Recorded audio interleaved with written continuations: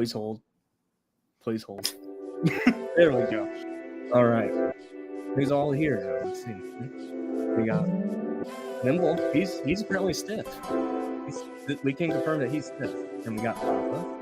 Well, this is it, my friends. This is the 24-hour Lego community stream to help raise awareness for the Minimum Element Society. Our goal is to reach 50 bucks at the end of this whole thing. And we're already halfway there, 25. But, you know, this is where it's all going to begin, dude.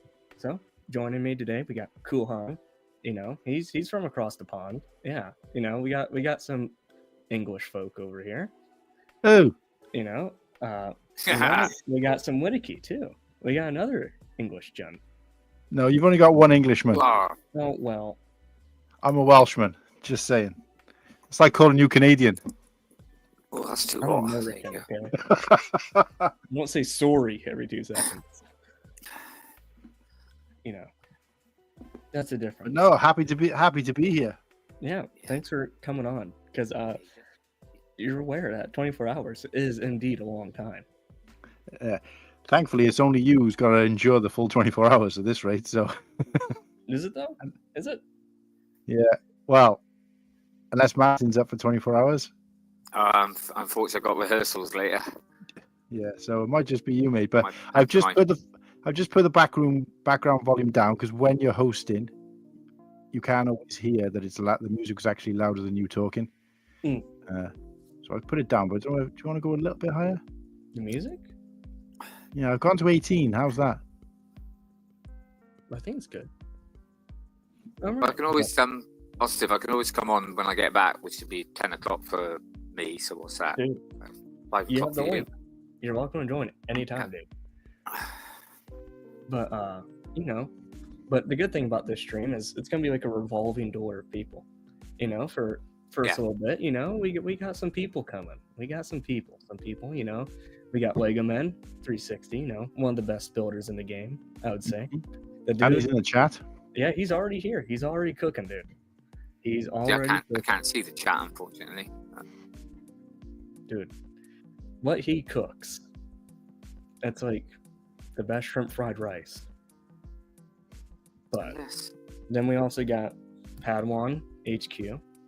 Now he's what I would call Englishman, right? He's a genuine Englishman. Okay. Yeah, like me. Okay. Right on. And then, you know, we got maybe ACOB. He said a few days ago he'd pop in here. You know. Oh, fuming, huh? Fuming. You can't call a Welshman English. Ooh. Well, I just did. Yeah, it's only because they know they can't be that good. Right, I'm out of here. See you guys. Oh, come on. See what you did? This is why we have to be nice. Oh yeah, don't demote me again, please. Sorry, I didn't mean it. We gotta be nice to our friends here. You know, remember when you're a little kid, mom and dad be play nice with your neighbors. Well, we got to share a room together, so yeah. Yeah, there you go. I don't go anywhere without this anyway. It's our flag, mate. That's a wicked flag. Everybody else wanted stripes and spots and all sorts of stuff. We were like, no, big fuck off red dragon, mate. And I can't resist it, bro. But then good old English St. George went and killed it. Yeah. Yeah, we won't go with that. We won't talk about that. Nah. All right. So far it looks like we got a few folk in here. Yes. Can confirm he's stiff. And apparently he has a loner too. Hashtag loner. Yeah, we're gonna start that play. So if you guys want to go around here and you know let everyone wait. Hold up. We got Coconut Brick Studios in the house. He is dude, what is going on, Coconut? It's good to see you, man. This is really weird. I'm usually attending your streams and now you're attending. This is like a bad Uno reverse card, but I enjoy it.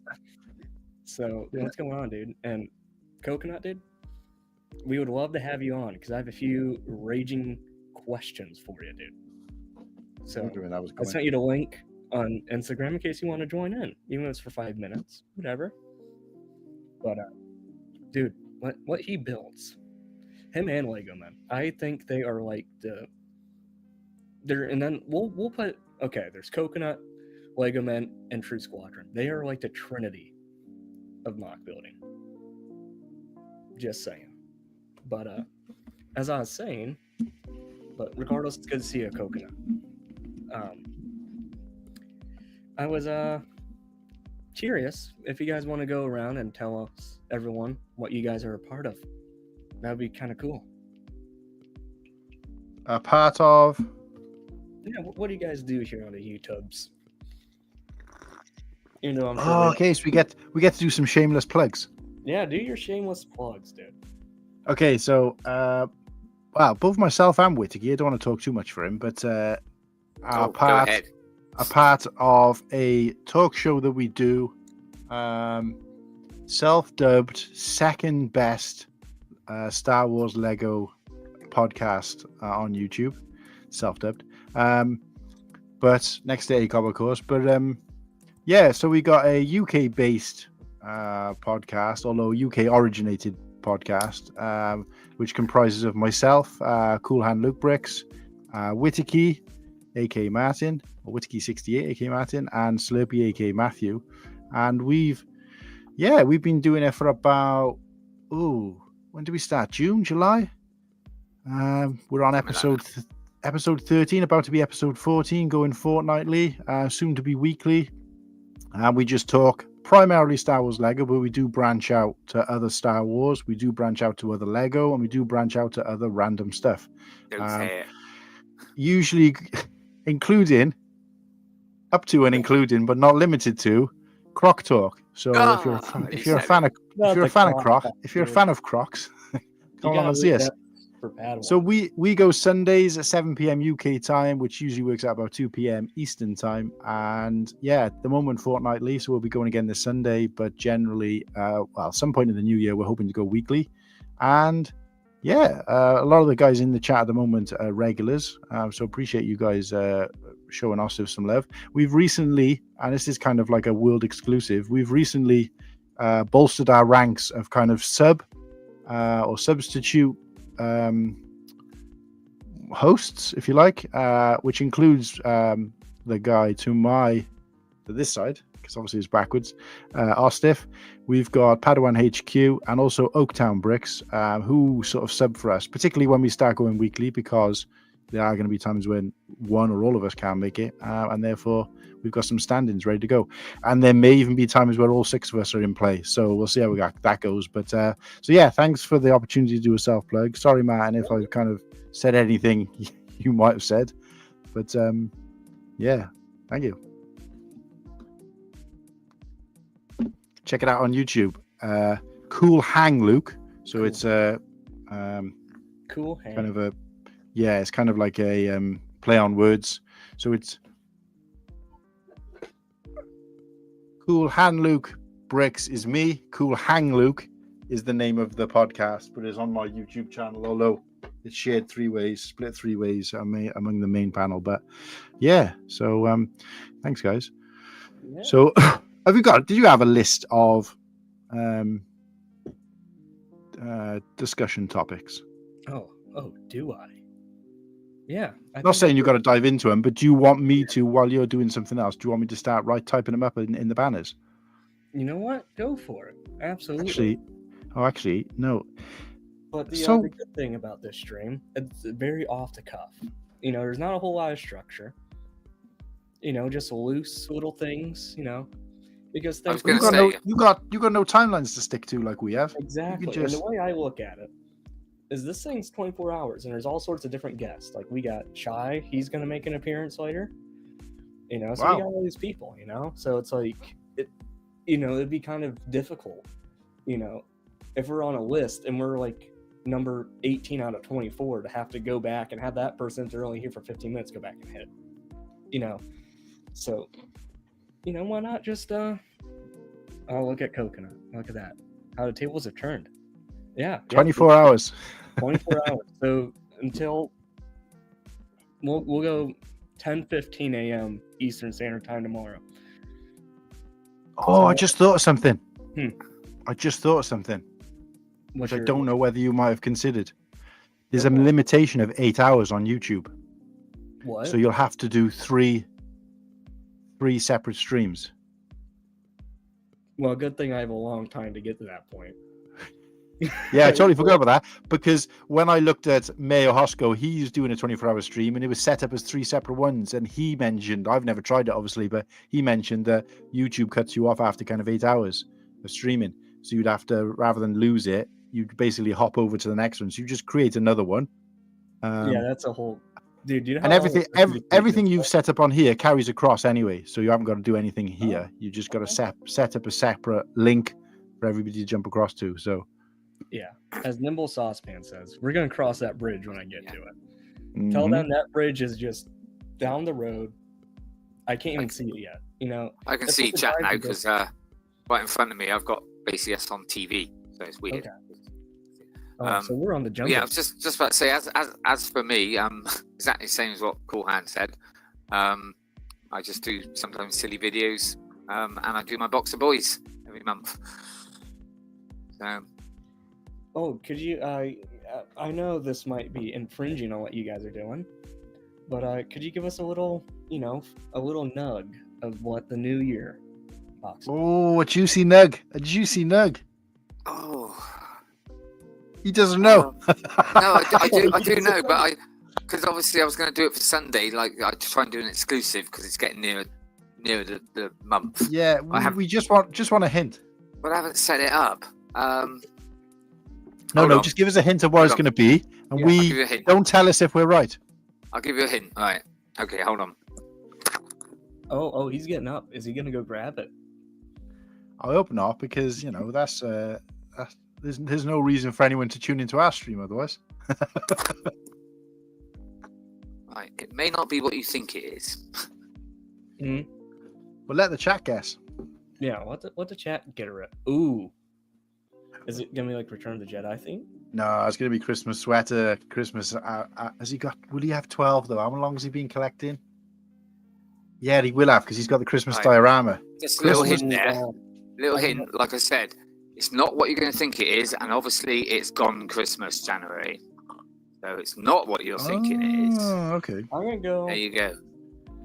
Let us know in the chat what you think it is, and anybody who does know what Whitkey's talking about, I'll let you describe it, mate. I do enough talking. I'm gonna take a gander, and I'm gonna say it's probably. I don't know. I want to say Return of the Jedi. You're here denying it, but probably because I got it right. I'm not saying anything because basically, it's like from ACOB. It's a box of boys. You get 12 in there, which originally was for clones. I'm not a massive clone, so every month I've been doing a different one. So I've had a box of droids, box of girls, box of real boys, which is stormtroopers. At the moment, I've got my box of Hoth, because that's all December, cold. So next month it'll be a new. I've also gone off of Star Wars, and I had a box of rings, which was all the Lord of the Rings figures. I am starting because I've been doing it now for quite. I don't know, what's it been, about 8 months, 10 months? I'm starting to run out of a few ideas and figures, but I'm sure I'll come up with some more. But this next one, I'm looking forward to. Yeah, it's let's just say it's taken a while to be able to do this next one. Would you ever do a box of Rebels? It's coming. Oh, he's got me excited. But we got a comment here from Papa Trip. I am. The main cause of the stream is not only just to hang out with the dudes or anyone, So I have a post going on Instagram, as you know, kind of like, well, I don't know, like advertising the stream. But there you can donate to the Leukemia and Lymphoma Society here in the United States. Basically, their work is just, they're trying to find the cure, for leukemia. And for me, it kind of hits close to home because probably, I don't know, when I was in middle school, my dad was first diagnosed with leukemia. And, he fought it for a while, and then it went to remission. And then probably like 3 years ago, it came out of nowhere. and it was a quick turnaround. It was like less than 2 weeks, and he was gone. You know, No. he didn't know. Sorry, It was out of remission. You know, like it was out, so it was just he had it because he was a nurse all of his life, so he kind of knew what was going on, but he didn't tell anyone because he didn't want to. I feel like if you're on your deathbed, you don't want people to know because then you're gonna be like, oh yeah. But for me, kind of going through the beginning stages of adulthood, it kind of gets a little bit difficult not having a father around, to ask some pretty difficult questions for. So I guess, in a way, my goal is to hit 50. I'm already shocked to say we're already halfway there. We're at 25, but I just want to be able, for anyone to, who has it, to, excuse my French, but kind of kick it in the ass permanently, because it's pretty unfair to the people, who have it, and to people, are, the Jenga fallen tree of it, because there's a lot of bricks that make up one person, no pun intended. But so I guess for me, if you guys want to donate, you by all means. I'm not like grabbing you by your ear being like, you gotta donate to this, but if you want to donate to a good cause, they do a lot of great things. They have a lot of camps, and I believe, don't quote me, but they do have camps for like kids who are in high school, who want to have an interest in finding what it is. They can come down for like a research seminar for like a week in Washington, D.C., which is kind of cool. So, yeah, I will try and provide a link to the post here in the comment section. I will try and pin it if that's a thing. I did actually try while you were telling us your story. And by the way, just want to say, obviously sorry to hear that. I didn't realize. I think I knew you'd lost your dad. Now that I think about it, but I didn't realize obviously it was to that. But yeah, thanks for sharing anyway. But I tried to add the link, but because it's done through Instagram, the only way you can share it is to like other people's Instagram. So I guess essentially what you have to say to people on a regular basis, or we'll try and say for you, is head over to Instagram and hit the link in Austiff's bio, or underneath that the link for this, the reel for this this stream, because it doesn't seem to be a way to actually take. There's no actual link as such. You just got to do it through the donate button. But yeah, does that work? Let's see. I guess so. If you go through I've just done it on my phone and it lets me do it. But when you go to share, the only options are to share to your profile, share to your story, or share to a post. So yeah. So is that it? If you guys just copy this link, you just hold, and you just type it in Google Chrome, it'll take you right to the fundraising page. Yeah. So yeah, like I said, Austiff, on a light note, I've just done a live subscribe to your channel. Oh, what, dude?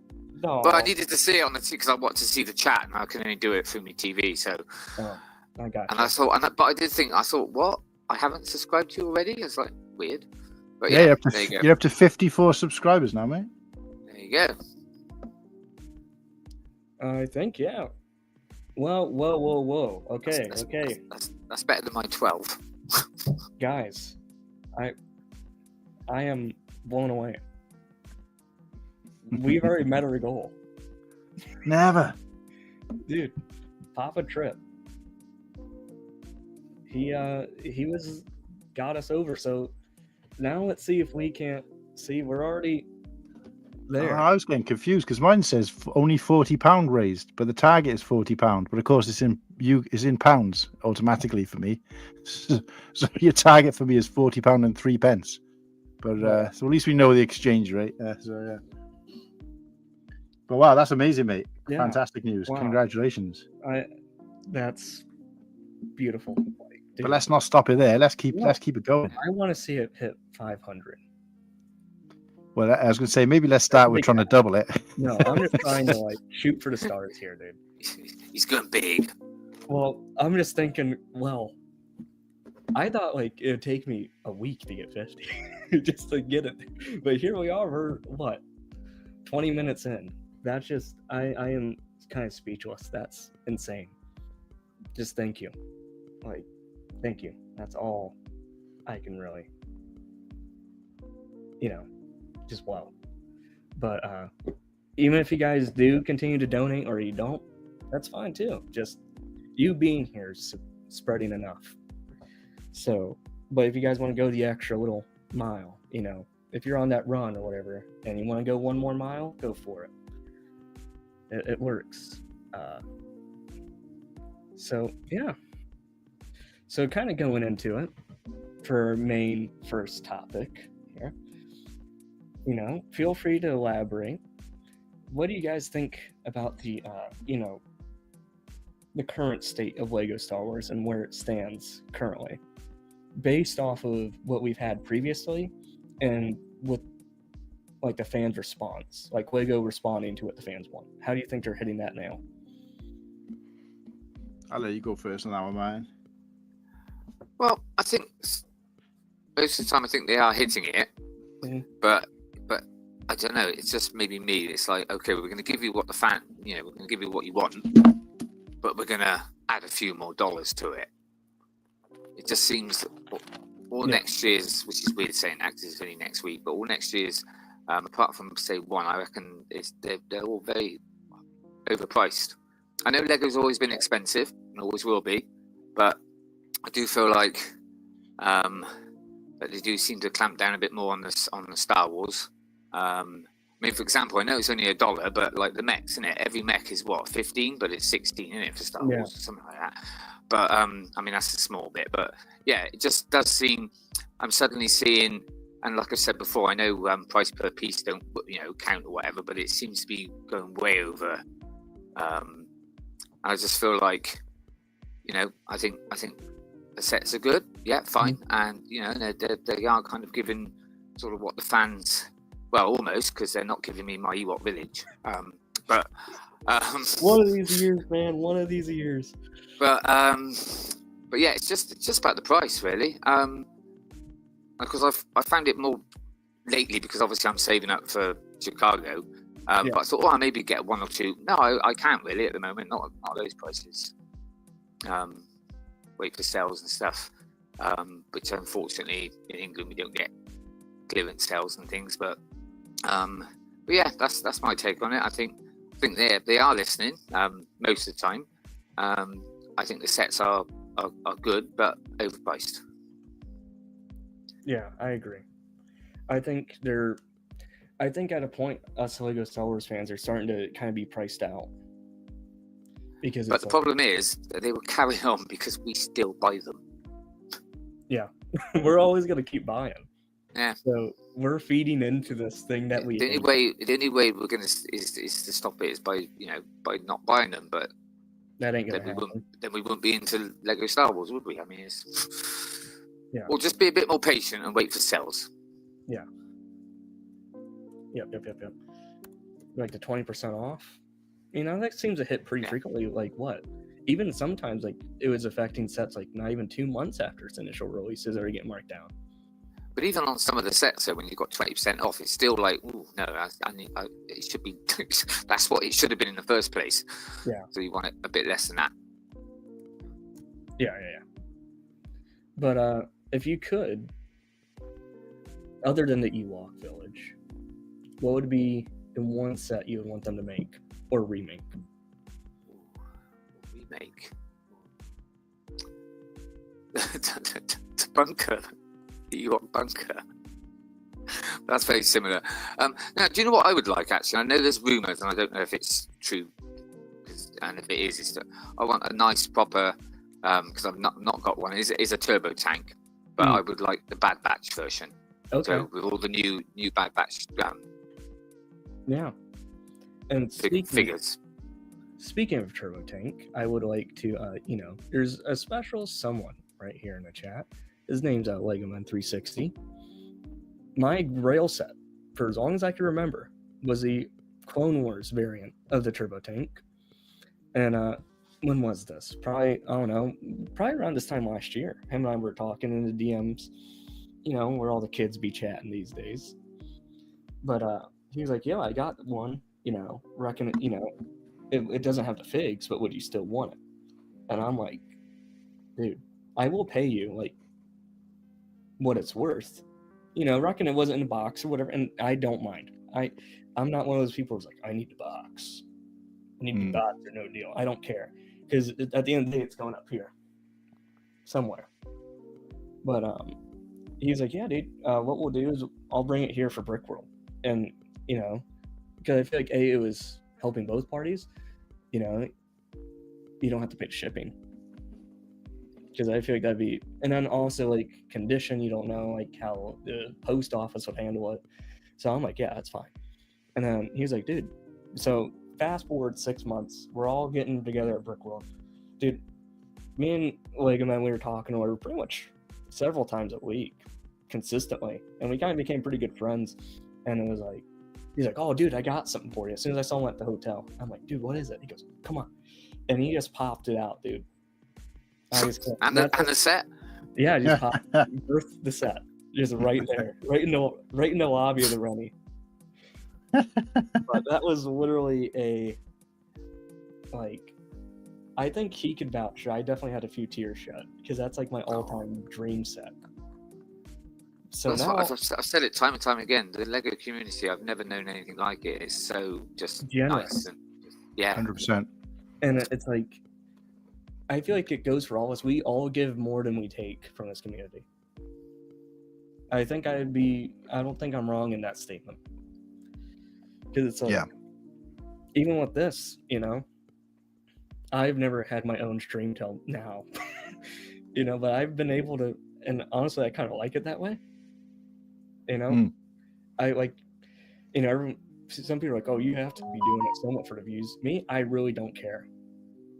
For me, all I wanted is just to chat with people. So I guess in a way, you are caring for viewership, but that's not like what the main root of it is for me. Like, I just want to be able to, reckon, we all live in different places. And even all of us Americans, we all live in. So this is like you invite the boys over for a bonfire. This is like the equivalent with what we have.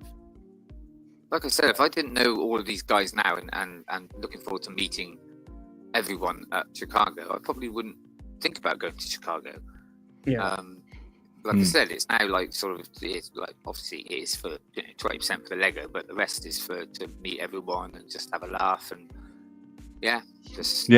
same. I think for me, if I didn't have this community and obviously the idea of Chicago on the horizon, but even the other things that I've done within the community, like going volunteering at these events and stuff, I don't know what I'd be doing in my life. I honestly don't know what else I'd have. So we got Sean in the house. Yeah. Afternoon. Good morning. Afternoon. Good morning, Sean. Afternoon to us, but Sean. Afternoon from Wales and England. Sean, it's good to see you, bud. Good to see you, dude. But I have to confirm, we've had more action on the front of donations. Ooh. We've already had more. Wait a second. We got yes, drum roll. Okay, Legomen360 donated. Then I've already said it. Papa Trip, he's donated as well, and we got one from across the pond, and none other than Nimble Saucepan. So the man. Let's give a. So right now, let's give him all the clap. Yes, we're currently sitting. We're sitting at $66.94 raised. Oh, I wonder what that is in pounds. 66. Order 66. Order 66. Yes, we have executed Order 66 on this.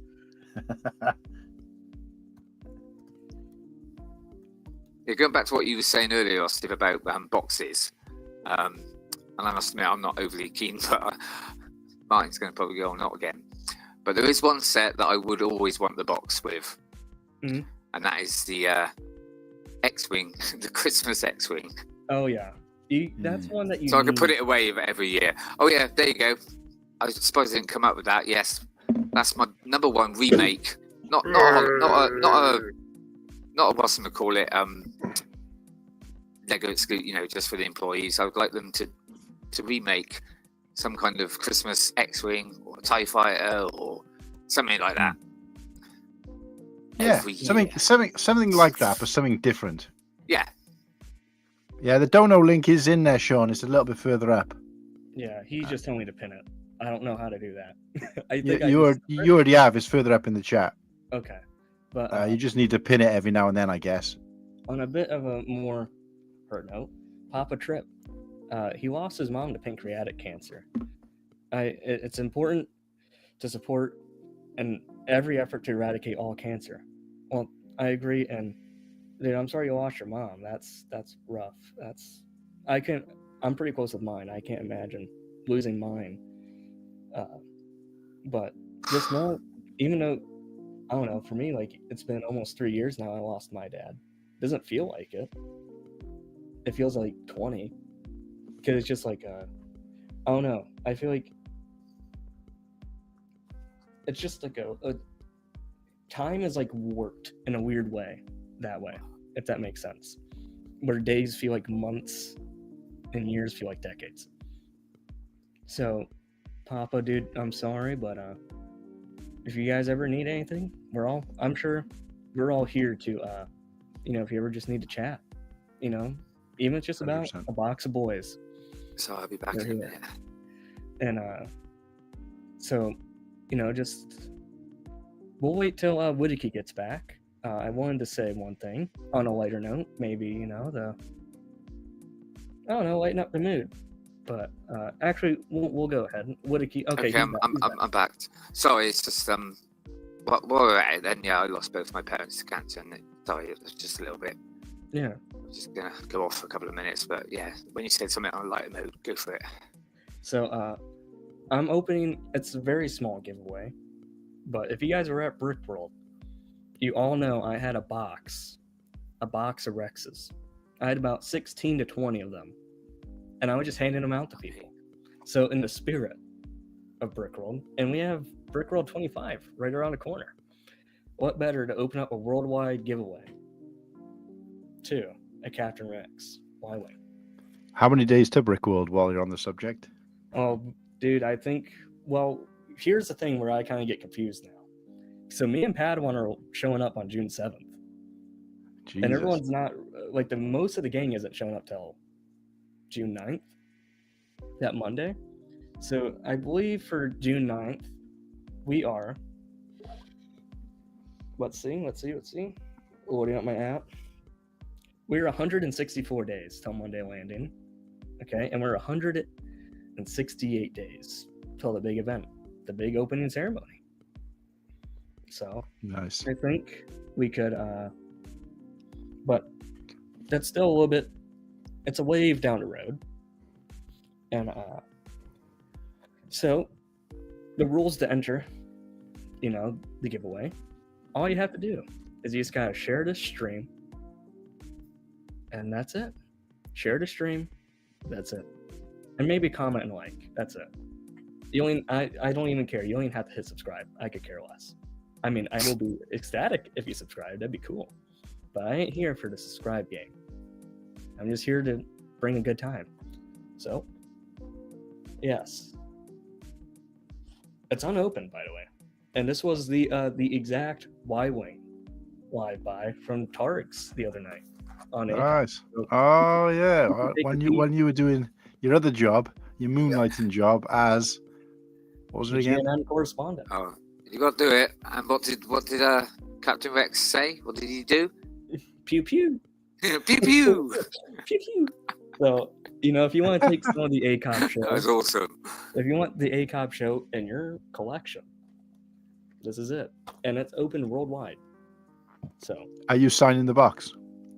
If they want me to sign the box, yeah, with the GNN correspondent tag and everything. If they want me to sign the box, I'll do it. Oh yeah, congratulations to that, Austiff. Oh, thank you. I would say comment, mm-hmm.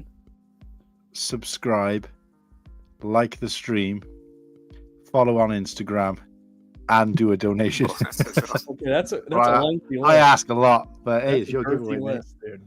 And the thing is, most of those cases you can't really check anyway, so yeah, you just have to take your word for it. But it would be nice to get you over 100 subscribers during this 24 hours. I think you could do it.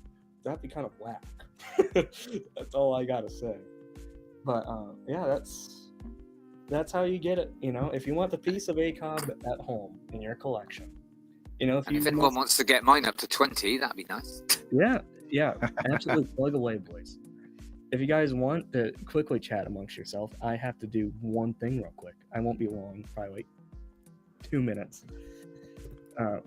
It's a little bathroom break. Oh, same. So, yeah, I you guys chat amongst I won't. yourself. Yeah, I was gonna say I won't leave Witticky on his own. So No, don't leave me on my own. Do you think I'd be able to just keep showing people my leg I'm building? There you go. Are you actually you doing an Oak Town? Or are you going to build it on stream? No, or? I'm not. No, because it's going to make it makes too much noise, doesn't it? All the. I just muted myself while I ate a cookie, just in case. Kirsty made her own cookies this Christmas, and they're chocolate orange ones. Oh, melt in the middle. Oh, mate. Whew. It was immense. It reminds me building this. It reminds me of an old program. I don't know if the Americans know, but Red Dwarf. You know Red Dwarf, yeah. Mm-hmm. And it's Crichton's birthday party, and they were going to make a robot, and it says you can make whatever in 2 hours. And he said I've just spent 24 hours just on the foot. Yeah, I'm enjoying the build. Actually, I really am enjoying the build. It's I've only just done the leg, but and I can't wait to put it next to me R2D2. So got to find a place for it now. I've got to buy some more shelves. Keep putting it off, but yeah, I'm running out of room.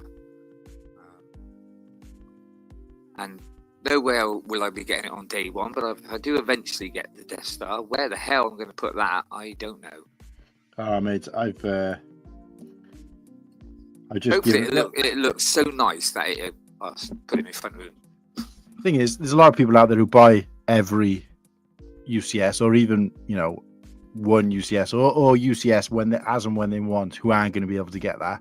So I'm not as bothered because I don't get UCS as a rule anyway, so it hasn't really phased me. But it has put me in a good way.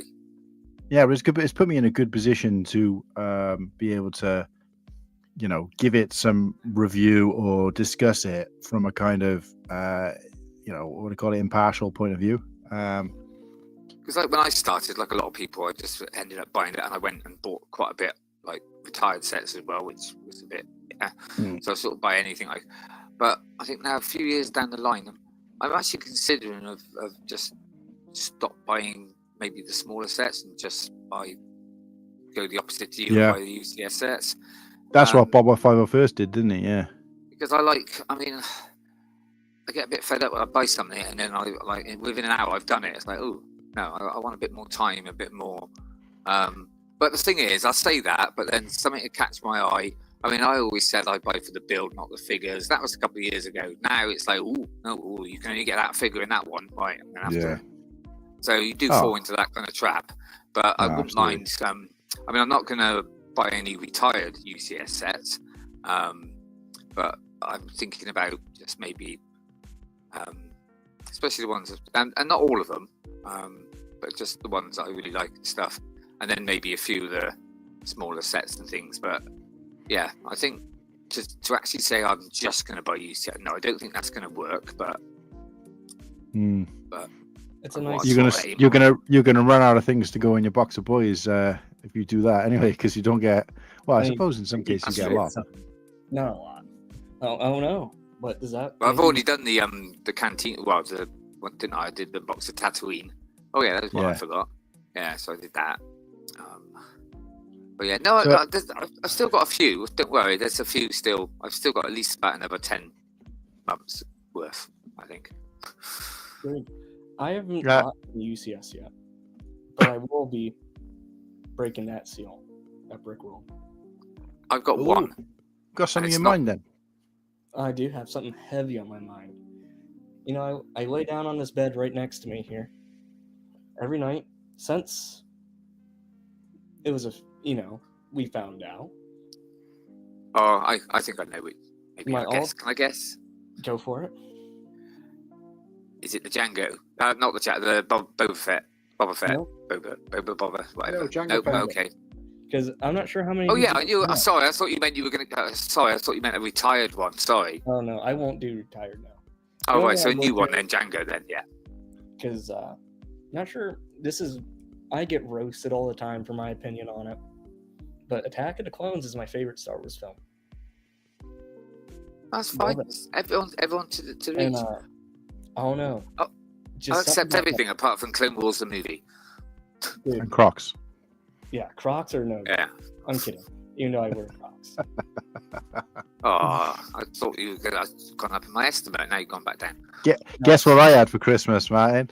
Yeah, I can guess. Some Crocs. No, I didn't get a pair of Crocs, but I got some jizz bits for my Crocs. Oh. And the And actual stop little sending me those alternative ones on Instagram, you bugger. Did you Bloody- say And- jizz bits? Well, jizz, yeah, the jizz bits. jizz Yeah, bits. don't you know about the lore of jizz bits, mate? I know the lore, but I can't believe you're saying jizz bits. Jizz bits, yeah, they're supposed to be gibbets, but famously in episode 3 of CoolHanLuke, we called them jizz bits because that's what my sister-in-law calls them, and obviously that's stuck. And But that's anyway, I got some stuck jizz bits, which are actually like little torches. So you attach one to the front of each and put the torch on. So when I'm walking out in the back garden at night to the shed, put the recycling in there, I can Oh see where my I'm going. god. All I know is right now YouTube's gonna probably like flag the stream because like when you set up the stream, it's like, is this safe for children? And I'm like, oh yeah, totally. Oh, have you put it as safe for children? It's fine. No, I was going to say, don't, because that doesn't allow people who. I did that for the first stream we I did. did it on and one of mine and got no views, basically. Yeah, not that it makes a difference, but people won't come upon the stream. Mm. It's only people who are specifically coming here via a link or who subscribe to you. That's Yeah, what I yeah. found anyway. So you will never get new viewers or people who will be like, "Oh." Let me see. So you let me check its settings here. you should be able to uncheck it now. I'm Oh, not no, sure no, whether. it's open for adults. My bad. My bad. Oh, that's All fair. right. Right. My bad. But Yeah, because I'm pretty sure actually when you got it as kids, you can't comment either. So. oh yeah, that's true. But so I don't think I'm not sure how it works with lives. I know that was one of the posts I did. I'm not actually sure. It couldn't have been the live. It must have been one of the posts I did. But anyway, what were we talking about before I segued into jizz bits? Attack of the Clones. Yeah. Oh, but- Attack of the Clones. For me, I'll let you guys talk about that because I'm going to go and take a refresher myself. I'll go and use the All right. refresher. go on ahead. Full steam ahead, dude. Wait, how do I put myself off screen? How do I do that? So you see at the like a little hotbar, there's like mute, stop cam settings. That's all I Yeah. do. I just press The mute and mic stop and cam. cam. There he is. Actually, talking about you lot going to the to the refresher, my kids got me the Jedi Survivor game for Christmas. Ooh, okay, um, okay. Really enjoying that. That's so And it's good. one of the first games that I've come across where there's an actual toilet in it. Mhm. Yeah. There you go. Yeah, in the sort of canteen or saloon. Yeah. Yeah. There's one in Red Dead too. Oh, I've not played that. So. Dude, we need you to, before you come to America, you need to play some Red Dead Redemption 2. Understand the culture a little bit. You're not going to believe this. I've got the game, but I've never played it. Dude, you're missing out on something quite good. It's one of those really rare instances where the sequel game is better than the original. I think that's what my son said about this one, about the Jedi Survivor. He said he loved the first one, but this one blew it out of the water. So See, I thought Fallen but Order was that's the only best his. Oh, right. one. But they are, if I recall, they are in development of a third. All I know is it's massive at the moment because I'm terrible. I won't just go from where they say go there. I like to run around and look at everything and try Yeah. and bloody. The open world stuff. And is- suddenly go into a cave and find a bleeding rancor. I was like, no, that wasn't funny. Yeah, like when you Um, have you gotten to the point where you have to like slither into the wall, and then there's just like there's a Rancor. He's painting a Bob Ross picture. No, I Yeah. haven't. I've been playing it. I've been playing it sort of for a day. Okay. I'm my next mission is I've got to go open up the gates for the Dark Forest, but Oh yeah, I that's can't bloody I can't seem to get there. I can't find. Don't you dare look up a walkthrough. No walkthroughs allowed. No, I'll just read my son up. Oh, But that's the thing. I'm trying to find the entrance, and all of a sudden, I'm like going into different things, going into caves and stuff, and suddenly, like, some big monster come out and get me. It's like, whoa! absolutely. We have Maul's Vengeance here. He says, "Morning, boy. Ah, Won a couple of hours." Well, this is going to be very silly of me to say. I'll be here. So we're excited to have you on, dude. He's pretty new to the Girth Gang. He's a new member. Yeah, he came into ours the other day, which was nice. Yeah. I would say we all hit it off pretty good. He's a good chap, and I know he's more in the TikTok realm or Instagram realm. He just kind of started, and he just kind of started YouTube. Correct me if I'm wrong, dude. But yeah, I believe his name on TikTok is Maul's Vengeance. So give him a follow. I mean, he beat the flu. Well done, mate. Oh, he beat the flu. Dude, good. I know you said you were getting your rear end handed to you by it, so it's nice to hear that you're good. But I can confirm he was playing the Force Unleashed while he was on sick. To be honest with you, since I've been like in the community and stuff, I've not really heard anyone say anything bad about anyone. Really, I don't know. Oh, apart from one. Yeah. I think I can guess who. I'm not going to say it, but I can maybe think of like one or two. But which I was quite surprised when I heard, but something about being given some figures for a mock, and then he went and sold them instead of giving them back. Yeah, I'm just like, but good old high rant. That's all I say on that. Yes, but yeah, but that's it. I've not really heard. No, not really. Oh boy, what did I do? Oh my, I got lost in the tabs. Sorry. That's all right. Someone messaged on the Discord asking for a link, so I gave him the link. So we should be having another guest here soon. Oh, cool. Like I said, if it's all right, obviously when I go later, if I might pop in back later.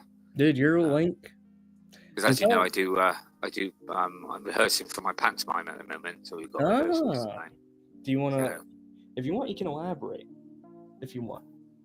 Well, basically, we're doing it's a pantomime called Babes in the Wood, and it's typical. I don't know if you have pantomimes or things like that, but over here, you see you have some like proper ones as well. Like in Bristol, there's a big one, and it's normally usually some big names, but I would say names that are maybe a bit older. Okay. That have been around a few years ago and stuff, but obviously mine's amateur dramatic, so we just do it every year. Just a small thing, but it turns out to be quite good, and it's fun. I want to know something to do. I want to know how it goes. Keep me updated. I'm interested. Yeah, no, I will. Yeah, so I'm just like, dude, this is sweet. We got all. I just gotta say, this is a good time.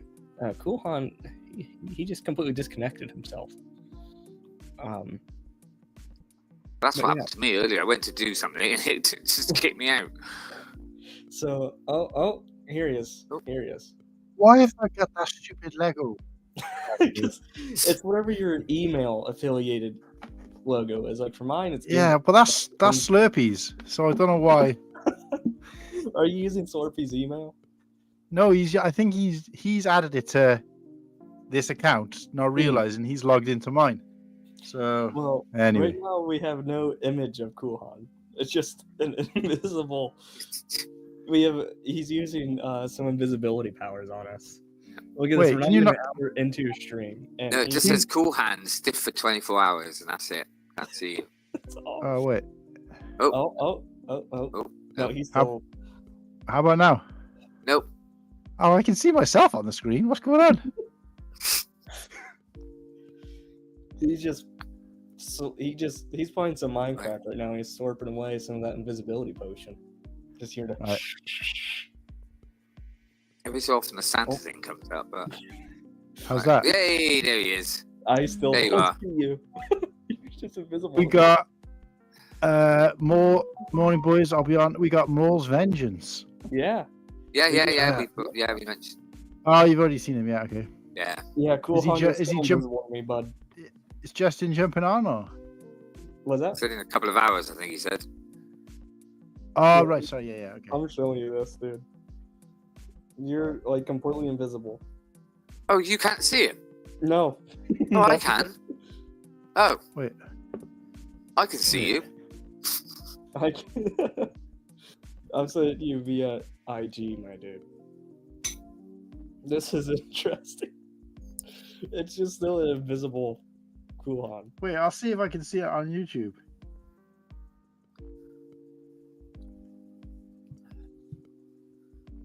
So while you're sorting that out, Austin, I don't know if you know, I did put it on Instagram, but every year my daughter buys me a Christmas bauble.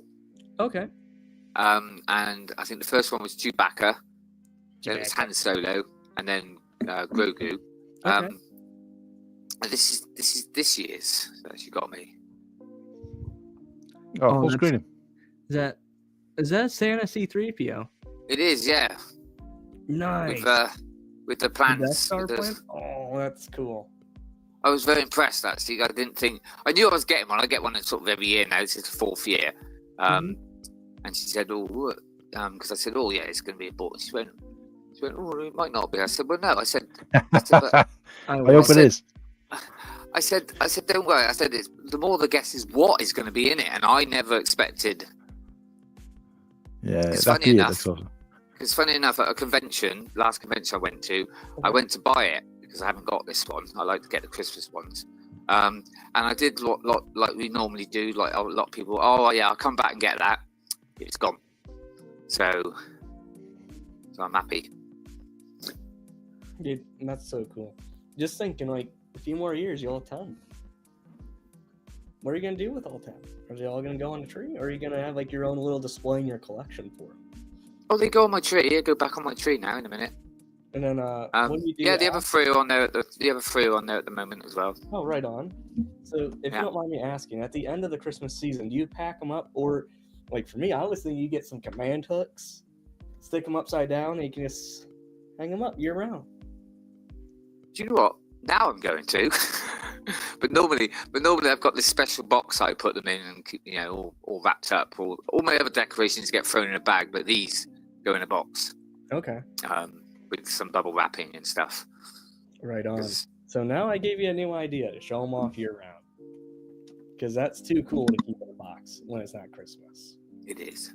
No but matter isn't box. it unlucky to have Christmas decorations up after the 6th? Dude, who cares? Don't know. I just live my life as I live it. That's a good idea. I think I will actually. Like, I don't know what it is. I always have to do.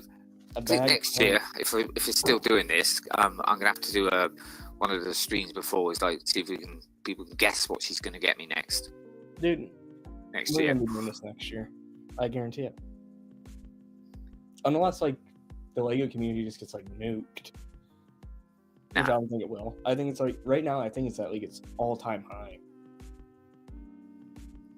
with everything going on. I think, or I think kind of last year was like the peak of everything. Would I be wrong in saying that? Like this time last year, I feel like the hype was bigger, just the deluxe box of boys, just the hype around that was so much bigger. Am I wrong? I just feel like the hype was there, and like for this year, for January, I suppose 1st, it was, but that was the only kind of decent thing because there wasn't much out, was there? No, but even like you had the Crimson thing, you had that, and you had can't remember what the other one was. That was it. Because it was supposed to be the Onyx Cinder as well, but they pushed that back to August. Yeah. So. I think it was just that in the Onyx and the Crimson, wasn't it? There was another one. I can't remember what was it? Oh, it was the Mando Starfighter. Wasn't that it? With the updated helmet. Sorry, I missed what you were talking about. Sorry. Last January, what was the 3 sets that came out? Yeah, because you had the deluxe box of boys, the Crimson. Raptor's Y-Wing. Was that? No, that came out in May, didn't it? Or no, not May, June. Which one? Rex's Y-Wing. No, that came out in June. June 1st. I thought the micro scale. Was it the Boba Fett one then? No, that was the year before, wasn't it? No, it was the Mando N1. Microfizer. Wasn't it? Oh, was it? No. Yeah, no, that was it. Let's actually, Was that- instead of us looking like clowns here, I'm gonna Google. Yeah, because I don't think it was that one either.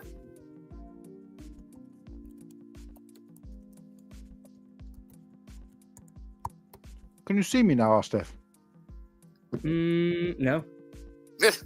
It's just been Everyone else can see me, and I've looked on YouTube on a separate device, and I'm on there. So You are on Good. YouTube. Yeah, I can see you on the TV, and you're on in front of me as well. So let me leave and see if It was just a 2, I think. If I'm seeing correctly. I think this is all the sets that we got for Lego Star Wars. Boom, boom, boom, boom, boom, boom. I'm sure it's free, but More like doom scrolling on this 9 to 5 Toys webpage, and still not showing me a Star Wars answer. But I think it was just a 2. Oh. But yeah, yep. We got just the Clone Trooper and Battle Droid Battle Pack and the Crimson Firehawk. Those were the only 2 sets that came out Jan 1st last year. Wow. But CoolHan, where's he at? I mean, I can see him. He's on my screen and he's on YouTube. But Let's see here. Maybe my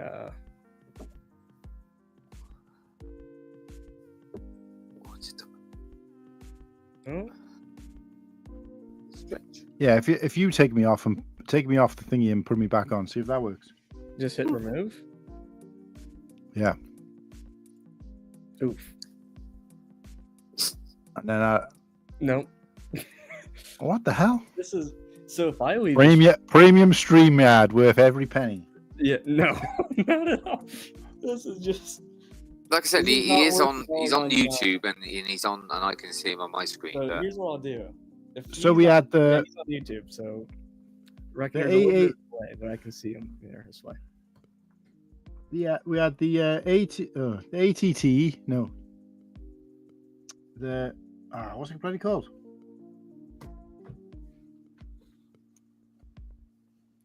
Just so chat knows I'm not pulling anyone's leg here. So we had the AAT. Hmm. We had the Clone Trooper Battle Pack, and we also had the Crimson Firehawk. There was 3? it was free then. I thought it was free, but Yeah, but one of them was a poly bag, so Oh, that's it. Yeah. that was Okay, I right. gotcha. Yeah, that was it. Yeah, got it. I actually have it right up here. I don't think you can see it, but it's like the little itty bitty tan up there. so I'm still invisible to you. Yeah, you're a ghost, dude. Wow.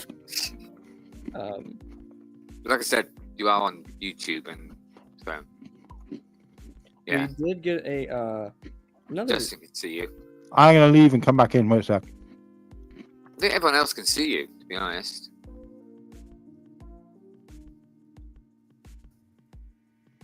Mhm. Yeah, it's just probably my internet. But going back to Attack Because on mine it doesn't say. Does it say on yours how many's in the chat? we got 7. We have 7. 7 people watching here, so this is nice. Hopefully, when I come on later and there's a few more, that's when There I he might- is. Oh, okay. Oh. There he is. There he is. There he is. Yay! Oh, I missed that face of yours. I wish someone else Kind did. of weird talking to. I bet you don't get Rain. that said to you very often. However, I was just like seeing CoolHan talking, but it was just the rain speaking to me. I felt like a delusional, crazy person. it was like Slurpee when he first came on the show. We were just looking at his icon the whole time. Slurpee. Wonder what that guy. But first of all, it wasn't even that though. Cool. It was just literally it had your name and then the background. There was nothing there at all. Oh, You're wow. just just a voice. That's weird. I hear voices. That's all. Oh, imagine if that was it for It's like instead of I see dead people, I hear Welsh people. I hear a Welsh man in the I hear background. Welsh people. The All Welsh, right, Betty. the Welsh guy out my window. Down in the there. valleys. So we're officially an hour in, 23 hours to go. Dude, That actually went quite fast. Yeah. I have a feeling this whole thing's gonna go by quick, and I'm gonna be like, why didn't I do 48? So while we got 6 people in the chat, guys, if you haven't already, make sure you give it a like. Yes. And sub if you haven't already, which I think you will have. But also, Martin's going to quickly flash up a hint to what his January Boxer Boys is going to be, and we want some guesses in the chat. I've still got it to hand. Right. Yeah, it's still here. Right, so Let's see this hint. there he is. There is the hint. Guesses in the chat, guys. For anybody who doesn't know, Martin on the CoolHang show does a No. Oh my. Ooh. Oh my. How do I? Oh my gosh. You just solo. Just press on me and then press and it should say so. No. I click on you. Oh, there. Okay, there we go. I did it. Is that a Tatooine sweater? Let's have a look at the old sandcord at the back. Wait, Oh, that's not part of the I hint. think I know what it is. But that's not the hint. Oh. The actual figure is the hint. Bye. So, guys, for anyone who doesn't know or is new to this concept, Martin has got the ACOB and M&R and Brickshell inspired Boxer Boys case, which every month he shows on the CoolHang stream, premieres a new Boxer Boys or girls or droids or whatever it might be, and he's given us an exclusive look. Oh, that's a good guess. You'd have to tune into the show to find out, though. He's not going to actually tell us. That is a good guess. But clearly it's not right by his face. But hey, Luke is a twin, so is it gonna be a box of Leias? Could it be a box of Skywalkers? And no, Rey won't be in it. Thank God. Well, he did. I'm looking forward to the box of what was there? Box of lightsabers. Just the Lego lightsabers. No, Well, there is going to be a box of sabers, but it includes the figures. One day, so that's one of the ones in the future. I thought you were just going to put all the different lightsabers on a stud. Well, at least if you run out of ideas. Ooh. Do you know what? Now I might just do that. Oh, Where's that? Yeah. Oh. but the best thing about this Annie even has the gauntlet print. Oh. And it's 3. But mine, for that idea, they need to start bringing out some more lightsaber for figures with different hilts. Yeah. Like Well, It'd you've got- just be a bit boring at the moment. You've got the Asajj Ventress ones. You've got the chrome, Sam got. the chrome one, Sam the got. chrome curved one. Yeah. Sam got. You got the standard one, Yeah, got that. the standard one in black, the standard one in Yeah. grey, the standard one in red, the standard one in white, No, got red. No. the standard red. one in silver, Got one of the those. standard one in grey. That's 10. Have they actually ever brought out like an official one for Darth Maul, the double one, or is it just you just stick? It's just Just in the get game. one of you those use and that stick. one. But you could use that. Yeah, I could use that. That longer, the longer sort of piece that's got no detail on it. Oh, it looks like a bolt. Yeah, Yeah. Let's use it's this like a really light dumbbell. Yeah, there you go. And then Yeah. maybe do a custom one or something. I'm sure there's another lightsaber. I'm sure. Why am I thing. going up? They did the curved. They did the Count Dooku. Yeah, but I haven't got any of those, see, so Let's see. We got. I'd love a Count Dooku figure. I know, right? Speaking of that,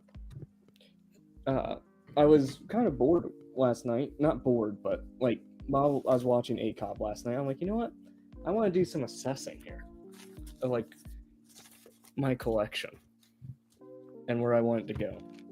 So, for all the ACOB viewers, we all know that Abe, he makes the best cases in the game. And so he has these, they're very similar to how these boxes are, but there's 30 in each box. Okay. So I would like to do 30 figs from each film of the 6. Put them on display. I think that'd be really cool, just like that. And then for the Clone Wars, get 60 because there's so many characters in the TV show. Have like episode 1 and 2, Clone Wars, and Revenge of the Sith. I think that'd be kind of. Or you could do one for each season. You know how expensive that would be? That's like 7 seasons. At least for each film. Yeah. I mean, there you go. Yeah, you could do a box of Phantom Menace, box of Attack of the Clones, box of Revenge of the Sith. Yeah, and the way they have it's like 10 on each row. So I have my list here for each film. And of course, I had to do Attack of the Clones all out, best film. Oh, Padawan, I will get you the link, Pookie. Give me one. Check your emails, mate. We put you on the email one, so you can come in via. Right. I'll tell you what, I'm glad when my pantomime's over and I could shave this thing off. I what's did up? This past week. Let me see here. Do you want me to send it to him, Austiff, or you got it? I got it here.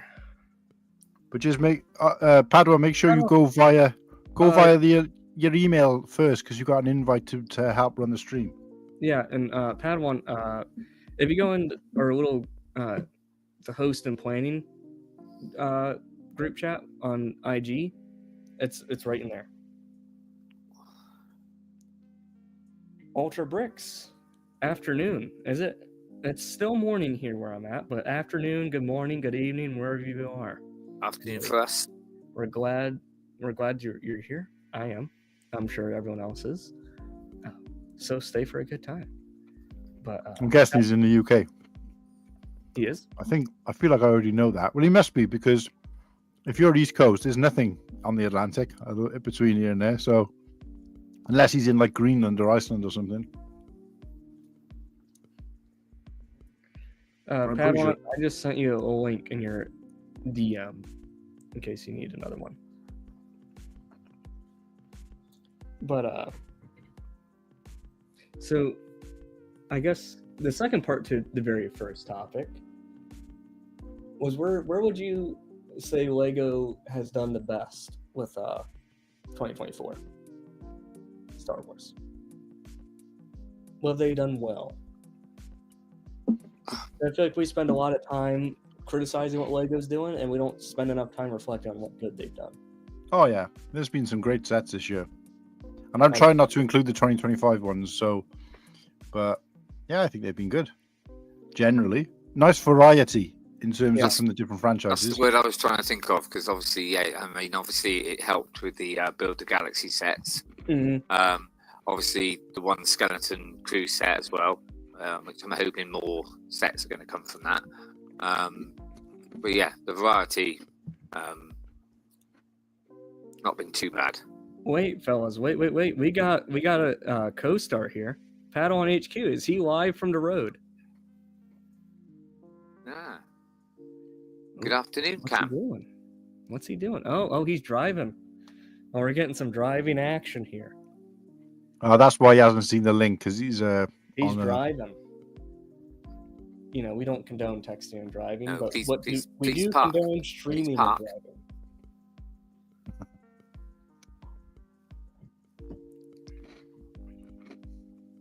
You don't want to see a live crash.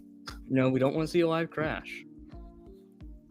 Where do we think he's going? If we had to take a guess, he's going to the store because he's heard the January 2025 sets have landed in Tesco. Really? So Nibble Saucepan says they think they got both the UCS sets done well. I agree. Yeah. I mean, I haven't got the barge, but I will get it eventually. Subway dude. Hello. That's a nice cat you got there. Yep. Ultra Bricks, yep. Dark Falcon was a pleasant surprise. Another one on my list, but Oh, Was that sorry? Was that a cat with a piece of bread on its head? yeah. His dad got him the X Mansion set for Christmas. That is quite Yeah. Subway Doodle would like that then. Yeah, The yeah, pooping tell him. calendar. No, give us a walk through the Gross. calendar. How do Oh, I? No, not me. No. get there. I'm trying to full screen you here, so you can give us a.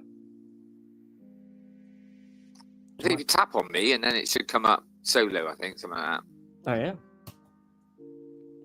Click the 3 dots in the corner of his box. Oh, it's a bit. There we go. Oh, I see you're doing it.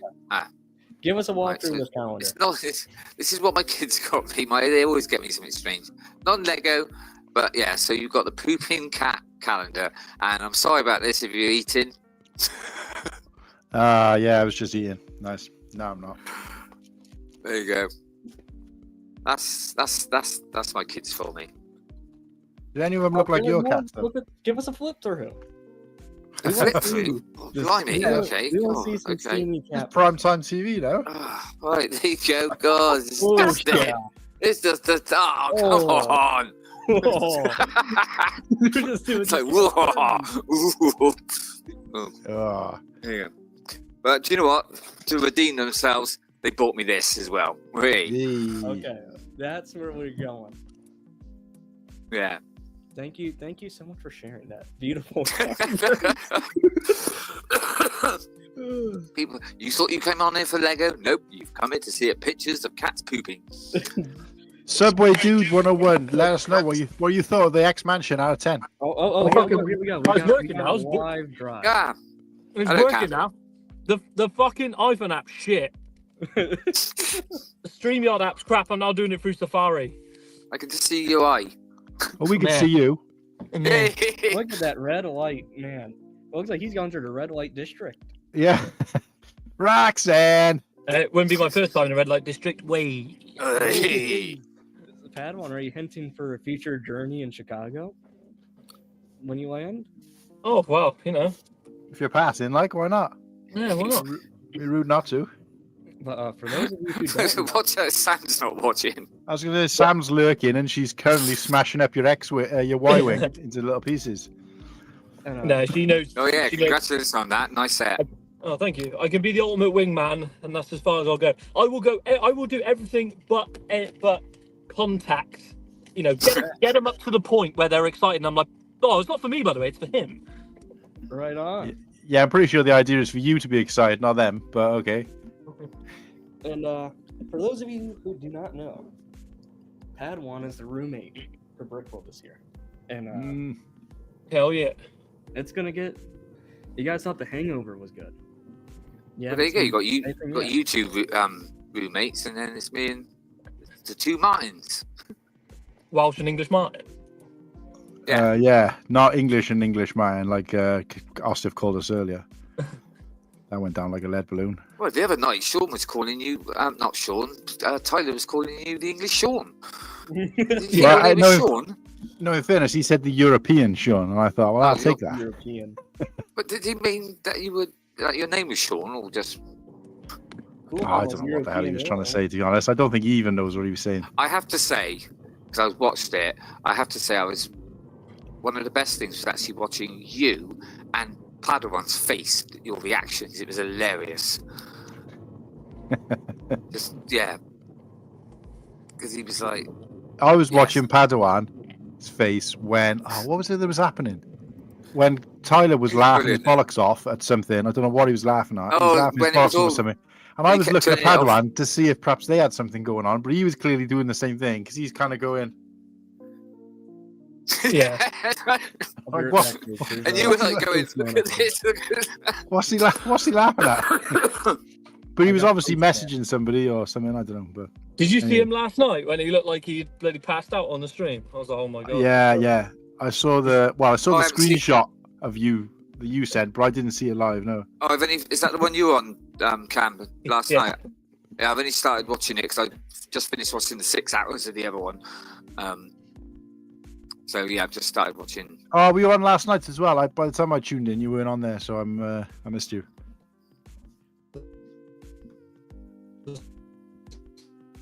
Oh, what's happened? We've lost you, Padawan. No, we lost you. While he gets his signal back, my dad got the X-Mansion for himself because he loves X-Men, but he's only built 2 bags. Oh, okay. Oh, when he said this earlier, my dad got the X-Mansion set. I thought he meant for as a present, not for himself. Okay. Yeah, I popped on. Yeah, I like the film. So I had that strange thing again in my C3PO. I had like paper bag, yeah, and inside was a plastic bag. Oh, it's fucking stupid, isn't it? Sorry, Sorry, Padawan, we lost you for a sec, mate. Look, it looks like you're back. Yeah, you got me back. Yeah. Yeah. You got me back. So yeah. Good. Yeah, I was online last night for an hour and a half, but I had so much shit to do today. I didn't bother. Okay, yeah. Sorry, I had to go sign for a package, boys. Sorry. Yeah. Anything worth opening on live? Not on live. A new phone came. Ah, well, that's thing, all right. This one won't hold a charge anymore, so they just sent me a replacement device. Wow, mate, we still got 23 hours and 45 minutes. So no, sorry, 22 hours and 45 minutes. So once the stream, how many likes are we at? Once we hit 15, I'll open it. All right, we got an update from one of our coming on guests, Legomen360. He's saying he's having some technical difficulties. He'll be joining soon. Well, it's safe to say we'll be here, bud. I'm gonna finish the Falcon on this stream. It's gonna be done. Nice. ooh. Nice. And at the moment, Nimble Saucepan, he's I've got 3 currently bags building left. the UCS Razor Crest. That's another one I've got to put on my list. No, Now that is one yeah. UCS set I do want. That's one I regret not getting. Just because the interior in that is. Yeah, so that one is cool. on my list. But Padawan, question for you, sir. Go on. Send. So I revealed to you when you come to America, I'm taking you to your first American baseball game. Oh yeah. How do you feel about it? Kind of excited, you know. You know, we're gonna get you some beers on tap there. Is it what is it? I said Fenway Park last time. It's Wrigley Field, isn't it? Is it Wrigley Field? It is Wrigley. Yeah. Who can say that their first ever live baseball game was in Wrigley Field? Do you know what I mean? That's true. Hey, mine was in the Yankee Stadium. Mine Or was. is that worse? No, I would say not the flex. I'm a big baseball fan. Not the brag. Closest I've got to is Rounders in the playground. But I'm an Orioles guy. A Baltimore fan. But I would say the top 3 stadiums to visit in America would be number 1. In as much as I hate the team, you know, it just for me, I don't see what the hype is. Yankee Stadium, that seems to be one everyone wants to see. Fenway, home of the Boston Red Sox. That was the first one I ever went to. And then That's Boston, then, right? Yep. But for me, I would say, you know, why not, throw Dodger Stadium in there too? Because they had the famous Dodger dog. Not sure how famous it is now, but remember it used to be something to write home about.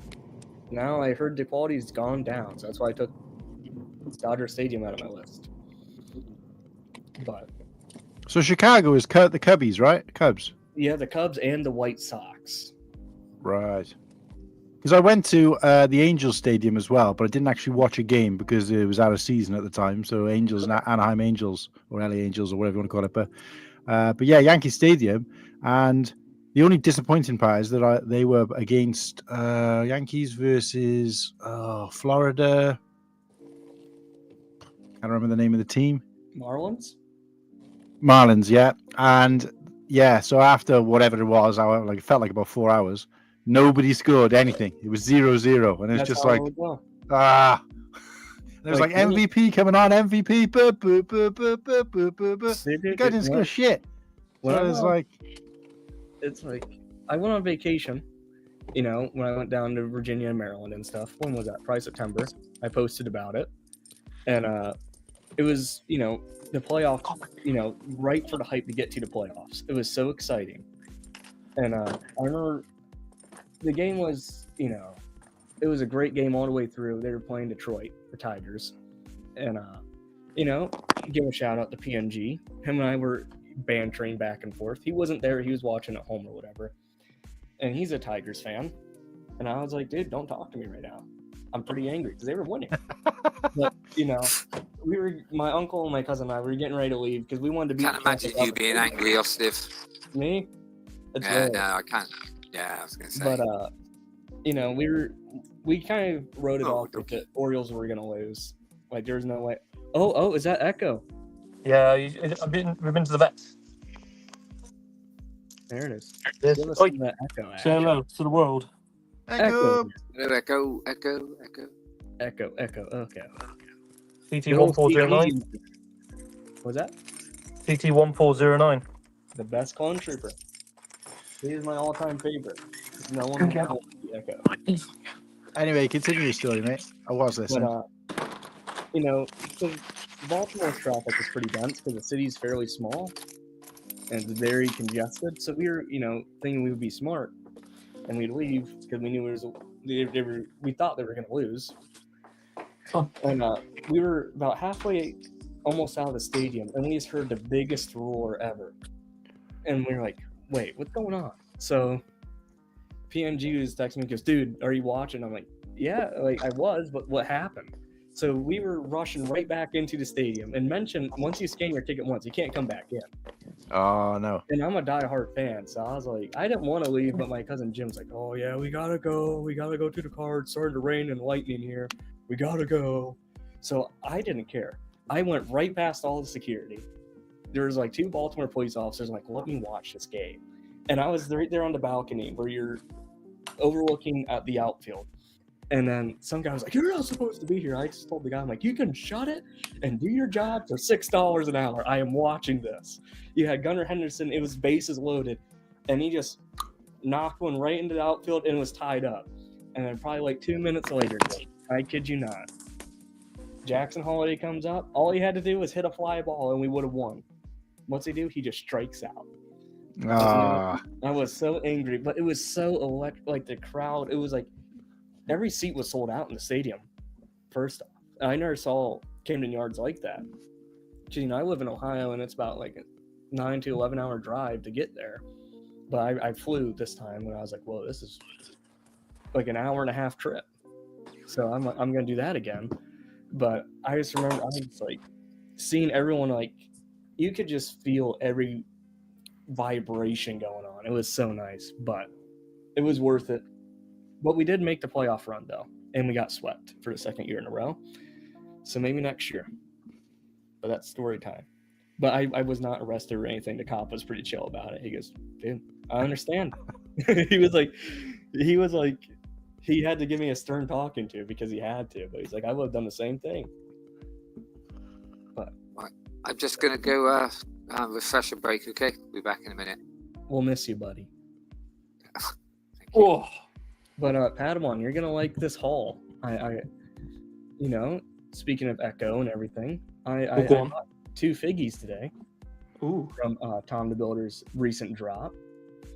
Let me grab my receipt here. Let's see if I can't. Oh, we got Legomen360 here. What he up? is out of the technical stage. We're gonna bring him up here. How's it going? What's up, guys? Baby. How's everybody doing?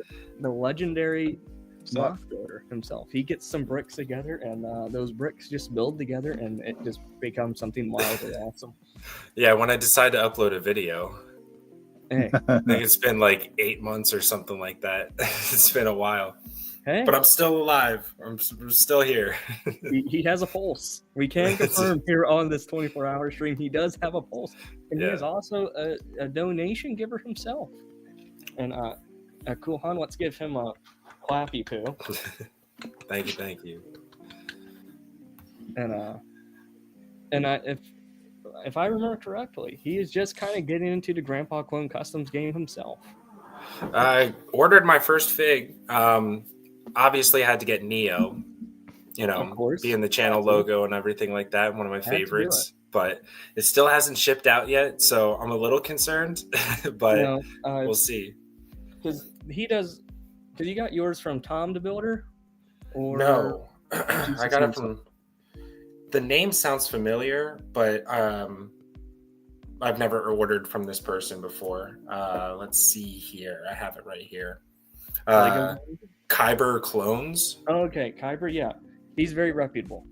Okay, cool. Then I'll trust the process. For my dynamic trio. Oh, it looks so good. So nice. You'll definitely get them, but it will take a little bit of time. That's okay. Because he's in Canada, and I'm sure you know about that postal host situation. No. Yeah, like your postal service is like shut down currently. Oh, that's crazy. So you'll get it. I just can't tell you when, but you'll eventually get it. It'll arrive on horseback. But I'm gonna wrap this part up here. But Legomen knows that Echo is also my favorite. But there's a new custom in the game, Red Mill Customs, and he is specializing in animated P1 customs. Oh, had to get the Echo into 5s. Had to do it. Nice. They're all pad printed. Heck yeah. Dude, that looks sick. They're epic. And I was like, gotta do it. But also to give a shout out, we have a later in the day, I'm not sure when this guest is joining, but they're going to be joining soon. It's a brand new. I showed them to you, Legomen. This person specializes in the OG P1 style. With the cutout visor and everything. And this will be their first public appearance today on this stream. Oh wow! Their very first. Their first drop's happening in February, but while we're on the subject here, here's some of the products they have coming. Dude, I love that. So nostalgic. But they are specializing in this. The first one we have coming on is CT1223. Dang. So, dude, I need that fox. That fox is sick. Dude, there's also Rex and Cody, the dynamic duo. Gotta have them. Looks good. But Legomen, if you want to give everyone here an introduction, who may not know who you is, but I'm sure they know. I'm sure they know who you are. But if you want to give us a little brief runny. I just your standard Lego community member that occasionally posts videos when I have time. But yeah, I started out with alt builds. That kind of did well. A lot of people enjoyed those and stuff like that. And then I moved and got my own space to build and stuff like that. So ever since then, I've just been doing a little more mocks and stuff like that. And then have a couple projects in the works but we'll get there. It's a process. We'll get there eventually. Yeah. I'm notorious for saying I'm working on something, but never working on it. It's hard to keep up sometimes, with life going on and the money too. Yeah. Mocks are expensive. Especially if you don't have a whole lot of pieces to start. Yeah, and then you order 100 or 200 2x4 bricks or whatever, and you get it, and you're like, this isn't enough. Yeah. Like when we were at the Lego store. I got those 6 containers of just black 2x4s, and you're like, yeah, this will be enough to get you started. Got me through half a gray base plate. Yeah, it takes so much. I'll be back in a minute. I'll be back. All right. We'll see you later here, Pookie. I'm just checking out the Zillow Beast mock. That is absolute. That's absolute flames. Dude, it's one of my favorite episodes, and hopefully I'll be able to revisit that mock one day. the dream is to do a minifig scale Zilla Beast one day. So that'd be really, really cool. Wow. That would be epic. Yeah. But I still got the ion cannon, so I might rework that, do a version 2. And I would like to come out with instructions for it, because people have asked.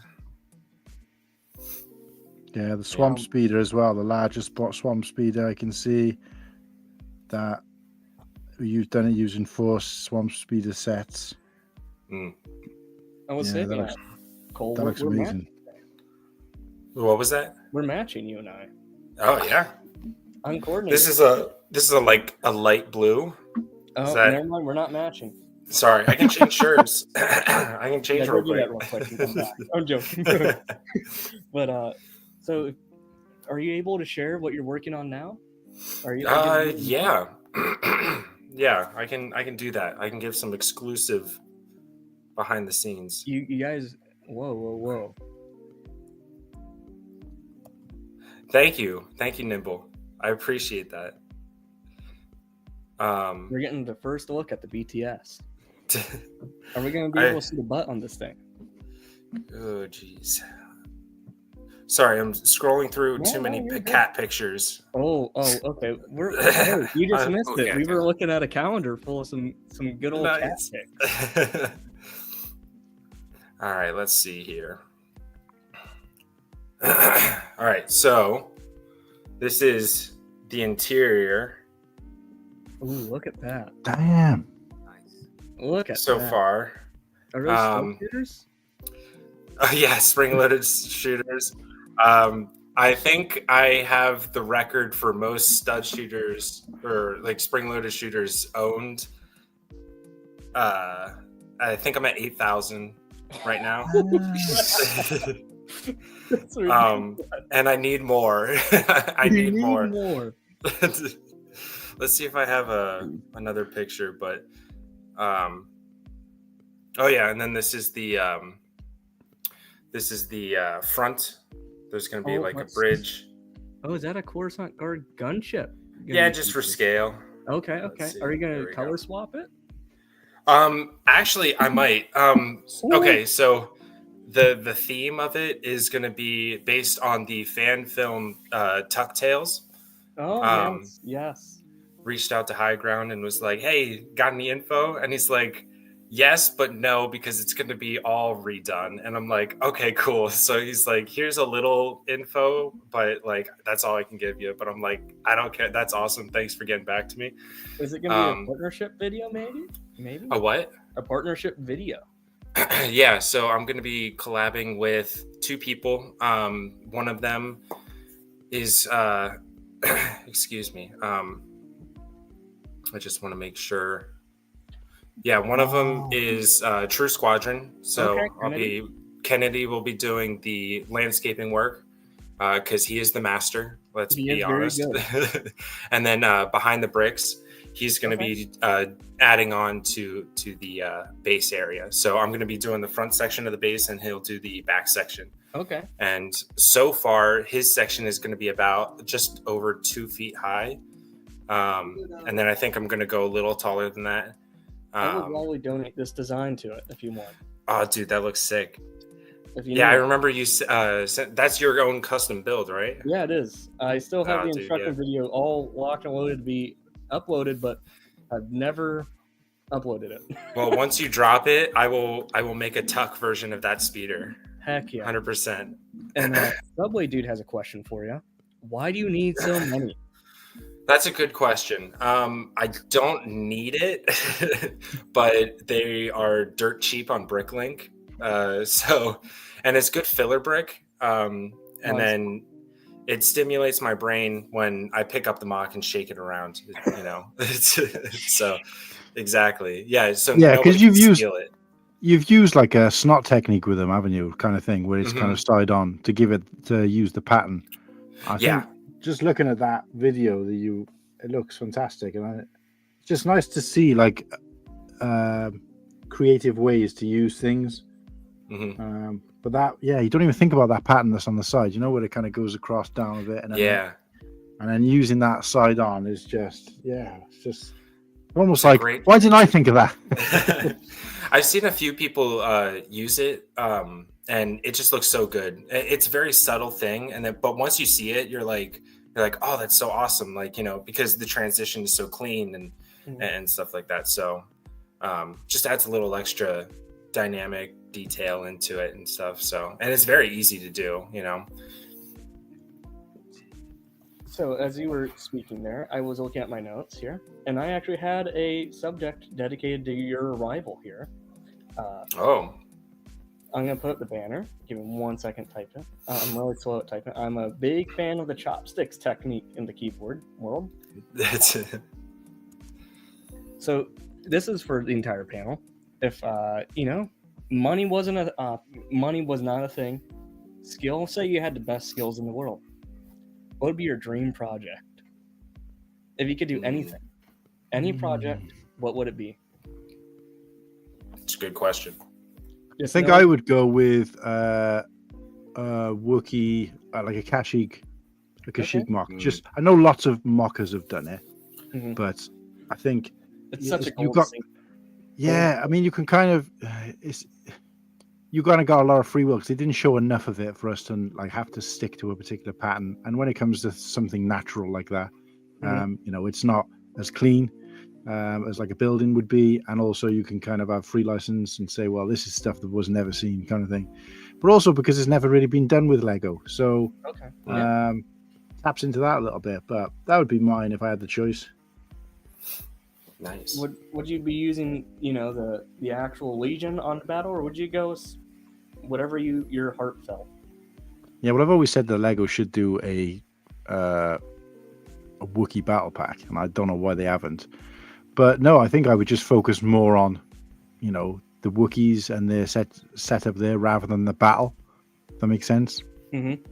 So, just like when we saw, well, I suppose we did have a little bit of it, but when you saw the Ewok village, it's just that setup. It's not really that. It's not so focused on, the battle that's going on as much as it is just their homestead. So yeah, I think of that. Some swinging vines and all that kind of thing. Yeah. Have some Wookiee Tarzan scenes. Yeah. Wookiee, what would you do if you could do anything? Actually, to cheer you up, a Camino. Yes. Camino set. Nice. Good shout. Yeah, including the buildings and I don't know the name of it, but the creature they come out of the water when they're riding on one of those. Yeah. Obviously, a scene where you could do the Django and Kenobi fight. Yeah, just the whole. Yeah, that'd be the best nice. moment of the entire Attack of the Clones film. Yeah, well, Legomen's actually done a mock of that, apparently. Right. Okay, sorry. I'm just looking at it. No. It's just a platform. It's like a little tiny platform. Don't sell yourself short, dude. That thing, I remember watching a video when you put that out. The technique you used to get the circular frame, that was... It felt so janky when I was building it, though. I'm like... But it looked so good. It did look pretty good. And seeing what Rich Boy Jay has done with his Camino mock is mind-blowing. Like, crazy techniques. I'm upset he hit pause on that. Yeah, like, hey, I get it. Sometimes you just got to hit pause. But I really hope he completes it, because I'd love to see it, like, even just in video form. I don't know if he'll bring it to any conventions or anything like that, but, Oh, wait. We have a guest tuning in from work, Brent's Bricks. He is what up, Brent? One member, one of the co-hosts, one of the many hosts but he's the main co-host of a great show called A Couple of Brickheads. I'm going to give them a plug. John was here earlier, so we have, I guess we've had the cast coming on. Nice. Brent, I hope whatever you're doing at work, it's going well, and hopefully it's not too annoying, but I hope it's a good time. And we're glad that you can come tune in during work. And I'm not sure. I sent you the link in case, if you're at home. I know you have to work early Saturday, but if you want to pop in, pop in. So, Cole, I'm sorry. I saw that. Did you announce what your dream project would be? I said it earlier, but I guess my biggest dream project would be like a proper Zillow Beast mug. Yes, that's right. I don't know if I would keep it on that, like its homeworld planet, or take it over to Coruscant. But if money was no object, then definitely bring it out to Coruscant. Do maybe like a huge building and have the Zillow Beast kind of hanging off of it and stuff. Have all the ion cannons and gunships flying around it and stuff. That'd be super, super cool. But mine would be, I would do the underworld of Coruscant. Oh yeah. Like, that's relatively untapped as well, yeah. Especially because Cole especially know, because we talked about this for a good hour. It feels like a first world, but Attack of the Clones is my favorite film. I will defend that movie till the day I die. But just the scene where Anakin and Obi-Wan they just come out from the bar and they're running and they finally catch up to Zam. Just that whole scene where they're on that little platform and the dark. Oh, that's so. I'd like to build that little snippet, and with all the lights, I feel like especially like a Brick World, they do the world of lights. Yeah. If you pulled that off, it would be so cool. But first, they need to make a better hairpiece for Padawan Anakin. That slick back look is just not it. The dude has a full-on flat top.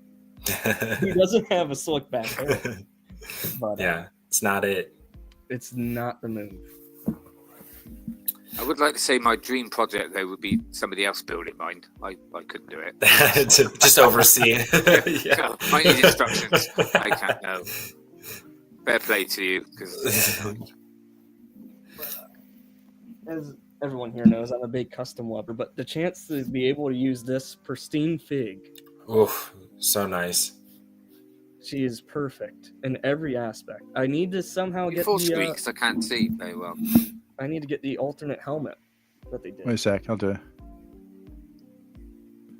Oh, nice. She is beautiful, and she even has like the metallic. I'm trying to get the show on camera, like on the silver. It's shiny. Yeah, I can see it. Yeah, that's lovely. Yeah. Bench on the chest. Oh, nice. Pristine fig. And the fact, and now that we're also getting a UCS Jango Fett Slave 1, dude. What's that she got on her legs? I don't recognise that. What's that? What's that she got on her legs?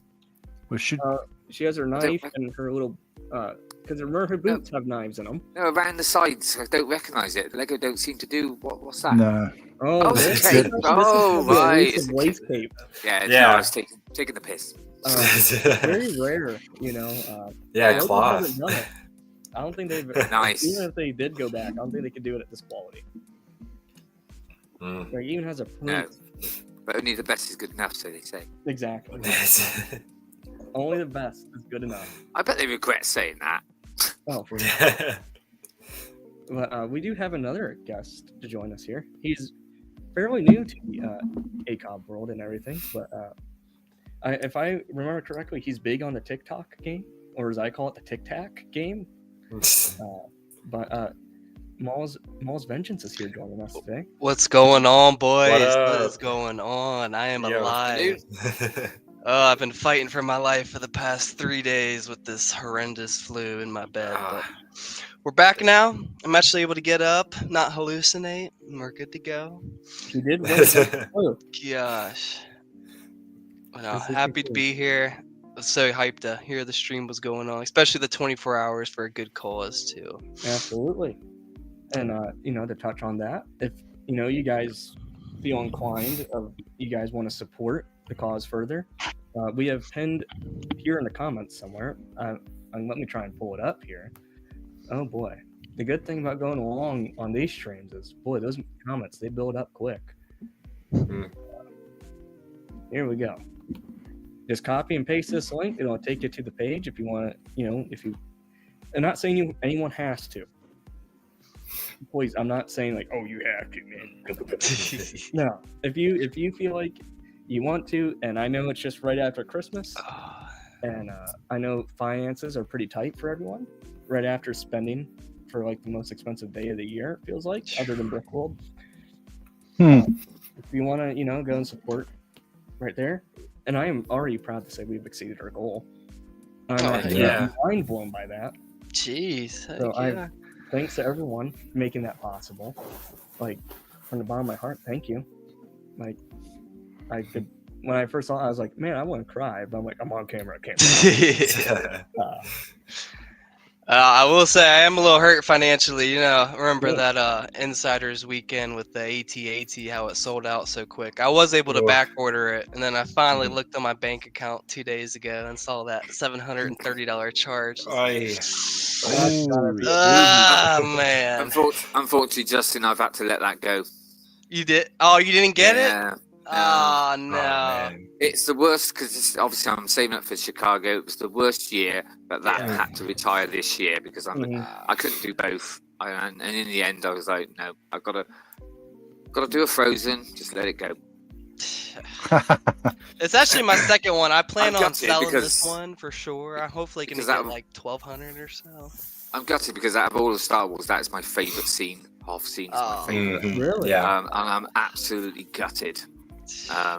But there you go. You can't have it all. Yeah. I've got the decent play set, the last one they brought out. So you know. So Witticky actually just announced what the next topic was going to be. What's everyone's favorite scene of all time? You can have one scene to have. What would it be? That's the only scene you can have for the rest of your life. Well, I'll just get mine back out of the way then. Mine is the Hoth scene from Empire Strikes Back. It always has been. It's it's my favorite.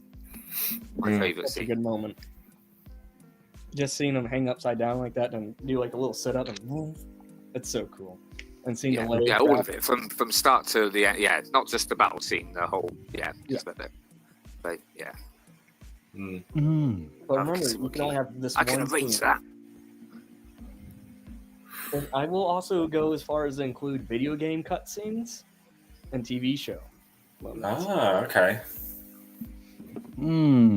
I think for me, it's gonna have to be Vader boarding the Tantive. No, sorry, boarding the what's Radiss's ship called? Because he doesn't quite make it onto the Tantive before it pulls away. Essentially, the Vader scene from Rogue One. Yeah, that scene, because that's. I mean, Rogue One's my favorite movie anyway, and as an OG guy, that's a bit of an announcement in itself. But that scene, and I like the way that they didn't sort of make him like kind of. We discussed this before, where it was like that's the only time you really see him battling as Vader. Once he's in the suit, up until New Hope, where he's kind of clunky and a bit heavy. But even in that scene, you don't see him kind of doing flips and spinning his lightsaber like he would have been as he was Anakin. So it just goes to show that the suit does kind of. Be like a couple of days before. Yeah. So he barely does anything. I mean, he lifts one guy up with the Force to the ceiling. Other than that, it's literally just saber work with one hand. So I think they tied that in well and didn't make him sort of like Anakin, but with a Darth Vader suit on, kind of thing. If that makes sense. So I think that was quite well done. So that's mine. Oh, good scene. Yeah. And like what Nimble said as well, is because they're quite similar, aren't they? The Luke going in saving. The hallway scenes always hit different. Yeah. We just want to see people just being not people. We want to see anything apart from kids being cut down by lightsabers. But to be honest with you, we never got to see that either. So I wouldn't actually mind seeing that. We just want to see something being cut down by lightsabers, like without remorse, just kind of going for it. So, Did we see actually Reva though? We saw her get stabbed when she was a little girl, didn't we? Not actually. You don't physically see it. Well, you kind of you see her face as it goes in, and yeah. Cole, what would be your favorite scene? Well, Hoth was already taken, so I'll let Witticky take that as well. No, like I agree with you. Like that's one of like my favorite like scenes. Growing up, like I would take my grandpa's VHS, and just pop it in, and just replay that scene over and over again. Like it's just. If it snowed, would you take your stuff out and do the scene? Oh my gosh, yeah, absolutely. Yeah. I'm glad I'm not the only one. Yeah. To the point where I'd hang upside down on a tree and acting like that was a Wampa cave. Exactly. Yeah, dude, that scene, like just that whole first part of the movie is just amazing. But I guess like a close second would be landing at Point Rain in the Clone Wars TV show. It's just another like nostalgic thing. I remember sitting down and watching that episode as a kid and just being like, this is the greatest battle scene of all time, you know? And then that whole arc was just like really, really great. So just very nostalgic, but yeah, I'd say that's another one right there. Subway, dude, I agree with this comment. VHSs are superior. Yeah, I have a VHS collection now, so there we before go. Before that, I had Betamax. Oh dear. Yeah. I'd like to see it. Maul, what would your favorite scene be? Is it gonna be Darth Maul opening with the dual blade? A little bass, the little bass with the name, but No, such a good scene. definitely my favorite scene of all time. That, of course, it was my first movie I watched, and once that came on, it was like, come on, man. Anytime I hear that music now, I automatically think of the scene, but also the meme where it's like, I can't remember what fight it was, but Joe Rogan and the two are like, whoa, whoa, whoa, and then it cuts. Yeah. Whoa.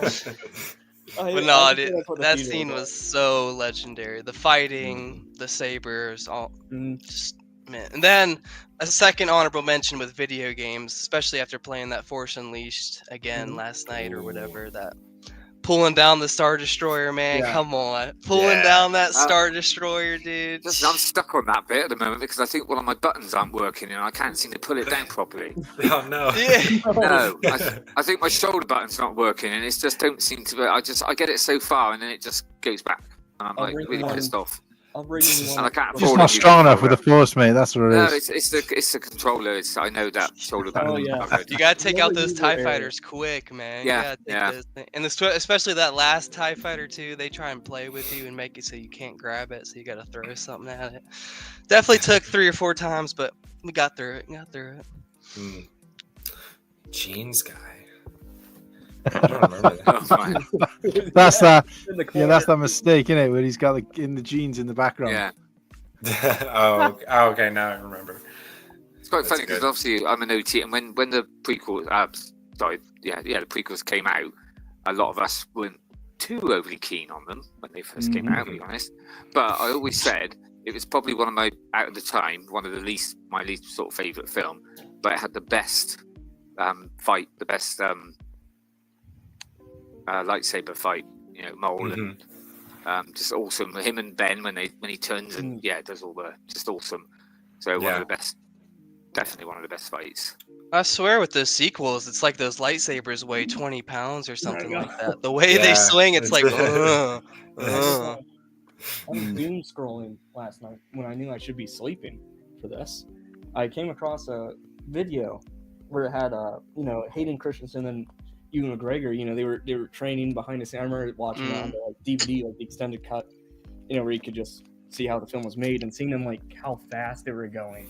And then there was one scene like where Anakin was going against Dooku. He literally throws his saber and catches it and goes back. And then it like cut to equals are just like I'm like, bro. I remember Mark Hamill having an interview saying that they were supposed to be heavy. He said, but George Lucas said they're supposed to be quite heavy to you, and he said, and then he saw the ones in the prequels, just like literally throwing them around. He was like, "What?" He's like, "We had to have them on 2 hands." And I think part of it too is like, I know I can't remember the book. I know I have it somewhere. I read it in there, but part of like when they were craft a saber or whatever, forge it, whatever you want to use the term, it was balanced to them.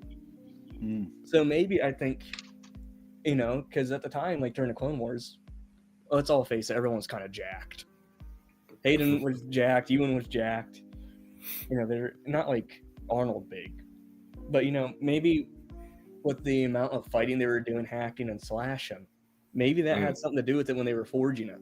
Because they're, they were using it more than, Luke was. Luke was just using it for duels or whatever.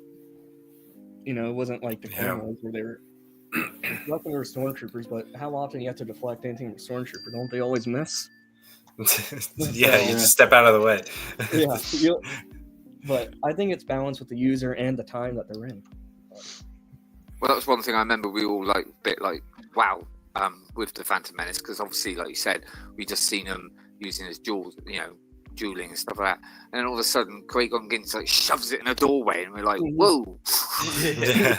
Different uses of it. Yeah. Oh, get down. cat. Taking over the stream. I think I'll let you guys take a guess what my favorite scene would be. I know Umbara. Episode 2, something in episode 2. Cole said it. I did. I was right.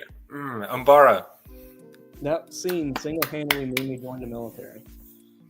Oh wow! I just saw like. Which scene was that? Sorry. When they're landing in at Umbara, when all the gunships are coming, you just see just like chaos. Oh man! It's just like it's so cool because it is like in my mind, I'm like, this is like the Star Wars equivalent of D-Day. Yeah.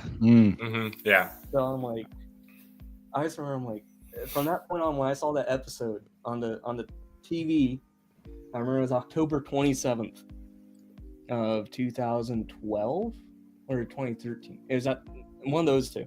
And I'm like, I want to do that, but in real life. I don't know why that was so appealing to me. And then just seeing like how vulnerable, because we saw the clones always wreaking havoc on the droids, but it was the first time we saw someone else wreaking havoc on the clones. And just like seeing all like Kicks running out, giving aid to people, and then like it just shows how dark Star Wars could be. Yeah. Like there's a point where Rex is like, that trooper's dead, move on, and it's like it was just so hardcore and brutal. And it was just we only ever had one set as well, didn't we? An Umbaran set, really, which was that we had two, didn't we? The Umbaran spider tank droid. Spider tank. Sorry, but that's somebody put What was the other one? That scene goes hard, man. That's the most graphic. It's like you nasty little child. Yeah, I was like, look. Literally eating younglings, like. Yeah. What Anakin did was bad. But we're gonna put a At least Anakin didn't eat him. Like, crazy, dude. But, I have a topic. Can we do what's your saddest scene in Star Wars? Oh, the saddest scene. Ooh. Let me go. I will say, I think it was Clone 99 in the Clone Wars, the hunched back one. That was my saddest scene, I would say. That hit me in the heart so hard watching that. Mine's watching the prequels. Hey, nah. That would be a sequel, dude. Somebody had to get that. Sorry, I meant the sequels. Sorry, I meant the sequels. Whoops. I think mine's probably got to be that end of Clone Wars scene where she kind of Ahsoka kind of buries everybody, puts that trooper helmet, and then you sort of see Vader go back. I would say that one probably. It's quite a bit of an easy pick, really, because it's supposed to be sad. But yeah, that'd be for me. That was a good one. I mean, for me at the time, when I was a little kid and I watched it in the cinema, it was probably Yoda when Yoda died. Yeah. That is a sad one. That one always gets a gut right. Yeah, that's true. Probably would be now, but back then. I think for me though, it would be end of episode 3, specifically the part where there's no dialogue. It's just kind of the fall of the Republic, the execute Order 66.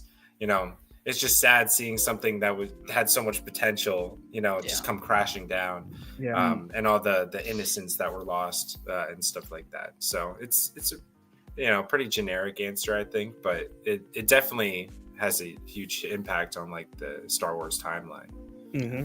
That's where everything shifted. But Nimble says for him, the saddest scene for me could be either Fives dying or Tech from Bad Batch. Yeah, both were noble sacrifices. And that just speaks for the level of animation, because like half of those answers were animated. So someone's been able to. I wouldn't say it's easy to do a scene sadness with real people, but it's certainly easier than trying to do that, in animated form. But it's clearly works. So it's a bit like the scene from is it the seventh season? The end. It's not sad, but it's very dramatic. Where is it Mo? He's in the prison, isn't he? And that just the music when you know something's going on. Yeah, And they're doing all the yeah. 66. That is so dramatic. It's just like I've just sat there with my jaw open, like thinking, Jesus, this is like, you know, Yeah, just almost kind of hear hairs those up on kind of me. whispers. Yeah, just yeah. Yeah. So not a sad moment, but a very, very dramatic and, like you said, Dark. for a cartoon. Yeah. Yeah. I will say, like, Maul has to have one of like the darkest backstories of all Star Wars characters. Like, looking all the stuff he's gone through, being took from his home planet like that, and that dude. Ugh. Does anyone else here think he got killed off too quick? Oh yeah. Yeah. Thanks. Yeah. Oh yeah. Well, That's why they brought him last- back, I think, right? I was I going to know say, he's which do older, you mean? but- Killed or killed? The final Came time. back? The final time. Yeah. No. From Rebels. When he gets killed by Obi-Wan. Oh, if you think about it, he No, not that lasted one. like a movie, all of the Clone Wars and Rebels. No, I meant Rebels when he actually. Yeah. With old Ben. Yeah. It was such a quick duel too, and I think Maul wanted it that way. I just think he wanted to be done with it all. So he started being used by everyone. Because think the dude, him and Anakin have a very similar poetic match, and I think that's what Phantom Menace really kind of showed too. Is like, you know, if we really think about it, Anakin was never free once in his life. You know, from birth he was a slave. You know, and then I guess in a way he was a slave to the Jedi Order, and he was seduced by Palpatine and he became a slave to the dark side. So the dude never had any independency. And when you look at Maul, you know, he was groomed to be the way he was from the moment he was born. And then Palpatine got his hands and was like, okay, yeah, you're gonna be my pawn in this. So I think him and Anakin, you know, they were introduced in the same movie into the timeline. You know, so I think it was maybe George was kind of thinking maybe there's a nice rhyme to them both. They complement each other.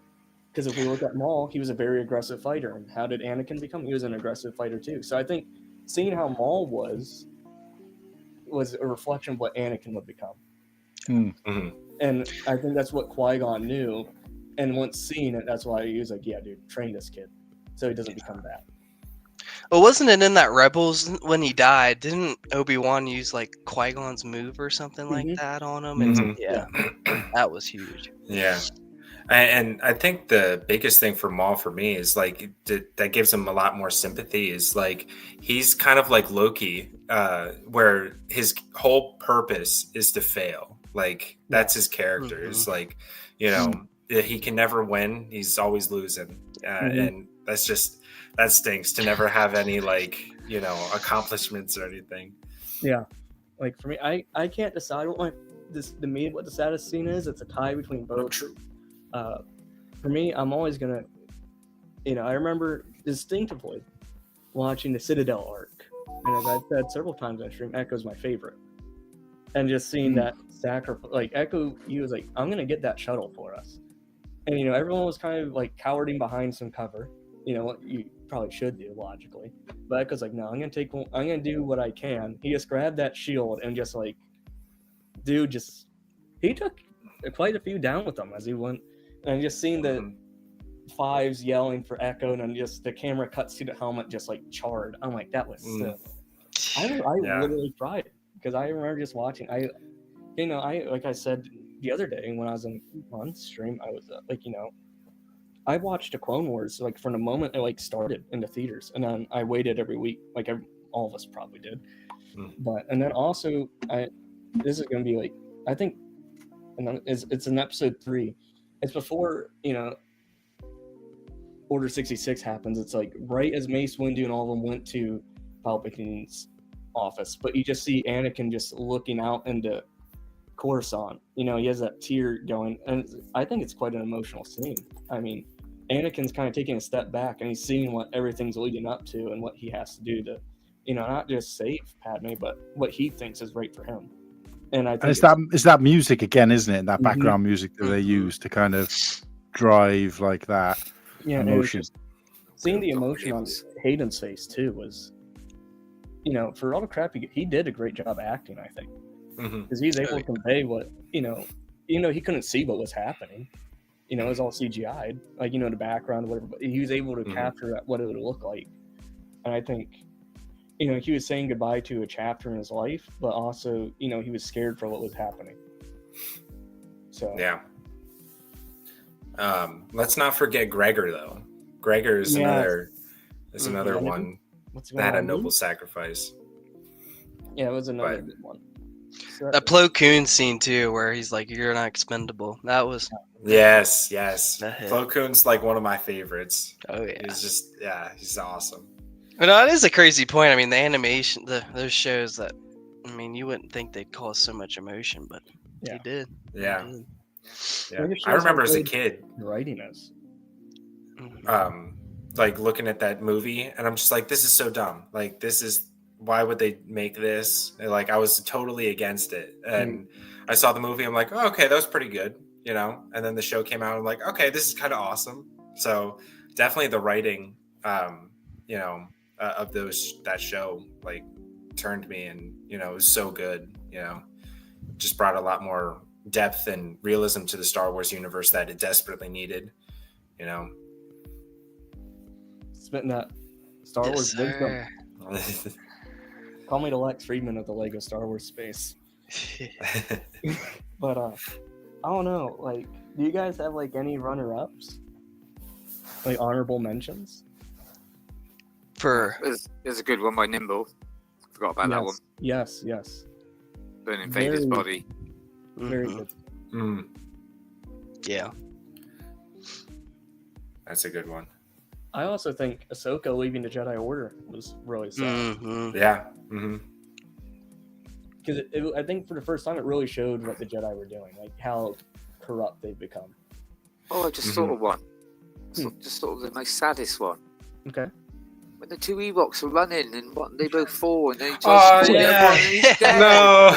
Oh, come on. That's the worst. That's the saddest scene. Yes. Yeah. 100%. That He's takes like, the cake. oh, he tries to pull him and he's like, yeah. He's like, I think get I up. did cry in the cinema at that. I think I did. Or choke Sorry. right up.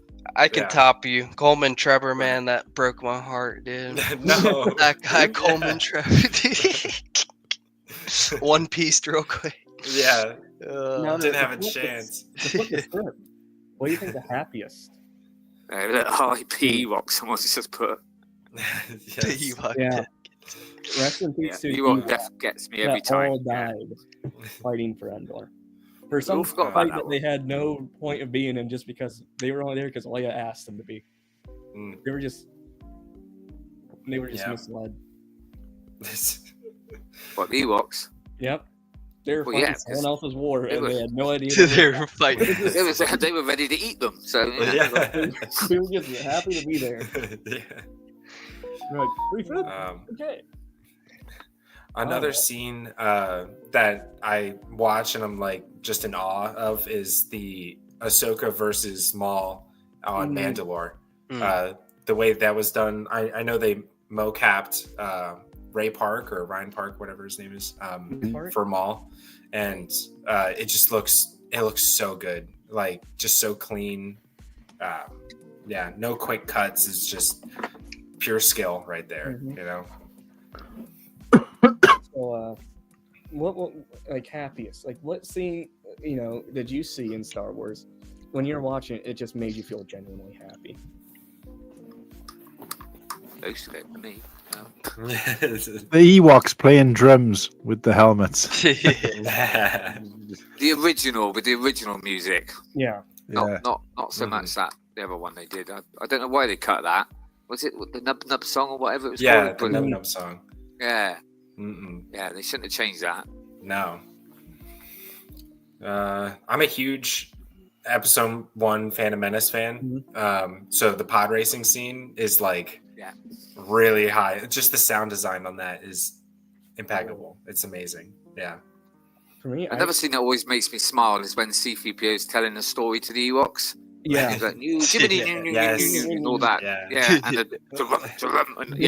that puts a smile on my face. Yeah. For me, it's a tie between two. You know, I noticed it really prevalent when I went and saw Phantom Menace in theaters. You know, Cole knows I went and saw that like 14 times. I had all the tickets to prove it. I went like every day, twice a day. Yeah. But the very end, when you hear the dun dun dun dun dun dun dun dun dun dun dun dun, when they're all kind of like marching and Boss Nass holds the orb of peace Yeah. It does tend to want to put a smile on your face. Is the music and the good guys won, but really they didn't. But also, it's in Ahsoka. It was just at the very end when they're all kind of. It kind of shows how obliterated everything became, like how bad they failed that scene, like in their mind, like the heroes, like they didn't win. And then it just pans to Anakin Skywalker all these years later. We wanted to see Hayden, and you see him just overlooking, like they're on the right path. It was just seeing that back with Hayden. I don't know. I just really got happy, but like a sad happy. It's like finally. I just thought it was such a good scene, and I was in the Theory watch party for it. Shout out to Star Wars Theory. We wouldn't have the name Austiff if it wasn't for him. He was the one who just called me Austiff in the chat one day. So he named the channel, and I have yet to give him a cent of any earnings. I have yet to give him any. But yeah, he's fine. He doesn't need it. No, he's filming a whole movie. But just that scene of Anakin, just like that smirk, I was just so happy to see that. He's filming a movie right now? Yeah, it's Vader episode 2. Oh shoot! Wait, is that with Windu? Was that? Is it going to be feature length, or is it another short film? I think it's gonna be. I think he said it's gonna be 30 minutes this time. Oh, that's pretty good. Dang. Yeah, his first one was great. Yeah. But this one, it's gonna be all like video game cutscene style. Because I don't want to put words in his mouth, but I haven't watched one of his streams in a minute, but at the time he's getting screwed over by people working for him, so he's like, you know what, I'm just gonna go do a different route. So I mean, if you're on his members only, I would show, but I don't want to get in trouble. And but the screenshots from it, full CG, yep. It looks great. I don't think I've seen that. I don't think I've even heard of it. I must have. What did you say it was called again? The first one just called Vader as fan film. It's so good. Maybe that's the one with Mace, right? At the very end. But I have a question. If I screen share, since it's a fan film, would we be able to watch and live react to it? You can only see, I think, about 14 seconds. I think it is. Well, before you might get copyright stricken. But the thing is, I don't know, with it being a fan film. I don't know if he would do that. I don't know. It's still somebody else's content, but also you've got to take the risk, because I was watching an ACOB one and they showed something and they just cut it out, like it was cut out by YouTube. But in some cases, like in Tyler's case, when he did an 8-hour live stream and he showed some Walking Dead footage, they took down the whole entire 8-hour show. So it was like I was there for that. So I wouldn't risk it, especially because you're doing such a long show.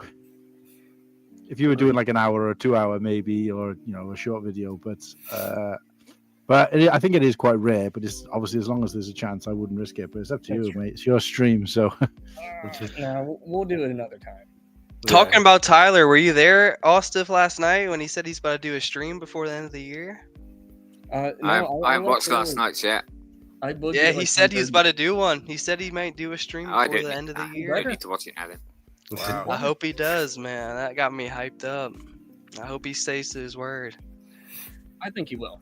He's pretty good about the stream word. Yeah. The video word, we'll see. The video word. Yeah. We're waiting on him to get back on the content game. I will say I'm eagerly awaiting Legomen360's next video. As we're talking about moments of Star Wars and stuff, has anyone got any famous quotes or whatever? And I'll start with one of my favorites is and I thought they smelled bad on the outside. Solid. It's a good one. My favorite is Obi-Wan and the Phantom Menace, because I feel like I have this feeling that we picked up another useless life form. It's just rude.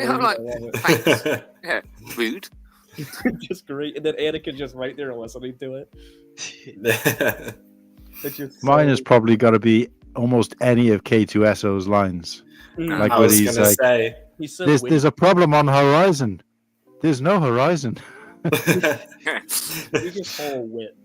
Was it? I can't see why that's my problem or something like that. Yeah. I was gonna say, CoolHan, you'd appreciate this. It's congratulations, you've been rescued. Do not resist. Yeah, that's a good one. Yeah. Yeah, That's a good one. K2SO is like one of the best characters in Rogue One for me. Now, is he confirmed to be in Andor season 2? Yeah. If they follow the if they follow the comics, he gets you'll capture him and reprogram him at some point. I think that's why they're bringing out a buildable figure in it. He's going to be in it. Yeah, and we talked a little bit about this, didn't we? And we're not really sure because I don't think it's going to scale with the other buildables because of the amount of pieces, unless that is information's wrong, which it can be on the leaks. They could be using bigger pieces too. Mm-hmm. He has a clunky chest. Yeah, I know, but when you think about it compared to, so he's like probably same height, maybe slightly taller than Chewie, and it's like half the amount of pieces that Chewie had. I know he's got a lot of fur, so they got to texturize him, but still. He's taller than C-3PO, but shorter than Chewbacca. Yeah. Was he shorter than Chewbacca? I thought he was about the same height. Okay. He's also got like thinner limbs, so that could be. Yeah, that's a good point. Yeah. But the rumor is he's supposed to be in the show, so. And so is Krennic as well, isn't he? Is Krennic supposed to be in? I've heard a rumor about that as well. Yeah. I'm not reading that somewhere on screen right now. But I'm going to throw a shot in the dark here. True Squadron, if you want, I can send you the linky poo. You're more than welcome to join the panel. Well, I was going to say, Austin, to make room for some more guests, I'm going to I've been on like nearly 2.5 hours. I'm going to shoot off, get ready for my rehearsals tonight. But like I said, I might pop back in afterwards if that's okay. Yeah, absolutely. But, we appreciate you being on here and sharing everything. Yeah, that's been great. Really enjoyed myself. So, yeah, that's good luck with the rehearsals. What show are you doing this year? I've forgotten already. Oh, you did say Babes in the Wood. Ah, right, yeah. So I'm gonna put you full screen here. Is there anything you'd like to say? Oh God! Would you like to say anything to anyone watching? I just hope everyone has a nice Christmas. I hope everyone has a nice, good New Year. But obviously, I might be back on later. And I can't wait to finish the show so I can get rid of this thing. God, it makes me look old. Yeah, that's it. So you can take me off now. Before I get the cat calendar out again. Right. Right. Take care, everyone. Good meeting you. I was going to say it's good meeting you as well. Lego. Is it Lego Man? Lego. Yeah, Legomen360. Lego Man. Yeah. Appreciate nice to meet you. Right. Take care, everyone, and maybe see you later. Yeah. Ta-da. Thank you, Woody. Sounds good. Cheers, mate. What a good guy. You know, he's always has a smile. You know, he's always just happy to be there. You know, he's a good dude. He's the face of my show, see, because I got the face for radio, so that's why I keep him around. The face of radio, huh? A whole lot of face action you're doing there. 2025 is going to be my year for YouTube for sure. I planned on starting this week, but got stopped with the flu. But your boy definitely has a decent amount of video ideas already. There you go. Ready to go. Screenshot it. Screenshot it. Had to go real quick. I dare you. If you can read my handwriting, hey, that's the most difficult part. Someone cut that. Clip it. Yeah, clip it. I mean, I'll say a couple ones like, let's see, Mexico factory ruining current sets and figure prices. Ooh, that's controversial. I like the values of older figs getting lower from being re-released, and I'm very curious to see how much that Ahsoka droid's gonna drop with the new Starfighter coming out, because I know that Ahsoka droid's like a good, I think it was like $30 to $40, something like that, and I guarantee it's gonna drop. Just like the Jedi Bob, I think is dropped. The 2013 Phase 2 Rex is dropped. And then a couple more, which is honestly, it gives me a new outlook. It's like, should I really buy these old figs for so much money if I think they're going to re-release them? So I've kind of taken a little different look. If you get enjoyment out of the fig, regardless if you pay for it, do it. Yeah. You know, during my height, I largely descaled my collection. It's maybe at like 10% of what it was. And, I'm like, you know what? I don't really care about buying the new sets or getting the newest like customs or whatever. I just want whatever, you know, I can look back take a stand back at the collection make. I genuinely enjoy every piece of this. Yeah. Not because it's a new set or whatever. Like for me, I will be day one buying the Ahsoka Starfighter and the Arc 170 just because I love those two ships. Yeah. And I don't have an Arc 170. I almost got one at Brick World, but I didn't. Well, another like outlook I'm doing now too is like if a set comes out, like a good example is that old Rebels Ghost. I bought it like probably like 6 months ago, and it dropped so much once this new Ghost came out. So like once I see a set that I want, an OG set, and it re-releases, I'm gonna buy it then because that value does drop, is what I'm seeing for sure. Gotcha, yeah. But yeah, tell me, does this Mexico factory not piss you guys off? It's like, dude, they're ruining the value of all of these new sets and the figs. It's like, for the future of it, especially that Luke's that blue milk Luke. I still regret not selling that the day one when I got it from that deluxe edition for $60. Now it's worth like $20 or something like that. Yeah, I think I picked up that blue milk Luke from Tyler for like $10 or something. Yeah, like that. Dude. It's sealed in the poly bag too. Cooper's in the house. Coop, if you want to join in, buddy, just let me know. I'll be glad to have you. Coop and I have some memories from Brick World, and so does Legomen and I. Yeah. I'm gonna go grab a beverage. Do you guys want anything? Yeah, grab me one. Okay, yeah, I'll be right back. But once I get back from this, I have our next topic. So I want you guys to sit here and guess what it'll be. I'll be back in like a minute. I'll be right back. We'll hold down the fort. I'll be right back, friends. So Justin, have you got your tickets? You said you got your tickets now for Brick World, yeah? Oh yeah, yep, got that full week for sure. Nice. Just debating on what to do hotel wise and flight wise. I think I may fly home to Virginia where my mom's at, and then just make the 12-hour drive just to have a vehicle. But no, I'm debating. I may try to bum off someone's hotel and slide them some cash, and because I'm a big backpacker, so I have a nice sleeping pad and all that stuff that could just pop up. There you go. So that's kind of the plan. A lot of the rooms, because we booked a 3-bedroom room, and it was only 2 of us initially, but the same price for the 3-bedroom as it was for the 2. So obviously, if there was a third person looking for a room, they could come in. But obviously now the third host of our show is now coming as well. So obviously we've got space for him. But I saw that you put something in the ACOB Discord.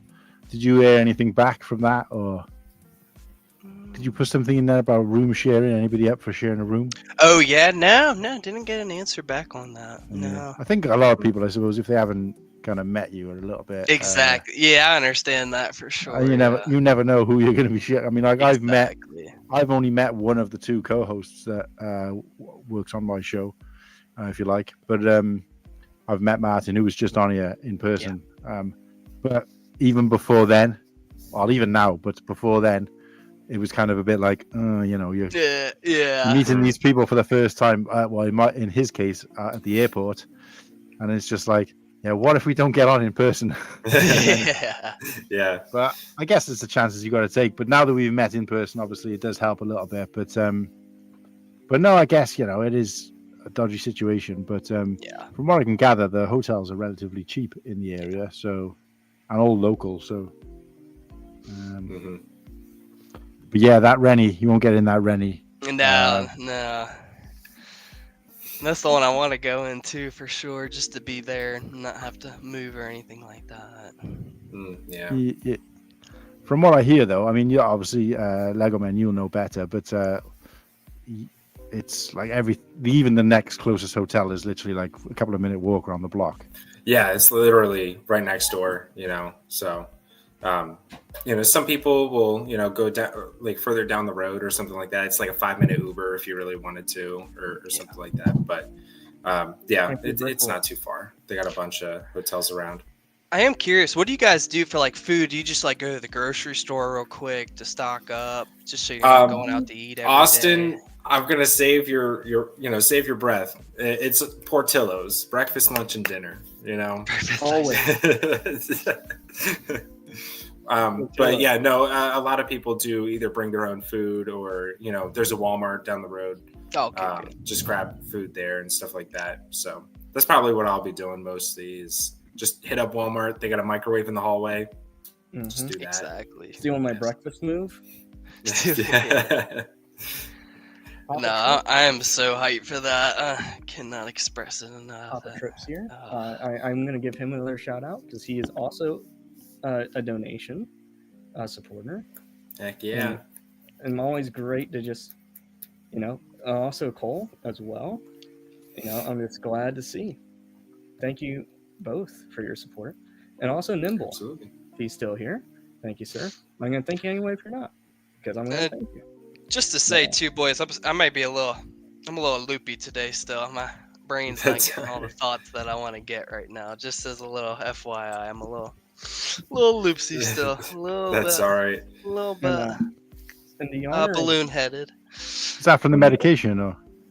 I guess the sickness, man. That I don't know if it was the flu, because I was literally tripping out I haven't eaten a lot of food. I had no desire to eat anything until last night, but it's something weird for sure, I would say. I'm just glad I'm not in my room for the past 3 days. Yeah, for sure. Spending Christmas alone too, that's not fun either. No. Oh, wait, on your own for Christmas? Yeah, I was too sick to do anything. Yeah, I had to. Wow. Dang. I was in bed all day long. Oh, That's rough. I know Krista's not here, but I saw these at the store yesterday. Hey. There you go. To honor Stud City, but we do have a guest joining in here shortly. Do you guys want to take a guess of who it might be? Cool. Padawan. Nope. Well, he told me he was going 10 minutes, 15 minutes ago. He was a panel member. Now he is a viewer. He's sharing a room with the Mad Actor. I'm Dexter, man. Watch out. Here we go. He never used one set tool. I will die on this hill. Dexter is the best thing on television history. Exactly. Haven't seen it yet. I haven't seen the new seasons though. I hear they're not as good. Like the last seasons, I hear they're not as good. As a hardcore fan, I was very disappointed in the sequel show. Yeah. But this prequel show is great. Yeah. The guy. Oh, the new one? Yeah. They have Patrick Gibson playing as the young Dexter. Yeah. That looks good. Great job. And I think what really helps this time is that Michael C. Hall, who played Dexter, he helped write it, produce it, and direct it. And is he still doing the voiceover? Mm-hmm. Yep. He's still into it. But it's very fleshed out. But we have a guest here. And we also have another guest coming in. So we're going to be having a full panel. And I'm going to wait to reveal what this topic is till our next guest shows up because I want everyone's take on it. But no further ado, let's welcome PadawanHQ. He's one of the best creators in the game. His content, if you guys have not seen it, is absolutely hilarious. Every time he posts, I am guaranteed to laugh that day. And, I'm just excited for the shenanigans of what we're going to be getting into as roommates. So further ado, Padawan, he is also the guy who, I was shooting around the idea of this stream with him about what we're going to do. So without further ado, let's give him a nice little welcome. What up? What is up? All right. He's the Lord of the Boys. I also know. I decided to put the camera out, the laptop out, and I'm going to finish this fucking UCS Falcon finally. There you go. I was going to say the other thing that's great about your videos lately, Padawan, is that I know the exact layout of your house now. So if I'm walking around there in the dark, I've already gotten to house tour before I even get there. Yeah, exactly. That's what I mean. Like you're watching an episode of House Hunters. But but yeah, maybe I could finally finish this fucking thing. Yes, sir. Oh man. So say full screen him. For people who don't know, I moved house, so I did the stupid thing of taking it completely apart and sorting it out by piece type, and it's been the biggest pain in the ass I've ever done, and I will never do it again. Well, I did mine by bag. Dude, my fingers, my nails ripped off from disassembling that set. I should have reverse bagged it. I reverse bagged Mos Eisley Cantina, and that's going to be essence to put together compared to this. This has taken me. I've been going at it for 2 weeks, getting all the pieces for a bag together, then building it. That sounds like a nightmare. I'm on bag 15, so I'm nearly there. Literally, my nails like were broken after doing that thing. Never again. Wow, it's my excuse to buy the new shelf from IKEA, and I run out of room. There you go. I run out of UCS room. I got no space left. That thing has to be crazy, Padawan. Yeah, so I got given one of them clean my bricks things. They're shite. Like, don't even mind. They're crap. Gotta get one of these bad boys. The old reliable makeup, makeup brush. Yeah. Just a quick does the trick. Yeah, clean my bricks. You know, I appreciate what they're going for, but they sent me one, and I'm like, I can't do a video on this. It's not great. Yeah. This one on Amazon, it works. This thing, like, I even used it on the UCS Falcon. It's like $15 from China. Works like a dream. Piled in like a couple of months after using it. I was like, it sucks. Well, the big issue with that brush, because it's like you're wiping it off and it's gonna come back. It's gonna spread back. Yeah, that's the one issue. Yeah, I'm gonna get one of the big fancy Dyson dehumidifiers in it. That could be a bit of a help. I'm hoping one day when I get the house, eventually, it's gonna be hopefully glass display cases, which I know are expensive as crap, but Marketplace will have like some businesses closing down and they'll sell them all and stuff like that. Yeah, there you go. All my sets, going back to sets in bags, all mine look like this. Oh no! I got about 200 of them. Yeah, well, I do that anyway, mate. Even when I buy a brand new set, I empty all bags. I did it with Mos Eisley Cantina, and now I couldn't find a bag big enough to put the Mos Eisley Cantina in when I took it apart, so it's in about 4 of these. But yeah, that's going to be fun when I eventually rebuild it. I'm just going to dump it all on the floor and just go send. Hey, it's the OG style. OG style right there. While we're speaking of sets, I'm going to take a moment again. I know it's very small, but as I said, in honor of Brickworld, coming in honor of this year's past Brickworld, I am giving away one set. It's open worldwide. Ooh. Anyone has a chance. If you're there, I was handing these bad boys out. Free of charge then, and it's going to be free of charge now. That's the Austin difference. So I'm going to remind everyone the way you register to win is there's only I'm not going to say how many steps there are because I'm not sure exactly, but after this we're going to keep count, so I know. But you just have to like the stream, you gotta maybe repost a stream on your IG, follow on the IG, and just have a good time. Those are the 4 steps, and the winner will be drawn. I'm gonna go Tuesday. No, it's gonna be the end of the day is where the winner will be picked. I already have a list going of like all the people who are doing the said things. So that's 4 items, right? So let's follow the IG, comment, subscribe. Well, I can't check if people subscribe. Yeah, I guess so. They don't know that. Well, I do. So what? It was repost. So like the stream, repost, follow, and what was the 4th? Was there a 4th or no? Comment. Those are the 4. Those are the 4 things to be enrolled. And like I said, it is worldwide. Wherever you are, I will make sure you get it. And as cool, he said I should sign it, but I'm going to leave that up to the person who wins. I don't want my crummy handwriting to ruin your pristine packaging of this beautiful set that has no controversy attached. I was going to wait for our next, discussion till our other panel guest arrives. But when he arrives, he can catch us in on it. But I'm curious for you guys, as I said that, this past year, indicating that this year is pretty much over. I'd like to know your guys' reflections on 2024. Not just Lego, though. Personally and Lego. If you could say there's only like 3 things, that made you, feel like you grew a little bit, what would it be? I bought a house and a dog. Let's That's solid. Nice. Repeat that one again. That's a big. I've joined the big boys club and bought a house in the absolutely insane housing market that is the United Kingdom at the minute, and I've got a dog. In fact, where is it? Hey! And you grew a goatee.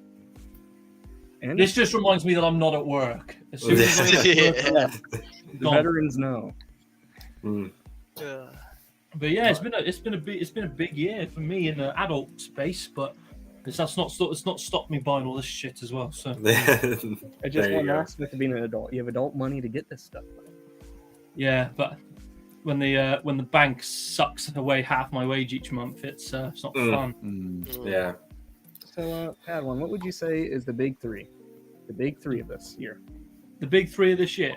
Mm-hmm. Beyond. We just gave us 2. Yep. Yeah. Beyond right. Lego. Okay.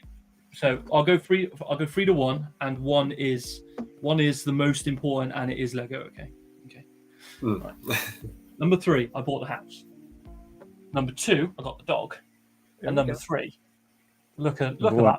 Look at that there. Oh, beautiful. That is the set I always wanted, and I've got it. And yeah, that's my 3. That's my 3. There we go. Nice. That's great. Oh, sorry. Add a 4th one. Okay. Bought the flights and the tickets to Brickworld. So Yes, there you I'll go. I'll be there to greet you with a love and smooch and hug. I'm a hugger as well. So Me too. We're gonna hugs for everyone. Yeah, Sweet. we're gonna be tearing it up in Chicago before everyone even steps foot. We're gonna be there partying beforehand. Yeah, we're getting on the Saturday, don't we? Yeah. Yep. I'll be leaving on a Friday. Dang.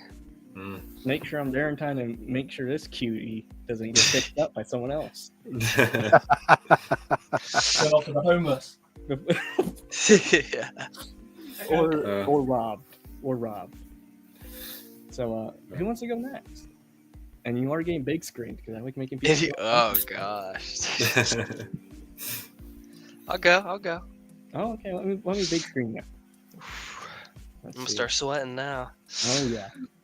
Glisten. So, number 1, I would say, kind of 2 in 1, going fully remote with my job. That has been a game changer of my life. Not having to go into the office anymore and having the flexibility to work wherever I want. And then getting a good promotion for sure. That has been huge. Then the second one was moving out of the shitty 1-bedroom apartment with 4 shared walls into a 2-bedroom townhouse with 1 shared wall. That's been huge. Nice. Yes. And then my third one, as of recently, has been getting, luckily that ACOB stream I popped in, and has been great ever since then with meeting a lot of people, Austiff and everyone. It's been great and brings me a lot of joy and happiness, and I just hope to keep it rolling into 2025 and have a huge friends list on that Brickworld trip and have the time of my life.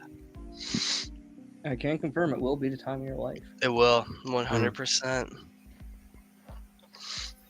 That's a big year. It is. Big year for both of you guys right now. Both of you guys. Oh, look at that. Yeah. There's that. You good boy. There's a film we waited to see. Oh my. Ooh, wow. Look at his face. Oh, like Toto. He looks like Mr. Pickles from Kingsman. Is that? I'm pretty sure it's a border. Is that a border terrier as well? I think so. I think it is. No, it's not. It's a York. It's a Lakeland Terrier. I think. Not a border I'm a terrier. cat guy. I'm not gonna act If you the film Strays. Have you ever watched the film Stray? Strays? Yes. With the dogs. Yeah. The main character is a border terrier. Okay. Yeah. One of Will Ferrell. Will. I just know my cat species. I know them as orange cat. Garfield. We just talk about colors here. But who wants to go next? We're down to you two. I'll go. Oh, okay. Let me full screen you. Make sure you're cheesing nice and big. Oh yeah, there's Nice. that should have been. See, not all British people have got bad teeth. Yeah. Beautiful You got the teeth. good teeth. Really whites. Yeah, well, most of them have been rebuilt actually. So Yeah. after they got knocked out, but that's another story. Oh wow, you can't leave on a cliffhanger. But yeah, so mine, similar to Padawan, bought a house this year, and I joined the big boys club a lot later because I was 43 when I bought a house. So it's kind of late in life, but it's purely because of my work. So it was. I'm 44 now. I'm just saying I was 43 when I bought the house. Yeah. No, I would have thought you were in your 30s, like mid 30s. Oh, thanks, mate. Thanks. You're welcome. But yeah, so that was a quite a big thing. Obviously, wanted to buy one for years, but because I kept moving around with my previous job. But anyway, circumstances are such. We bought a house. We were really lucky with our house as well in terms of we got a better mortgage than we were expecting, and we got the house ridiculously cheap compared to what it's worth, and it's practically a brand new build. So yeah, long story short, really chuffed with that. Also got engaged this year. Again, quite late in life. Yeah. Quite late in life, and that kind of segues me on to the fact that Brickworld, in case you haven't heard, Brickworld is also my what do you guys call it? I keep forgetting what you call it over there. Bachelor party. Bachelor party, yeah. We call it the stag. We call it the stag here, but you say stag, and the Americans are like, what? So yeah, effectively, Brickworld is my bachelor party. It's the only reason I can get away with going. So everybody who's going to Brickworld is cordially invited to my bachelor party. So I don't know what we're going to do, but Sean told me he was going to show me a boob. So that'll be interesting. So because it's been a while. So yeah. But yeah, I think the other thing I'd have to say is a kind of a two-pronged one as well, because I mean, me and Kirsty have been together for like 13 years, but we've only just got engaged. So it's like quite a big thing. But due to circumstances, we're not planning to have a big wedding. But hopefully, some point after Brickworld and before Christmas next year, we'll be getting married. But yeah. So the other one is a two-pronged one, because getting the channel, CoolHanLuke channel, CoolHanLuke Bricks channel off, and particularly because initially the talk show was only supposed to be like one of the things I did using that channel, but it ended up being the primary thing, and I think it's the thing I gravitated towards the most, the thing I seem to be, I wouldn't say amazing at, but most natural with, as opposed to sort of short form, each to their own, I guess. But I think the pinnacle of that was having the recognition enough from how well, again, it's not a huge channel, but the success that we've had over the short period of time that we've been doing it got the recognition enough for me to be invited, not just onto ACOB to pop in and say hello, but to actually, co-host, I guess, or be on the panel to some extent. And that was kind of like a bit of a dream come true for me, even if it's the only time it ever happens. And mostly because they were one of the main influences for me doing a similar thing myself. But yeah, hopefully next year we can kind of carry on working with that. Already got some plans in the pipeline, trying to expand it, but also, grow our following, grow our sort of group, and try and find our USP a little bit. Because at the moment it's just kind of talking nonsense about Lego, but eventually, hopefully, we can find our kind of path a little bit. So thanks for everybody who supported any or all of those, and that's my 2024 in review. There we go. Heck yeah, dude. Heck yeah. But it's weird to say that 2024 is already pretty much ending, and it feels like it just began. So, well, if I was to give my list of negative things, it'd be I'd struggle to get 10. I'd struggle to keep it down to 10 because it's more like 100 because and they're some very bad ones, but we're staying positive. So yes, got to end the year on a high note. Absolutely. 2025 just sounds crazy, man. Your turn. Oh gosh. All right. Man, I don't know. It's just been this year's gone so fast. I feel like it just started like last month or whatever. But yeah, I'm like looking back and I'm like there's not much, but I mean, I did start a new job that I really like. It's gotten me to travel a lot more. So that's like, I guess that's one of the big things. I've been traveling a lot more. So I think I've been to 7 new states. Traveled I think about like 30 times. So it's exhausting, but it's super super awesome to see more of the the United States. Hopefully going overseas soon here, but and then same with like freelance work. I've been doing a lot more of that. So that's been on my list of just doing kind of my own thing, working with some like bigger clientele and stuff. So that's been super gratifying and worthwhile. But hopefully like getting a new place next year, and I know for sure I will be engaged next year. The girlfriend's not around, but just like you, CoolHan, we've been together almost 8 years, so it's like no rush on it. It's just when it happens kind of thing. So but so I mean, other than work and stuff like that, like I think one of the bigger milestones for at least my channel and stuff is I hit 10,000 subscribers, which is huge, and super grateful for that. I just wish I could put out more content for everybody, but I'm getting in my own way with that. I just got to start posting stuff. Like I can't worry too much about it. But yeah, that's pretty much it in terms of my stuff. Right on, dude. That's a big stellar year. Thank you. Personally and professionally, if you ask me. Yeah. It's big. Do we see? Oh, there's some more echo action. He's just playing with you. That was such a good dog. Oh, let me take this banner down here. Look at that. Look, oh man, he's just gnawing at your knuckle. Look at that. Get all of them written. I was gonna say one of Sean's lines, but that would be pretty whack. I'm not gonna say it. CoolHan got it. Woof. Oof. That's all I What about you, Austin? Did you say yours? Oh yeah. No, I did not. 3 things. Put yourself on that big screen, man. Oh boy. Yeah. I'm doing it. It's your turn, buddy. Oh yeah. So what? 3 things that were good. Yeah. Yeah. I like how it was my own topic, but yeah, I totally forgot what it was. I would definitely say number 1 was, I never thought I would. I didn't think I was actually going to post anything at all. Not like I posted a lot, but hey, you posted something. Was I was very thankful to work with Mayday on that one review, because like that dude, like being a huge customs fan, I think he was probably the big daddy. Everyone knows, if you say Mayday, everyone knows who he is.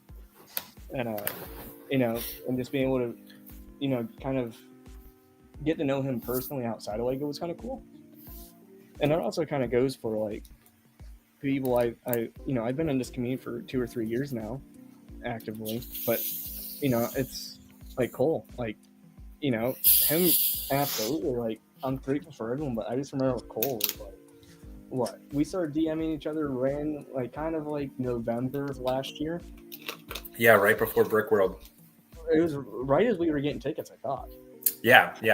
Because we were just kind of talking about hanging out. I think we got pretty close compared to like other people in the space. We chat almost daily, it seems like. Yeah, dude, we were partners in crime at Brick World. Dude, all I remember is just I saw the one of you getting a massage off him. Huh? So you better not show that to Padawan. No. We were doing the Step Brothers pose. Oh, of course, that's what it was. Yeah. That's what we tell people. Yeah, you were both naked in the one I saw. So. Hold up. Oh no. Wait. Oh god. But look at the blood on that thing. Look at the blood on that thing. Only we had the soundboard. Oh, look at that. We have True Squadron in the house. What's up, boys? How y'all doing? What up? Yeah, just in time. What's up, baby? What's up? I would definitely say, like, I don't know, definitely getting close to Cole was really cool. And just like, I don't know, I just remember one of the preemptive, we were just dog tired or whatever. I stay up the full day before and day of. And you're like, have you gone to bed yet? I'm like, no. I'm like, do you want to get an energy drink? And he couldn't find one. I'm like, oh yeah, I totally forgot. I had like 12 in my room. And I was on these. And then he was never seen again. Oh, coconut, yeah. Caked It is a up on caked the up live live stream. stream. There you go. 18 plus now.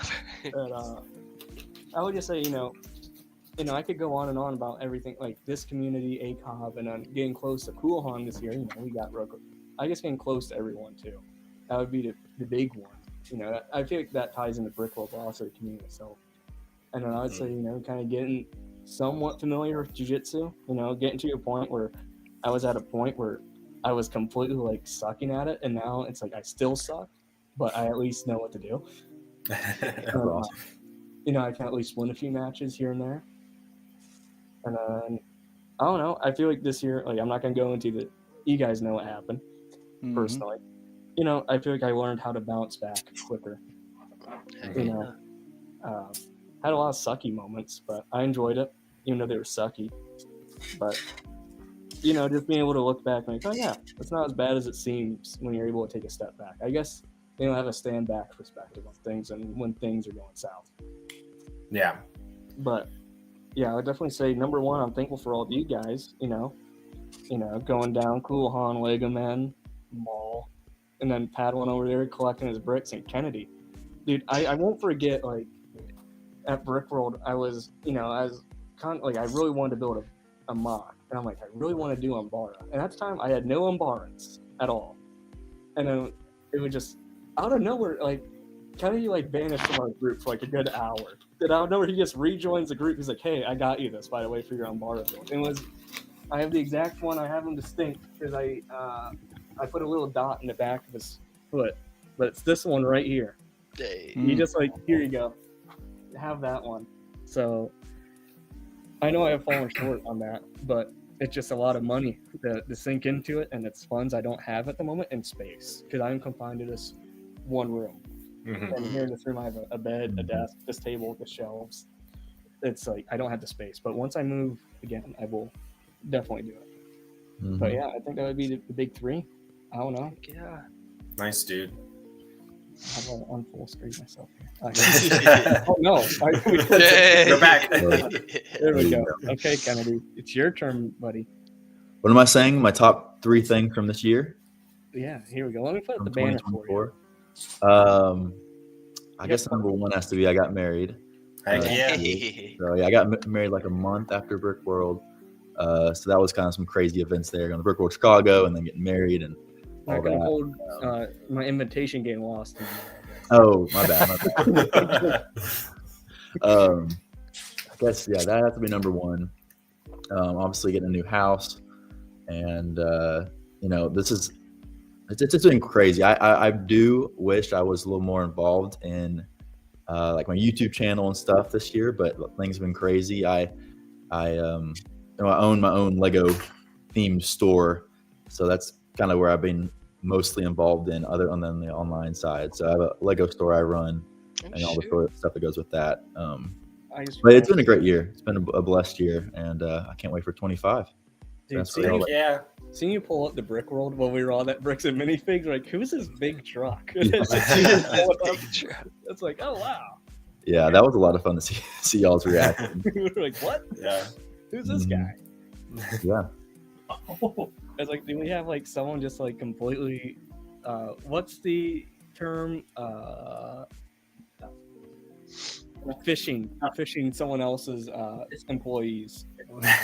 You know, like, are you like baiting them the way you Bricks and Minifigs? That's what we were. Oh gosh, yeah. I try to park far away when I go to a Bricks and Minifigs in the brick truck. I don't want to cause a scene or anything. Yeah. Do you have a third-party store? Yeah. Yeah, no, nice. Yeah, I have a store. I'm from Texas, so I have a store here in Texas, and then also have a thing called the Brick Truck So I do mobile Lego parties and events and stuff like that. Shoot, that's I've been doing that cool. since 2019. So We've got to roll that truck into part of my bachelor party while we're there. Somehow. Yeah. there's a bunch of lights on the bottom. I can turn those on. Yeah, I was going to say fill that Lego truck full of strippers. And, Oh. Yeah. Oh yeah. Gosh, I cannot be online, you know.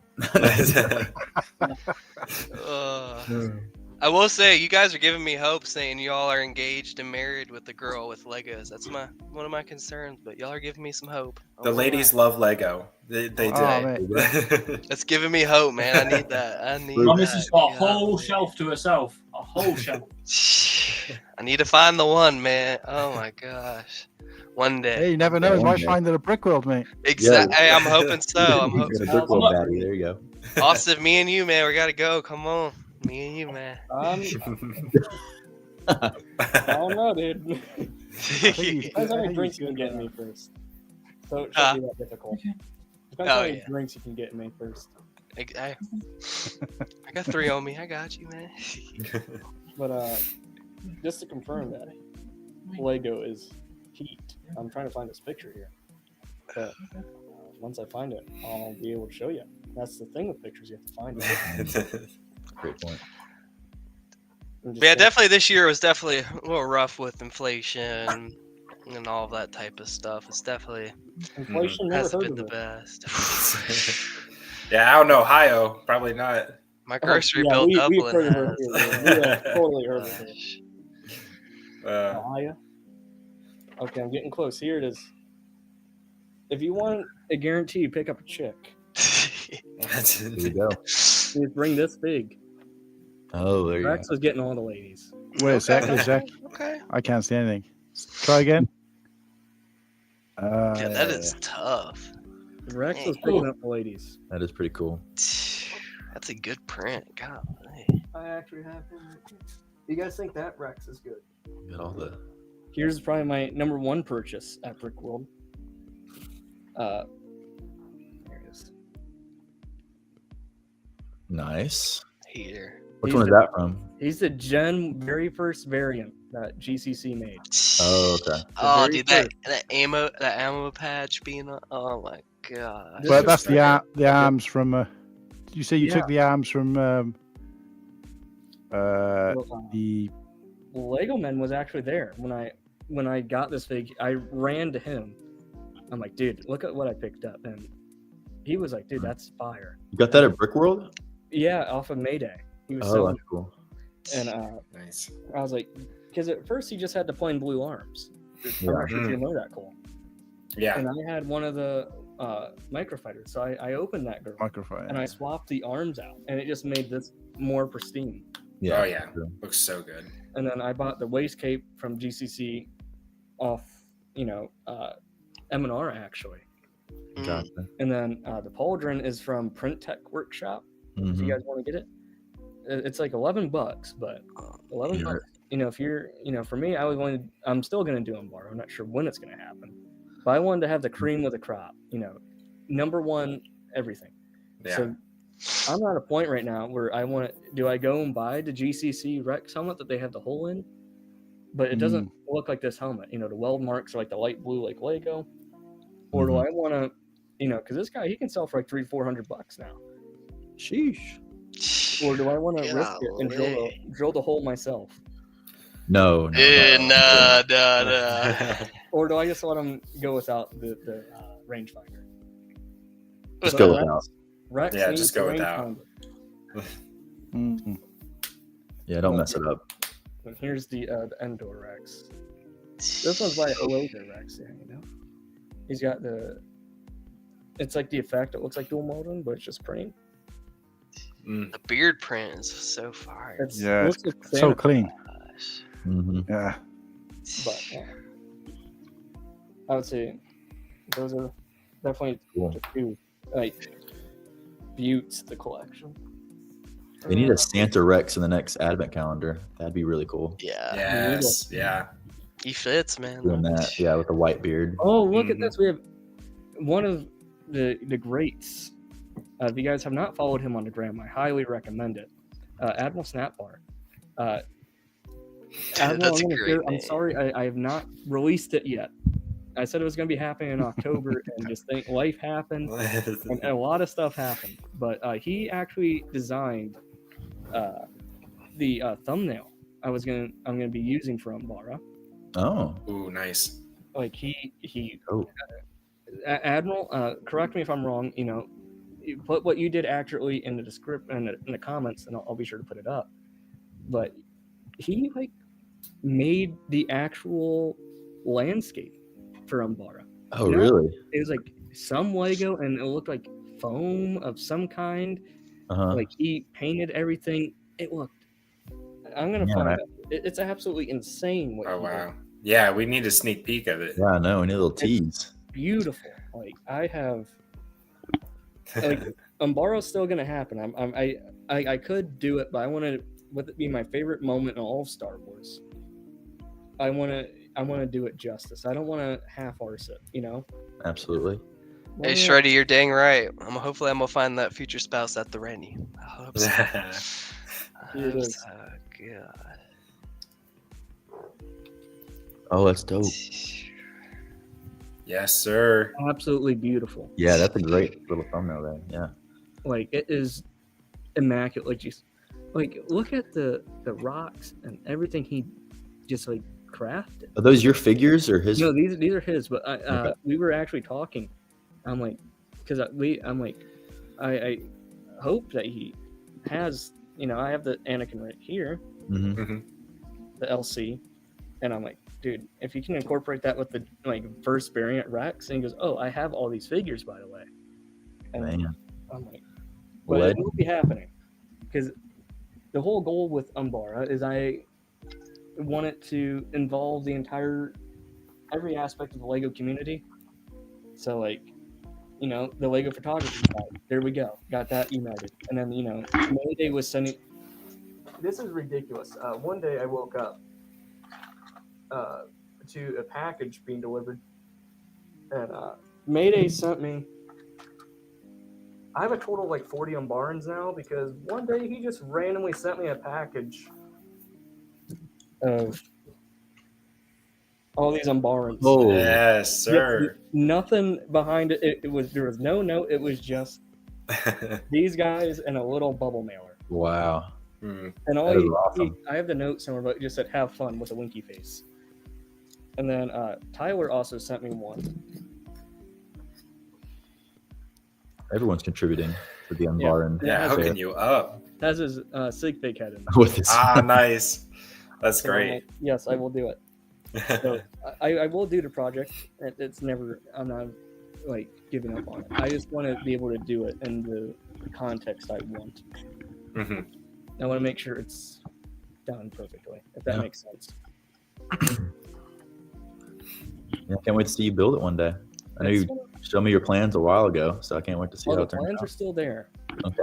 They're still there. It's going to be the same exact thing as that, but I just want to make sure I can do it right because I want to take it to Brick World and I want it to be Light City. You know, I just want to get my building technique because doing the big building, I don't know how I could do that.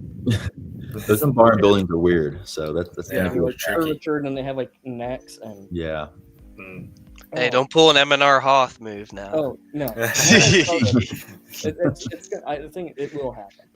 I guarantee you. Like if you had I don't know, put a DC 17 to me, it will happen. So you're thinking like 26, probably? Yeah. Yeah. Because I just with everything, especially going to Brick World, I'll be there in Chicago for like 2.5 weeks. Oh wow! Dang. I have to really budget that. So yeah. So I want make sure I'm not eating the Hungry Man dinners from Walmart every day. I want to have my Portillo's daily. Yeah.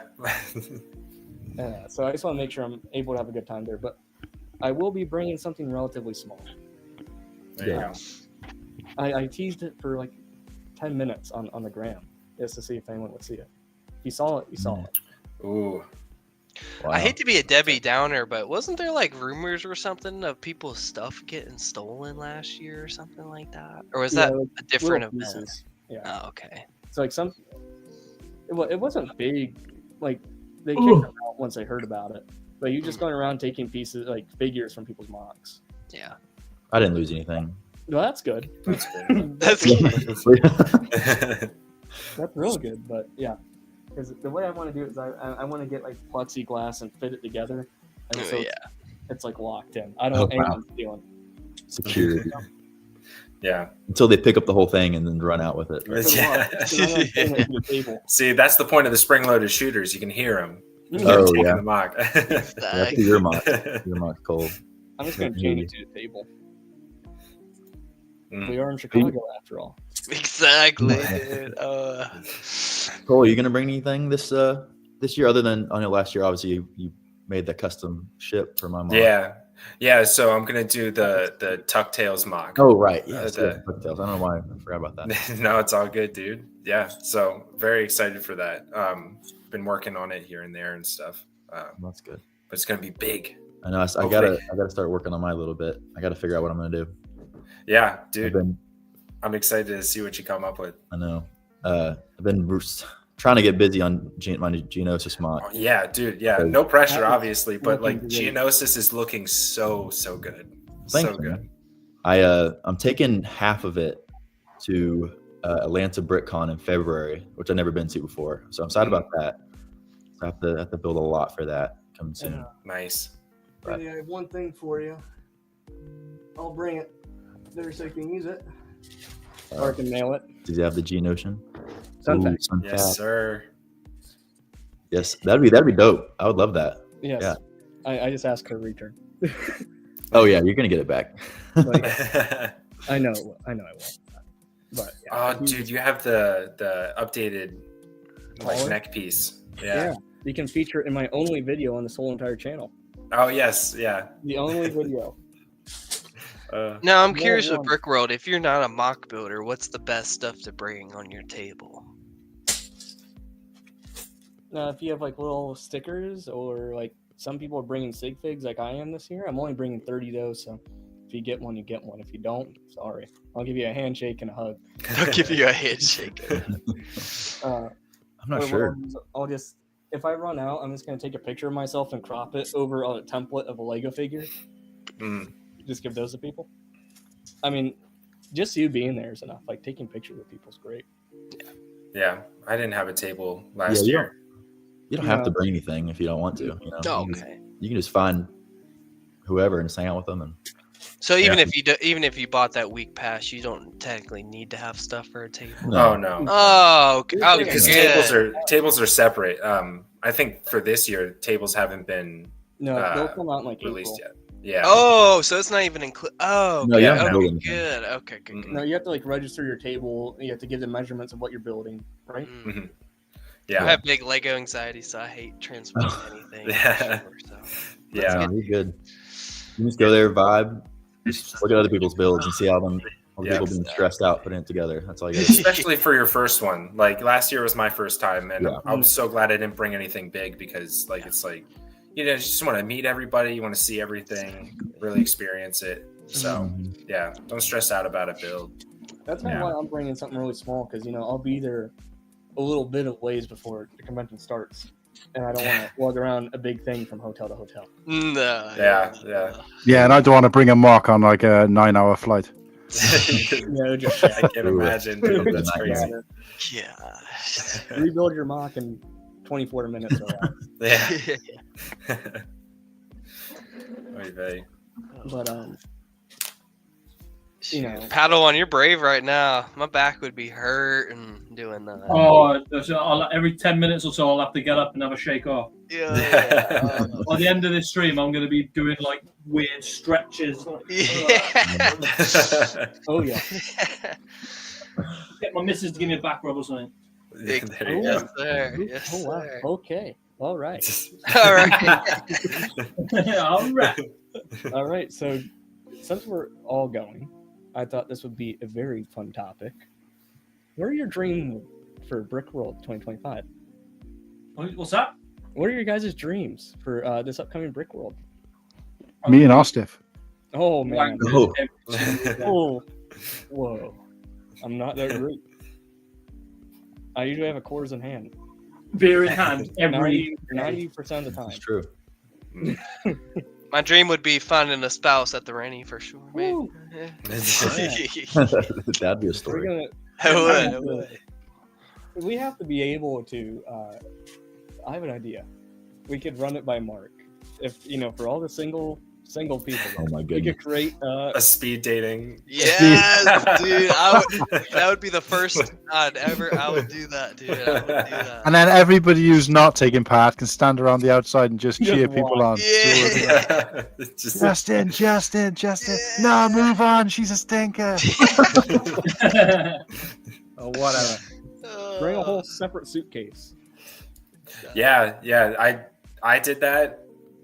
Best decision. Yeah, because I bought way too much stuff. That's why I want to It's drive worth to it. Virginia. I want to bring my mom's car and be able to load that sucker up. If that, because the yard sale, I've seen those videos on people's channel, of people selling stuff for dirt cheap, and especially like store displays too, which is I love that stuff. So if I could find some of that stuff, hopefully I'll come home with a loaded up Land Cruiser. Hopefully. Ooh, there you go. Yeah. Yeah. I will definitely say that Brick World is. Yes, you took the words right on my mouth. Sausage. Sausage fest. A little bit, yeah. That's why I said it was a dream. That's a long shot. But yeah. Anyone else want to elaborate? Probably just bringing a mock, bringing a big mock, having that go, That has to be well. So, yeah, I just want to make sure I reserve that table and be able to get something, But yeah, that's the big thing. But also, like, there's a lot more like panels and activities and stuff there than I thought. So, just being able to go to more of those and stuff for sure. Mm-hmm. Are you gonna display at your own table, or are you gonna do like Empire Lug, or what are you gonna display at? Probably just my own table. I haven't heard anything back from Empire Lug. I think. Did you ask you them? guys are? Yeah, you guys are like. At least I just submitted something. I haven't reached out personally to anybody or anything like that. I'm sure. But, okay. Yeah, I mean, I could. It's just right now with lugs, it's just like I don't have the time to dedicate, so I don't think it's fair to any lug that I do join because I can't give that time. Well, I mean, we've had plenty of cases of people that just want to display. They're not even in the lug. They can just want to display. They can. So, Gotcha. I mean, if you could, if you wanted to, but if you want your own space, that's totally fine too. Yeah, no, I mean, I would love to display with all the amazing builders at Empire Lug. You know what I mean? But whoever I should reach out to, I'll definitely reach out to. Yeah, I'll reach out to someone for you. I appreciate that. Thank you so much. Bros helping bros. Yeah. Well, Kennedy's was my roommate last year, and he's my roommate this year. So yeah, pumped. And hopefully Noah. Hopefully. I know he's taking a break right now. Life stuff's happening. Like with everybody. So, but yeah, his Utapau mock is looking good. It's I hope he can complete that in our lifetime. But yeah, dude, I'm pumped. It's gonna be exciting.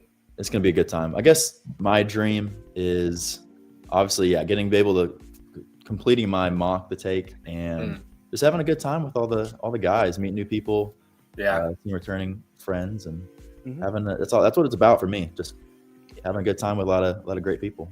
So. Yeah.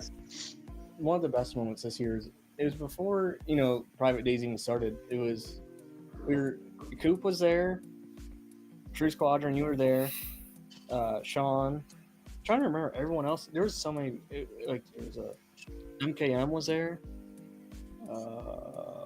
Holly, and Brent, and Ryan.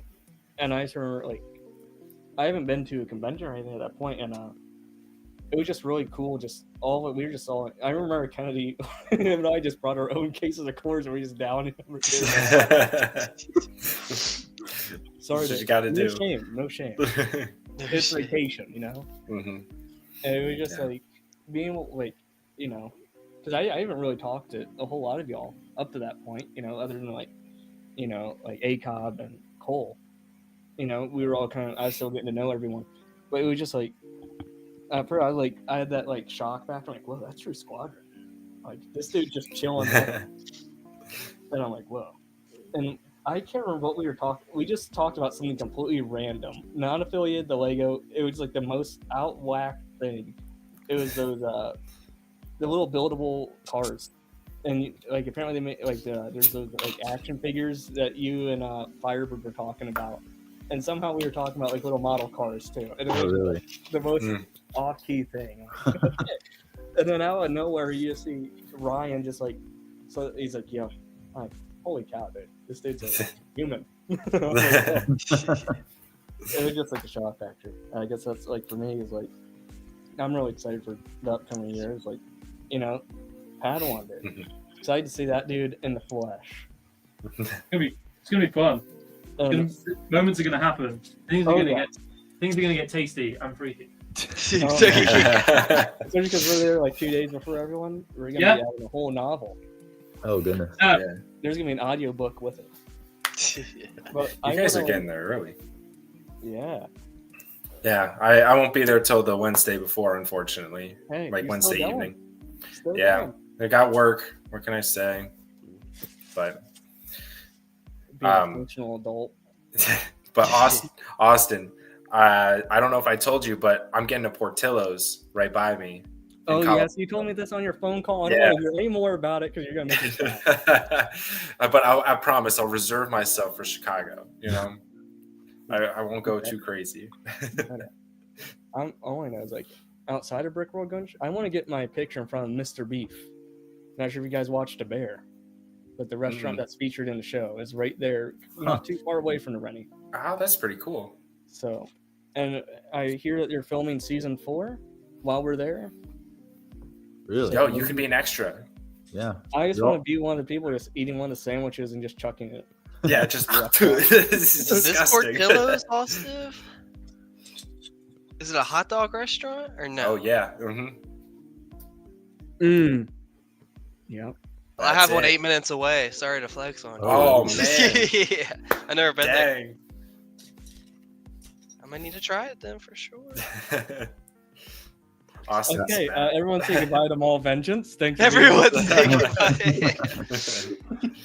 But no, I'm just like I was telling Padawan this, and Sean gave me the idea. He wants me to videotape 24/7 of what we're doing with our rooms. Are you in Arizona? Yeah. There's like 10 of them, dude. Dang, dude. You guys thought the adventures and escapades of the movie Hangover was insane. Wait till Padawan and I get let loose at Brick World. Oh goodness! Can't wait to see that. Someone's gonna be waking up on a roof. Oh, top of the Rennie roof. Top of the roof. Dude, imagine a picture of just someone looking up and seeing both of us. That would be an album cover. That would go kind of hard. Hey, we're taking shots on top of the Rennie, man. It's happening. Oh god! Just don't lace them now. Just don't lace them. 24/7 live. Yeah, you got to do it. Like Ryan was saying in the last week's stream, he said I should do in real life streaming because of how I talk to all the people at Target. You should. Yeah. We should definitely do IRL streaming. That was funny. You have to have the big speaker for the donations. Oh god! just add to on there. Yeah. Every time a donation comes in, you just have Sean going, "Look at butt on that thing." Look at the butt. Just talking to someone that you see your next. Ooh. There you go. But who else? Padawan and Coolhan, they haven't gone. What's this? Your dreams and aspirations for Brick World 2025. Well, meet everyone.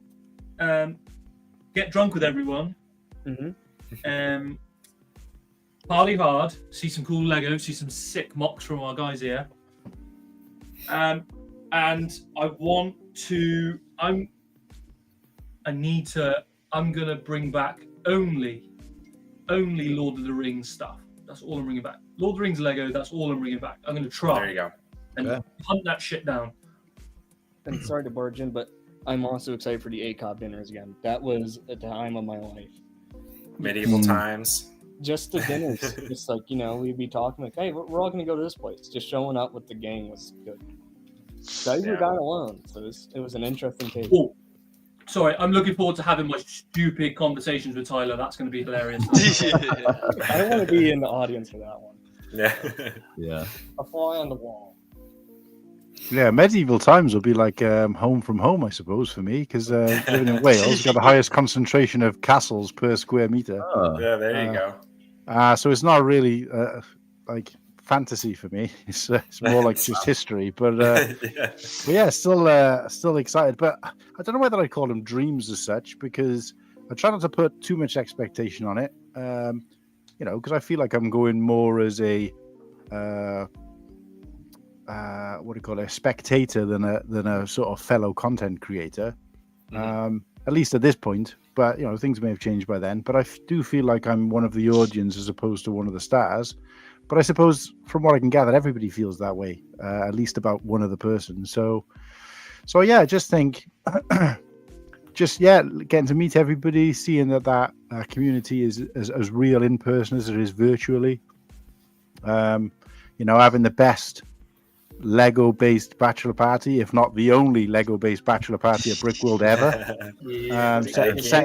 Setting some records there, maybe. But and yeah, just I don't know, just having fun, relaxing, and just being surrounded by stuff. Because I've been to Lego conventions in the UK, and obviously they probably pale in comparison to Brickworld. So it'd be nice to see that comparison as well. But yeah, in terms of dreams, probably none. Don't think anything outlandish, but I think if just everything I saw on previous kind of videos and vlogs is real, and I get to experience a portion of it, then that's a dream come true in itself. So there you go. Nice, great. I'm excited to meet CoolHan in the flesh. Well, the touch back on mine, I only said that one dream, but definitely the major goal is to meet new people and then meet the people like you guys I've been talking to here in real life. That's going to be a dream come true for me, especially just meet people and just get that friends list as high as possible that I can. Yeah, there you go. I'm also excited to establish my dominance as the main distributor of Brickworld for cool lattes. Cool. Just saying, this year, Austiff Distribution Company, we are, you guys thought we distributed heavy last year. We're going to be having that tenfold.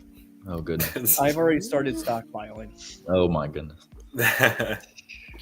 So, it's going to be a lot. All right. Yeah, big cooler for that one, Austin. Oh, yeah, I already got that sorted, too. No, okay. You got it. You guys got it. It's one of those that you can stack with multiple. It's gonna be Christmas in June then. Fitting. Heck yeah. And it'll be my born day again, so that'll be cool. Sweet, dude. But what I really want to happen, I tried so hard last year. If you guys look this year, all the Rennie employees on their suits and stuff, they have the little Rennie R, like pin. I asked about 12 people and they said no. I want one of them. They say you have to be an employee, so what am I going to do? I'm going to put in an application so I get hired while I'm at Brickworld. Oh my gosh. Watch it be like a $50 pin or something like that. I will pay $100 for that pin. Just imagine though, just one moment I'm there just hanging out, then I'm working, then I'm not. That would be insane. You actually got hired. Oh my gosh. I just want the pin. Just imagine the currency that thing would be worth within the ACOB community.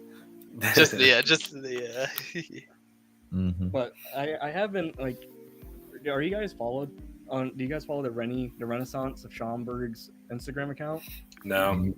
If you look at every post since we were last there, I have commented the Rennie. Oh my god! If you look, I have been commenting in the latest post. Sean, he sent me the lyrics to the Rennie. So in every post, I've been commenting a bar of lyrics. A bar of liquor. And they like it. Let's see if I can't.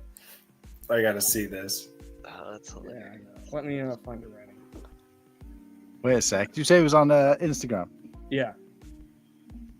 Renaissance Schomburg.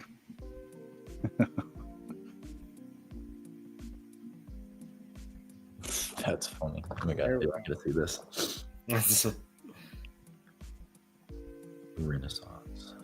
Oh, random news, but totally sidetracked. Oh, there it is. Nice. Wait, let me full screen you. Wait a sec. They're ready. Get me to Meet my future spouse at the Rennie. There you go. Keep going. And I also say heaven on earth, the Rennie. I'm like the only comment. Comments on their stuff. And they thoroughly enjoy it. We also have someone in the audience here. Will. What up, Will's Bricks? What's up, Will? How's it going, dude? Glad Well, what's happening, man? Can only pop in for a second at work on a break, but you'll be going all day, so we're good. We're gonna be going all day and all night. So yeah, 24 hours. Yeah. Heck yeah. Sure. The only thing I'm worried about is like I didn't think of this, but when CoolHan said it, apparently YouTube has a limit of 8 hours. What? So I have to like re-upload the stream. That's a problem in 4 hours. We're good. That's a problem. That's odd. I feel like is that really the case? Sure, yeah. It saves the VODs. The VODs get saved only for 8 hours. Oh, an 8 hour portion. Yeah, so you'd have to start up a new stream to save the next 8 hours. Oh, okay. Yeah, so it'll let you keep going live, but obviously it won't be rewatchable. So. Oh, okay. I see what you got. Well, the good thing actually is with StreamYard, it saves that whole thing, and you can download it, and then you can just upload it if you want to. That file size would be huge. It's not as bad as you might think, but yeah, it'd definitely be big. But yeah, Kennedy, what were you saying? Oh, I just had some random news. It's about the Batman 2. It got delayed another year. What? 2027 of October. Come on, man. No. I am so It's never coming out, boys. I thought it was good news. Great. No, it's bad news. You and I. At least Superman looks good. You know? Yeah, I'm sad about Superman. Here's my flex. I gotta see Clark Kent in the flesh. Yes. Oh yeah, yeah. I remember I was because you guys know the scene where they're in the trailer where Superman's fighting inside the progressive field. Yep. We were there for that. That's so awesome. So my sister and I, we go every year because she's a big Cleveland fan. Because she, we're from here. But I'm a big Orioles fan. I don't know why. But so whenever Baltimore comes to Cleveland, her and I will go to all 3 of the games, sometimes 4. But I just remember we rolled up into the city that day, and the crowd was a lot bigger than normal than in Cleveland. And then we were kind of walking down past the Market Village is, one of the big streets. And my sister was like, did Cleveland change your flag? Like city flag? I'm like, I don't think so. And it just said City Metropolis. I'm like, this is so cool. And then we kept walking down, and you could see like the big sign, it just says Daily Planet and stuff like that. But because we weren't allowed in because we like to go to the games like 4 hours early where they'll let you because you can go meet the players, wait in line and whatever. And they're like, okay, yeah, because usually they let you in at like 11 a.m. ish. That's when the gates will open. You can do your shopping, whatever, so you can sit down. And they're like, oh yeah, by the way, because we went the day earlier and we were able to, but the day they were like, no, we can't right now. It's you had Cleveland police outside there, like they had the SWAT teams mobile and the National Guard were out there, and so it was just really cool. I just remember being there, like you could hear all the cranes moving, all the lines going. Like, so cool. That's awesome. That's awesome. Yeah. Remember you telling me that at Brick World. That's super cool. my unit, we were selected to help out for the film. Like all those National Guard people you see in the film, I know about all of them. That's all awesome. The dudes in uniform.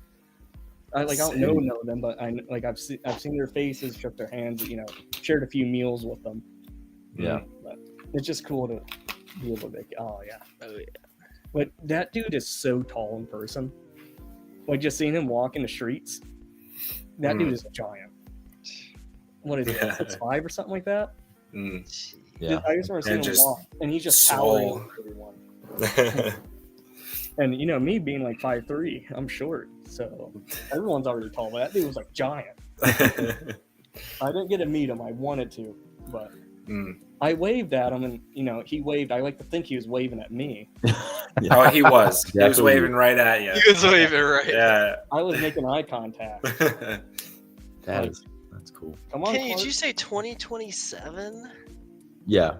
Why is it? Oh my gosh. It's even worse than I thought. I know. But do you guys think, with the delay, do you think maybe they're going to cancel Robert Pattinson's Batman? They better not. James Gunn said he doesn't want to use that Batman. Ooh. Wow. Well, He did so good. Batman hopefully for the DCU, but Was that? I mean, hopefully they're having a new Batman for the DCU, but I saw a fan edit. How do you guys feel about Chris Evans being Batman? Here, let me pull up this fan edit. At first, when I read the article, I'm like, I don't think so. But after I saw I can kind of see it. Nah, I can't see it. He's still Captain America, but yeah, he's just such Captain America. I don't think I'd be for it. Yeah, No. exactly. They've reintroduced him back into MCU as well now, haven't they? Oh yeah, he's coming back. Hydra. Dude, seeing that Batman movie in theaters, I'm so glad I went. That Tumblr in that theater with that echoing when he started that thing up. Yeah, the Batmobile. Didn't they use a Charger? Yeah, it's like a souped up, kind of, I guess, regular sports car that you can. Dude, that got me so hyped. Oh my gosh. Yeah, the only gripe with the film is they just kept using the same soundtrack thing, the dun dun dun. It's throughout the whole. It gets redundant. Oh, you don't like that? I mean, I like it, but not where it's like every 2 seconds. Dun dun dun. I remember because I was one of the managers at Regal, and I remember because my office was right next to one of the theaters, and every 2 seconds, and my walls would just shake. I can't wait for this movie to leave theaters.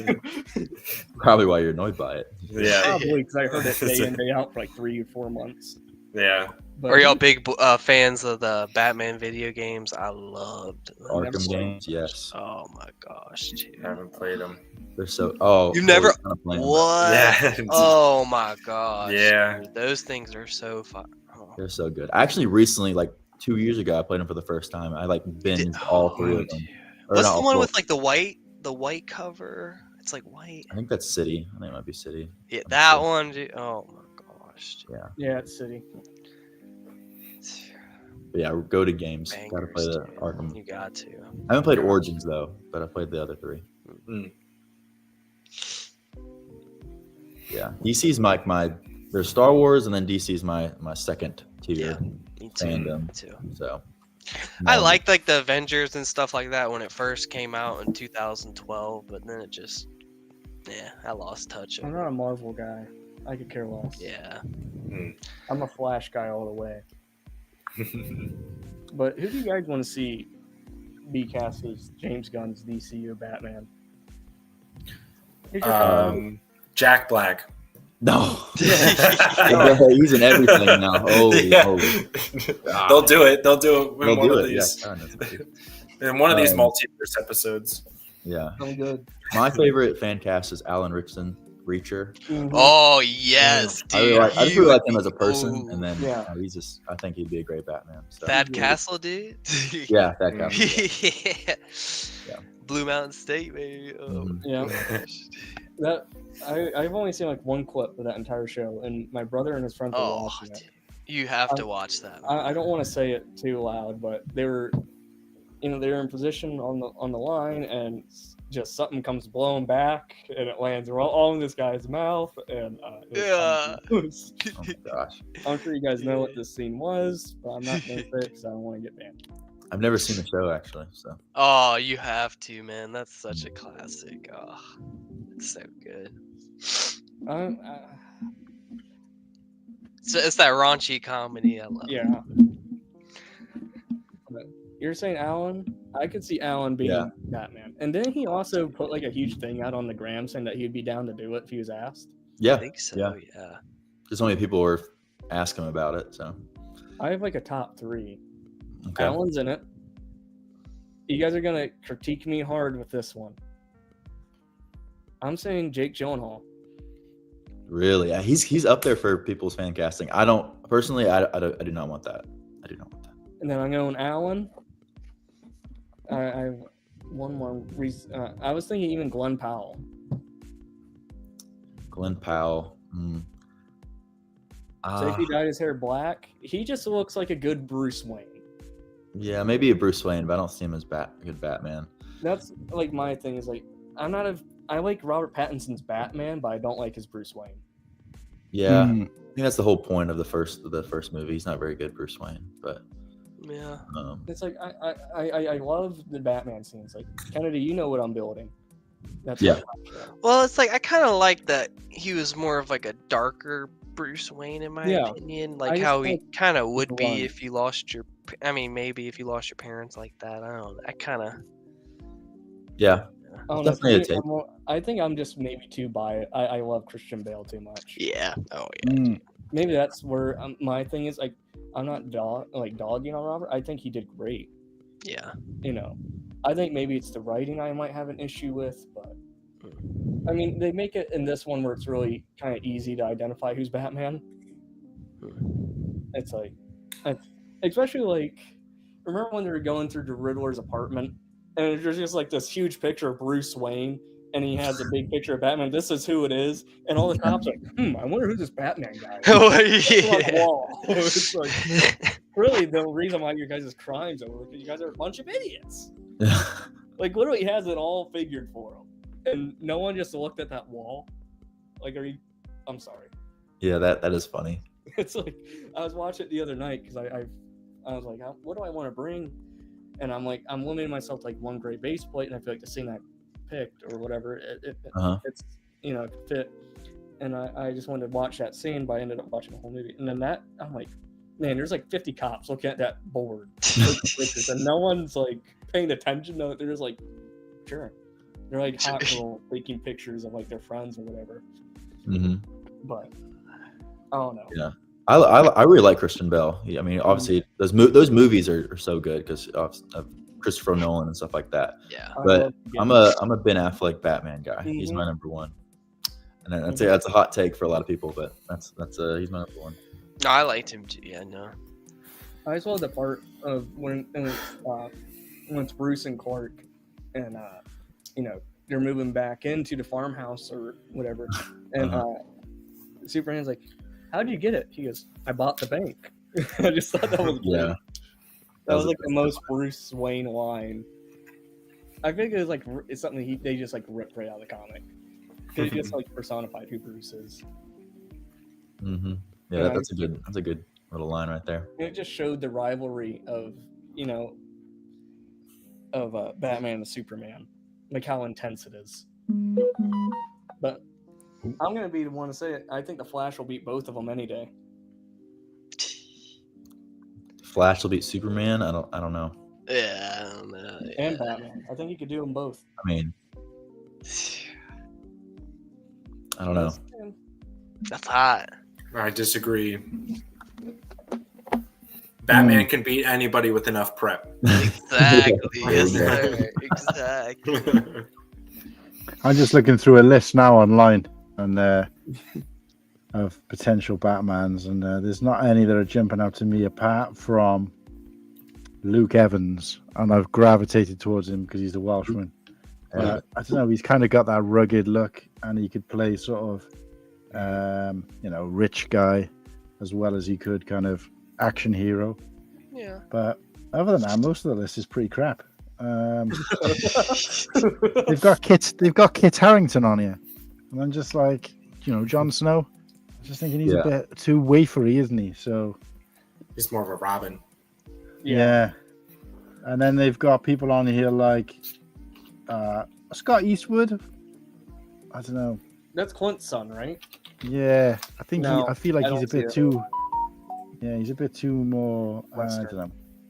Yeah, Western type guy. I don't know why I get that. Well, obviously from his father, but Michael Fassbender seems to be a hot favorite. But again, Everyone's been polling for that Jensen Ackles guy. Like, I could see it because he did the voice acting for Batman Right. and several of the animated shows.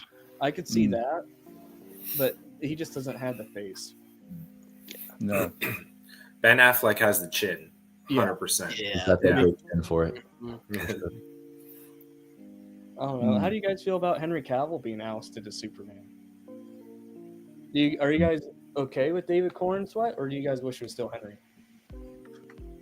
I mean, obviously, I really like Henry Cavill, but he just had so much baggage with his movies and the whole universe. So it's a necessary evil. So I'm excited about David. I'm really excited. I just wish he was a bit bigger. Well, his suit doesn't have any it just doesn't accentuate any kind of muscularity. They don't have any fake muscles in it or anything like that. Unlike Henry Cavill. I mean, obviously Henry Cavill was in great shape, but they had a bunch of extra muscle stuff in I there. love this suit more than any suit we've had before. Just that Kingdom Come S. Whew. Yeah, I like the S. I like the S way better than the traditional S. Oh, the S. I thought you said the ass. The S symbol. The red underwear, dude. Do it from every time. Hey, those red undies. I'm glad that they brought the trunks back. It's about time. You can't have Superman without the trunks. Nah, yeah. It's just iconic with his character. I'm curious, are any of y'all Fallout fans in here by chance? I'm more of an Elder Scrolls guy. Sorry to let you down. No, I'm Fallout through and through all day. Yeah, did you like the show too, dude? Loved the show. Yes, it was fire. Perfect. Walton Goggins' Ghoul character was fantastic. I've never played the game, so I don't know anything about the lore, but I did really enjoy it. So good, man. Good show. But yeah, his character was amazing.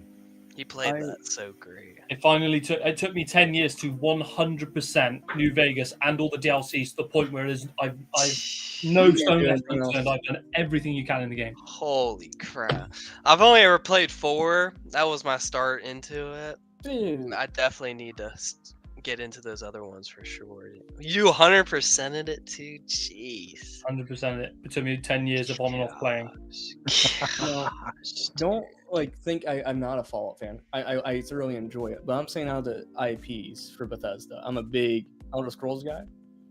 But I also play my fair share of Fallout. Yeah. Elder Scrolls, I'm looking forward to, well, if they ever release. I know. Elder Scrolls 6. But I'm not sure if you guys noticed, but there was some news that happened within probably the last 72 hours for Elder Scrolls. Oh, go on. For me, my favorite installment's Oblivion. But I've only played Skyrim. I haven't played. But it's confirmed that next month they're going to be announced. There's going to be trailers and whatnot. But we're getting a remake / remaster of Oblivion. Oh, right, okay. And it will be coming out next year. So, and we're rumored to get Elder Scrolls 6. They're saying 2026, but I don't see it because how often Bethesda delays games. Everyone's saying 28, but I'm going to say 27. We'll get it. Yeah, Padawan, did you get one of these, though? Yeah, I've got one in the attic. I've got a Pip-Boy up in the attic. I've got also a New Vegas one as well. I've got a Fallout 3. Wow. Is that the one we put your phone in, yeah? The Fallout 4 Vault Edition? No, this is from the TV show. This is new. Oh, yeah. No, I haven't got one of them. I've got all 3 of the collector's editions for 3, New Vegas and 4. Oh, dude, you gotta get this one. This one, you could even go on your radio and stuff. I thought it was the Talk Boy from Home Alone 2 for a second. Where did you get that boy from? Where does Has the radio? That's cool. That's so cool. Where can I acquire one of them? Oh, just on the Bethesda store. Oh, I think it's like 200 or so. But dude, it's completely worth it. This is the best because I have the Fallout 4 one and the newer one as well that you assemble and stuff like that, and this one has to be the best quality. I'm sorry to be off topic here, but I glanced at my phone here. I saw a lot of things. Thank you, boys, for reposting. It means a lot, and I want to revert back. For everyone who's donated already, like we've already exceeded the goal by $16. Heck yeah! And I'm really stoked about it, but I want to keep it going. I would like to, be able to send as much to leukemia and lymphoma as possible. But seriously, truly, all of you guys who are still here, and is it with lymphoma? Mm-hmm. Oh heck yeah, that relates to me personally a ton. So sure. I just want to say thank you. And I hope everyone's still having a good time, and I just want to say thanks to you guys for sharing and being here, and please stay. Absolutely. So just thank you. I saw that, and I'm like, wow. I'm gonna have to shoot in. I'm gonna shoot in 7 minutes, Austiff, just so I can have some dinner, and I'll come back on after. Yeah, I was thinking, I didn't put this whole idea that I probably need to eat too. So maybe sleep a little bit. I can go without sleep. Yeah, you could do like what Mayo did and fall asleep for the last 4 hours and hope no one notices. I'm good.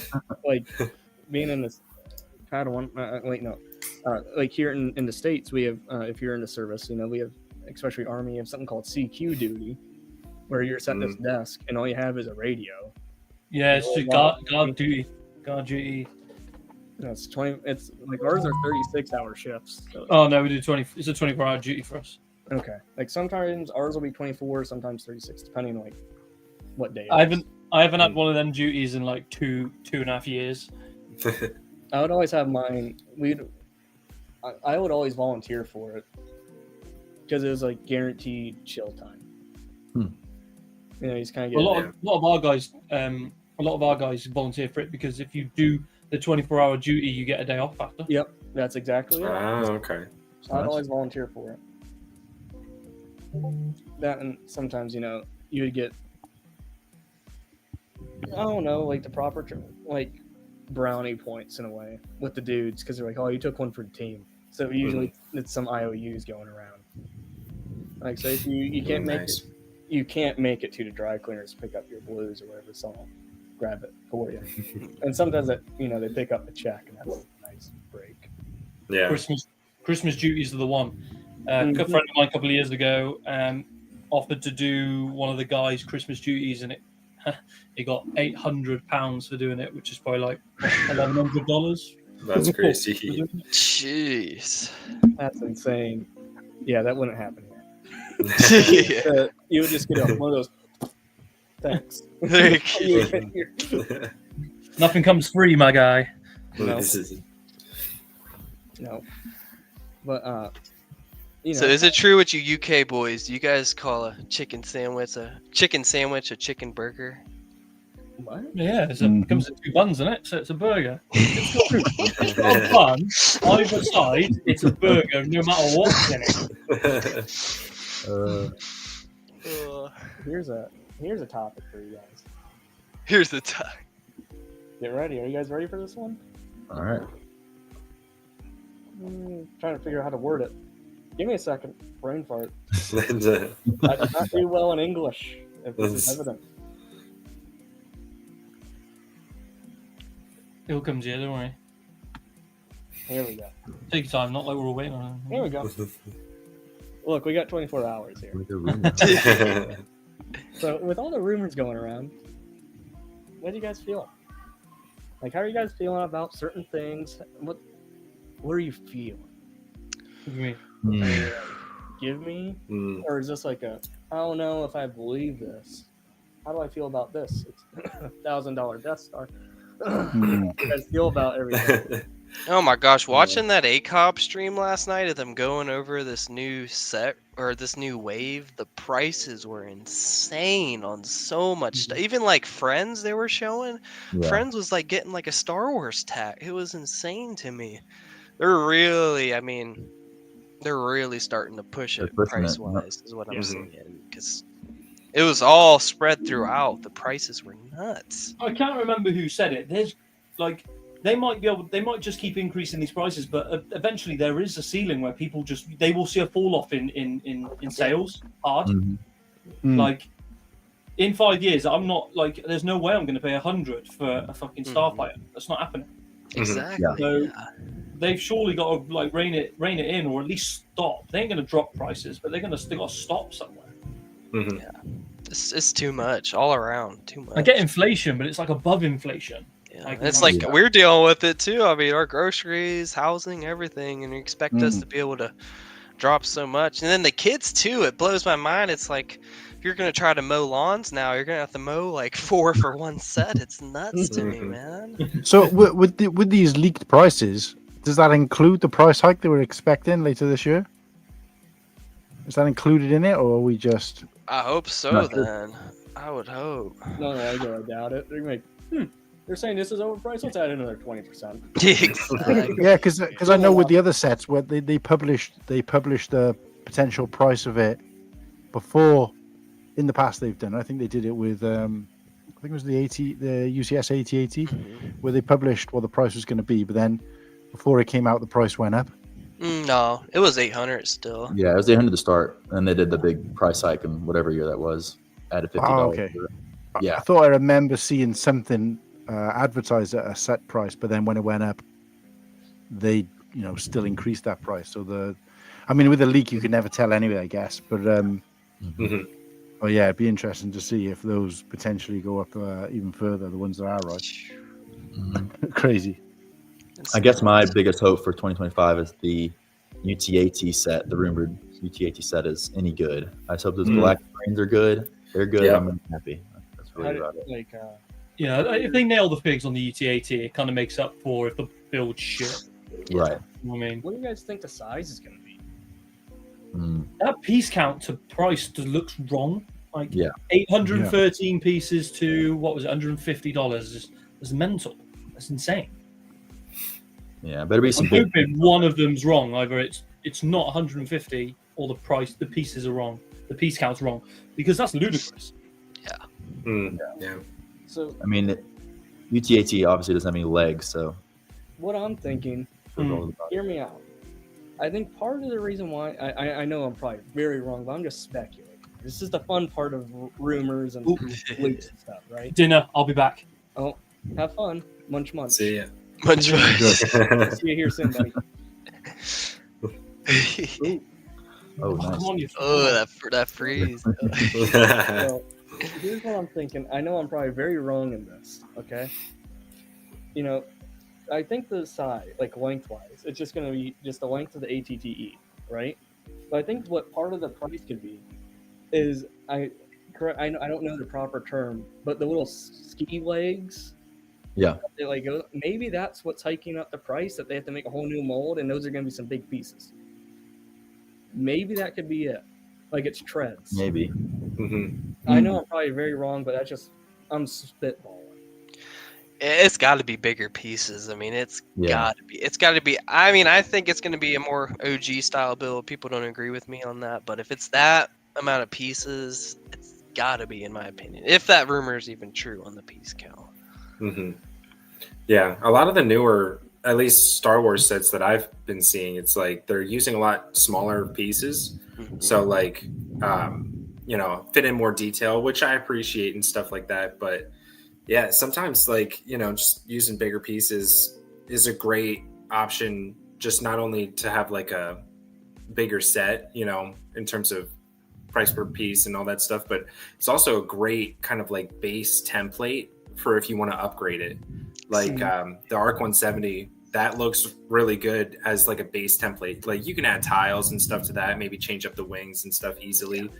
But yeah, hopefully, like you guys are saying, it's just like bigger pieces so that we can like change them out or add stuff, potentially to it. Exactly. Yeah. That ARC 170 is growing on me. Every time, the more and more I see it, it starts to grow and grow on me for some reason. I don't know. That smoothed outlook compared to it being all studded out. I like it. It's not perfect, obviously, but I like it. Yeah. I think the figures carry that as well, because I've got the most recent version before that one, obviously, and I got that without the figs, and obviously I think it's far superior in terms of the size and the shape, especially in the cockpit, because that's frustrating me where the sort of cockpit is like, you got to wedge them in, but I think those figs are going to carry that build definitely. Yeah. So I think whatever it is I'm about to say, people are going to think I'm completely whack. But I'm just like, I don't know. I'm just at the point where I kind of enjoy the smaller sizes. Yeah. I know too, it's like we already have enough expensive Lego Star Wars too. I like how they kind of backed it down a little bit. It's not even that. Like, I don't, I like the new ATTE size. I like the new gunship size. I don't know. Maybe the gunship. Whoa. I reckon I would like them to redesign a few areas of it. Yeah. But I like its general size. Like it's, I don't know. It's real estate. Yeah. Also with that is I kind of like the downscale of things because the builds are more sturdy.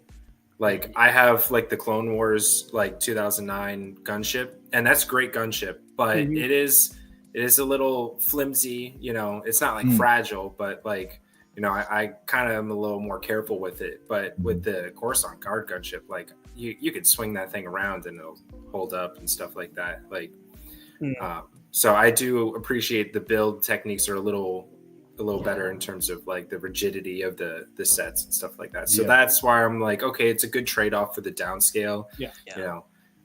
But that's a great point. That is a great point. That's true. I think part of it too is you don't have to buy as many extra minifigs to fill up a ship. Or, and just for shelf real estate, I feel like it's a lot more friendly. Yeah. That's for sure. And I feel like, for you guys, I don't want to speak on your behalf because I haven't built anything at scale you guys have. But I feel like it makes mocks feel it makes the mock feel bigger. Yeah. I was just about to say that. A cool way. And I don't know, I just feel like, I don't know, I just really like it. The new Star Destroyer size, I love it. I like it a lot. Yeah. I know Tyler would probably think I'm absolutely insane. No, I agree. I agree with you, but I think as long as we're having or they're giving people UCS sets, I think they can afford to get away with scaling things down. The problem is the price doesn't scale down. Yes. Accurately reflected. But for those of us who've got limited space, and that'll be everybody eventually, depending on how long they can continue to collect. But even the people who've got a whole room, eventually they're going to get to the point where it's right, I need to take something apart. I think the idea, for me, the MIDI scale ships are probably the best thing to happen to Lego because you get that variety of ships, especially ones we've never had before and probably never will have. But you get to, the display pieces, which is more kind of up my alley than a play set, and take up a lot less space. But actually look good on display as well, Yes. So, yeah. MIDI scale, I hope they keep going with that and don't stop. I love MIDI scale.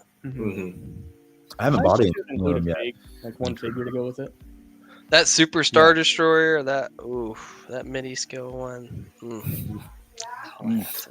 Yeah. I'm with Ryan on the point where it's I wish they would, on the little stand, they would put one figure that's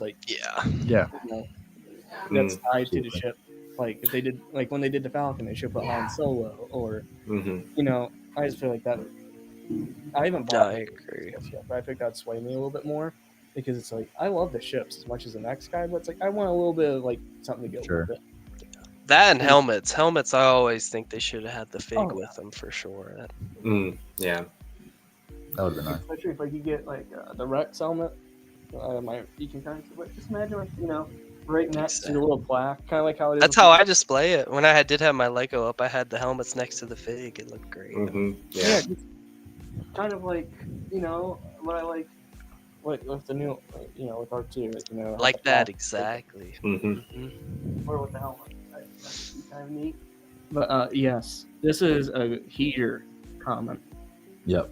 Absolutely. Yeah. That would have been sweet. But I'm gonna Shreddy, let me know if you'd like to come on. I can send you the link. I like I said, this is you know, not just, you know, the streams for everyone and anyone.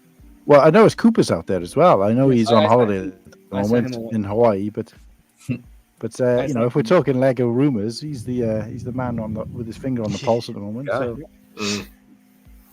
I gave him an NV. Sweet.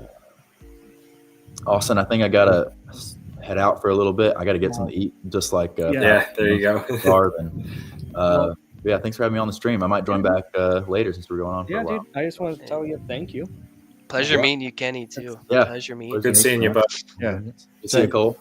Thank you for coming on, dude. It means a lot to me, and keep your smiling face happy, dude. All right, peace out, boys. Enjoy yourself, and see ya. I'll be going all night and all day. All right, take care. Cheers. Peace. Now, would it be inappropriate to eat a beefy 5-layer burrito on stream? Go for it, dude. Go for it, dude. Give us a review. Give us a live bite review. I tried eating my Taco Bell last night. I got through one thing. I was like, oh, God. Let's stop. Man. But that first time eating after you've been unwell and haven't eaten for a while, that first time eating like some junk food or something, is just, there's nothing like it. I remember being unwell when we were in Florida for a wedding. Me and my sister got a bit too drunk and we were sharing a room. We got like totally hungover.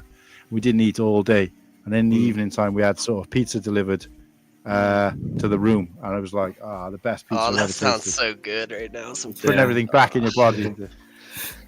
I probably lost like a good 5-6 pounds for sure, at least. Oh man, that's a good time. Cole,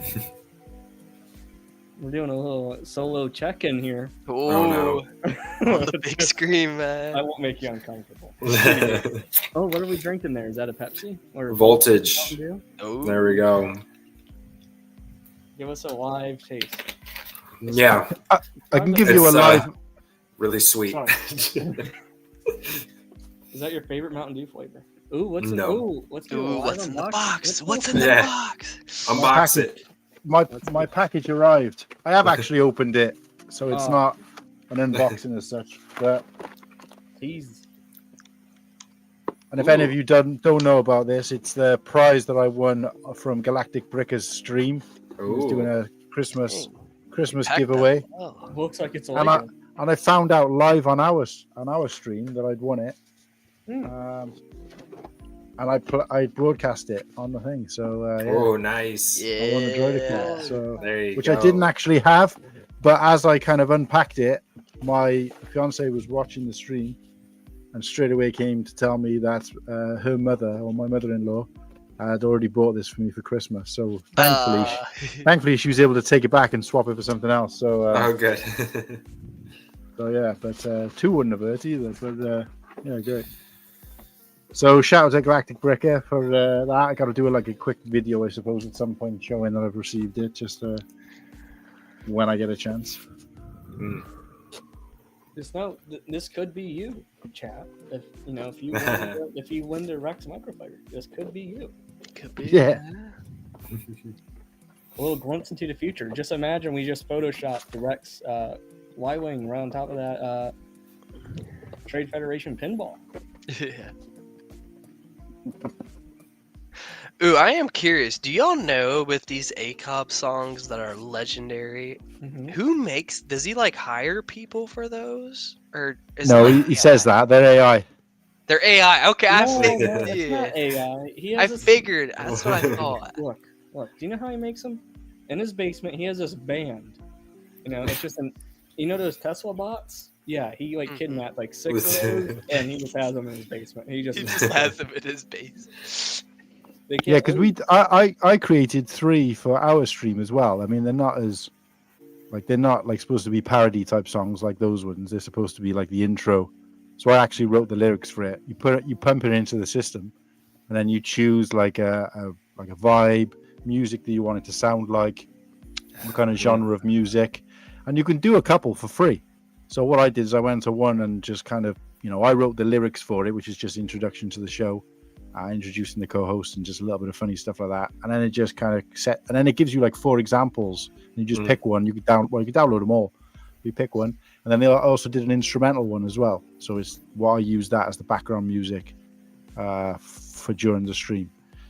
But yeah, his ones, I guess he adds then visuals and stuff to them as well to make it a lot more exciting. But I ain't got the patience or the time for that. So yeah, I absolutely love this. What's your favorite one out of all of them? I like Brent's mic. Just because I kind of feel sorry for him, and I was actually there watching that one live as it happened, and I was kind of like, "Wait, is this really happening? Has he really just gone and left us?" But it was like your parents left you inside the grocery store.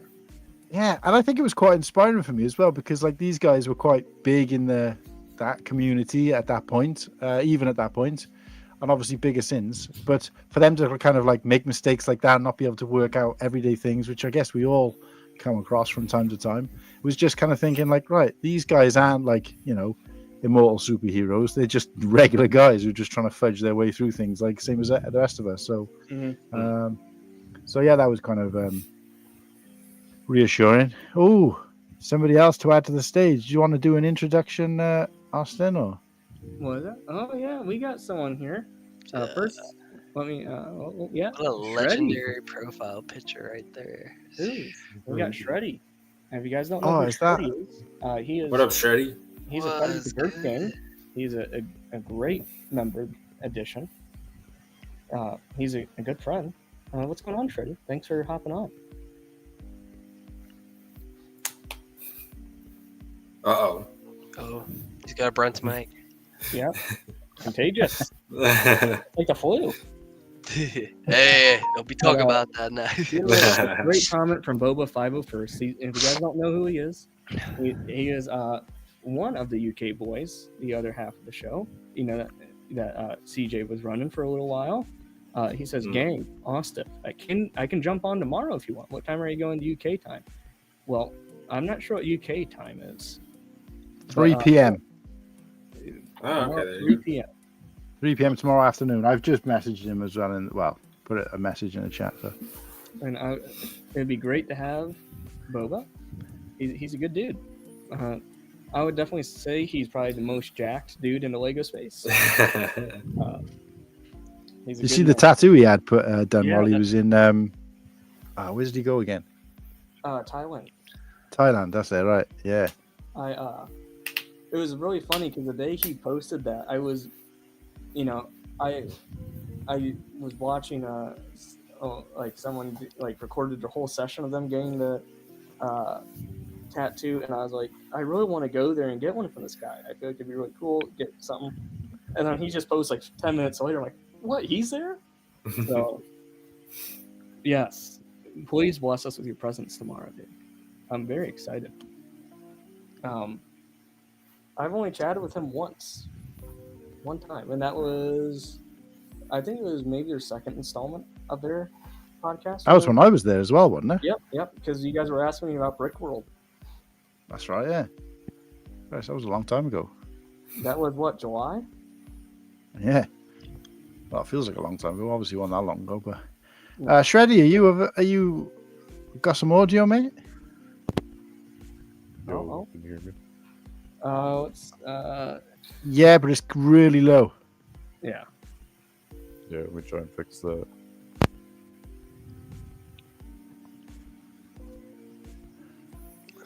I was just keen to find out how if Shreddy's excited by the news of Tyler doing a live, because he was one of pretty sure he's one of Tyler's admin, or he was.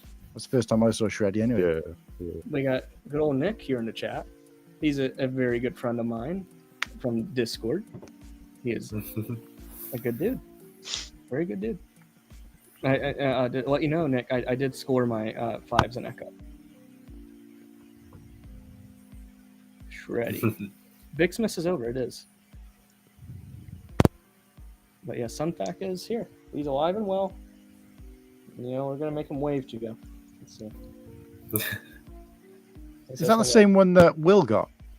Mhm. I noticed he was selling his. Yeah. He's waving to everyone. He went in on the hello. But here's one thing.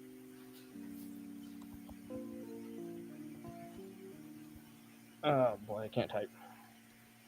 I should probably have these pre-typed, shouldn't I?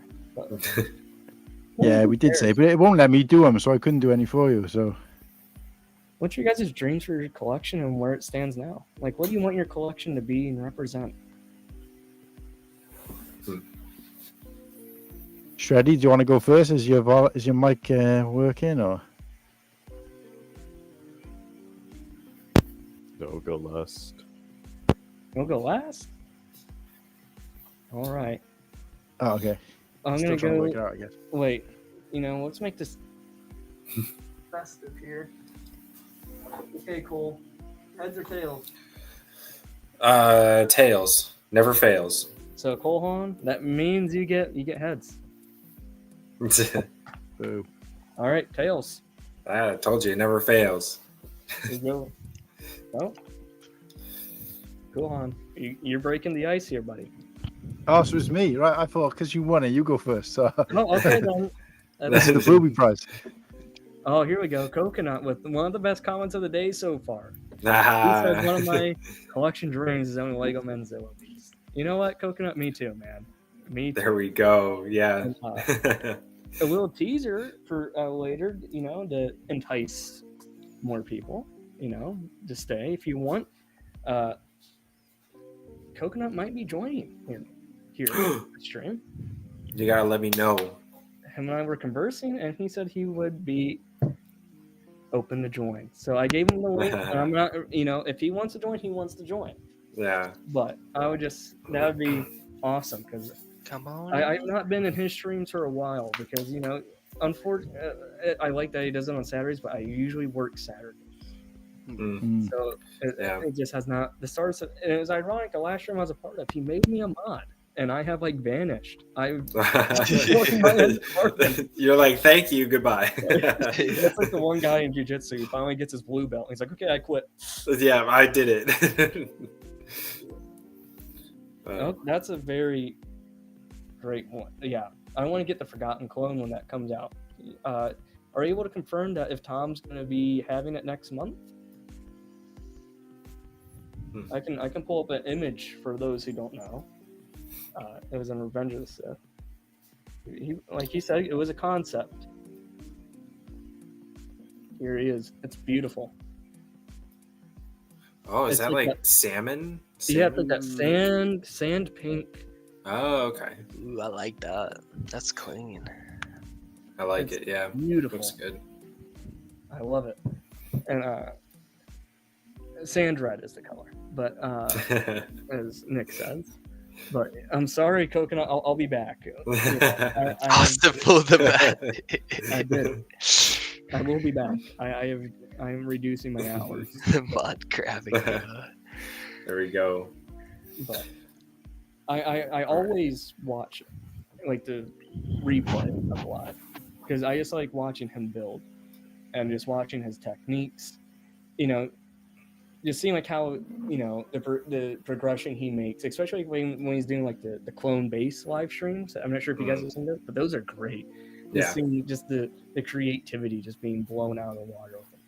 I would definitely say, like I said, the trinity of Lego Star Wars mock building is Coconut, Legomen, and True Squadron. I'm saying it.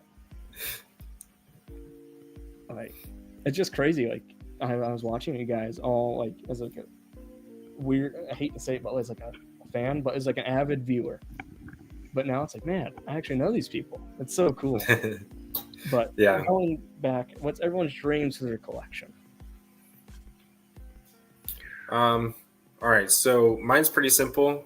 I just want to grow the parts collection. At this point, it's like Lego's releasing so many new like dioramas and display sets, which is really cool and stuff like that. But I don't have any room for display value. And honestly, for me personally, they're just going to get disassembled and thrown into the parts collection anyways. So I'd rather just buy specific parts. And, you know, like some sets here and there, like the battle packs, I'll always get like a bunch of those. And then same with UCS sets. Like I really want the Venator, but like, do I need the Venator? No. Like I don't have the space to display it. And like, even if I did, it's just going to sit there, you know? So I'd rather put that money to something where I can, like, you know, be creative with it, reuse, you know, the parts and stuff like that. More of like an investment into the channel and, you know, all that stuff. But definitely just keeping that parts collection growing. Yeah. So, but yeah. Once we get the Wolfpack troopers, though, it's over. Whenever that day happens. Yeah. If it happens. Yeah, if it happens. It's, you know, it's a pipe dream, but in the meantime, don't be afraid to pay like $20 per clone from GCC for your Wolfpack army. Nah, see, like that's where I draw the line too. Is custom clones is like, you know, they look great, but there's no option for. I mean, I'm technically building an army for the Tucktails mock. I bought a bunch of decals from Coffee Bricks or something like that. I forget his name. In my video, properly credit, but I think I bought like 70 decals, and I've been slowly decaling these figures for the past like couple months. I would say the quality of the decals you're using, and I remember you were sending me pictures of you doing it. It looks like it was very hard to tell that it was decal. It looks so good. Yeah, legit printed in the pictures you were showing me. Let's see if I could find the picture, but yeah, I do like the decals a lot. They look pretty solid. But CoolHan, go for it. Okay, so currently trying to find good, decent pictures of, because I've got a couple of things left on my, I guess, wish list. I don't know if I call them dreams for my collection, but these are things that I'm hoping I can acquire in 2025. Let's have a look. Share screen. Is it Cole? Is it coffee mug decals? Oh yes, coffee mug decals. Thank you, Nick. I appreciate that. Yes, that is him. Coming in clutch. And Nick he's very knowledgeable in all this. Oh yeah. Yeah, baby. Ah, yes. Dude. Love that set, top 3 set of all time. So yeah, never been able to get this, and I don't care about the box. I don't care about it being new. Yep. You know, new in box isn't a thing for me. I'm gonna build it anyway. Probably a little bit frustrated by buying it secondhand, the sort of stickers, because they always tend to be put on really poorly. But I'll replace them if needs be. But that's common of the day so far. Yeah, I think. Yeah, it does need a remake, and you know, I think it's that. I forget her name. The Changeling, Zam Wessel. Yeah, sorry. Yeah, you showed her earlier. Is that Zam Wessel that's throwing the price up at this? Because even like when I looked to part this out, apart from a couple of chrome pieces, which I happen to have a couple of them anyway, but it generally wasn't that expensive to part out. I think it was just that cockpit piece and that figure. So that was one thing. So that's on my list. I'm going to look out for that at Brickworld. Do they sell like used sets at Brickworld, or is it all like new box stuff? John actually picked this set up this past Brickworld. That's definitely my grails in the top 3. And then I'm so glad I got it in 2021. Oh. I have Cole to thank every day for the rest of my life. He gave me my dream set. I never thought I'd done. So I went through a phase of trying to. I don't know why it must be listed as something else. I went through a phase of trying to collect all of the original 13 sort of Wave 1 and Wave 2 of 1999 sets, which I completed. I managed to get them all. And then I went through and started collecting the newer versions of all of those sets. And I've got 2 left to do, one of which is the pod race, the second version of the pod race. Mos Espa pod race, but it's not coming up on here, so it must be listed as something else. Because it's only showing me the diorama in the original 1999 version. So, anyone know what else it would be called? Mos Espa pod race. Which one are you looking for? The second iteration of the pod race. Oh, I think it's just like Anakin's pod racer and Sebulba's pod racer. I think it's like something like that. I know they did Anakin's alone, and then they did the pod racer bucket, but I don't. Yeah, that's like 2011. Yeah, that's not 99. No, the 1999 was the first version. I'm trying to. Yeah, there you go. Oh, so you're I'm trying to get. Oh, yeah. Okay. I'm trying to get hold of this version. I know Boba Five First has got this, so well jealous. Obviously, in this one, I would want the figs as well, because like two of those are figs in there exclusive to this set, I believe. But yeah, gutted I never sort of.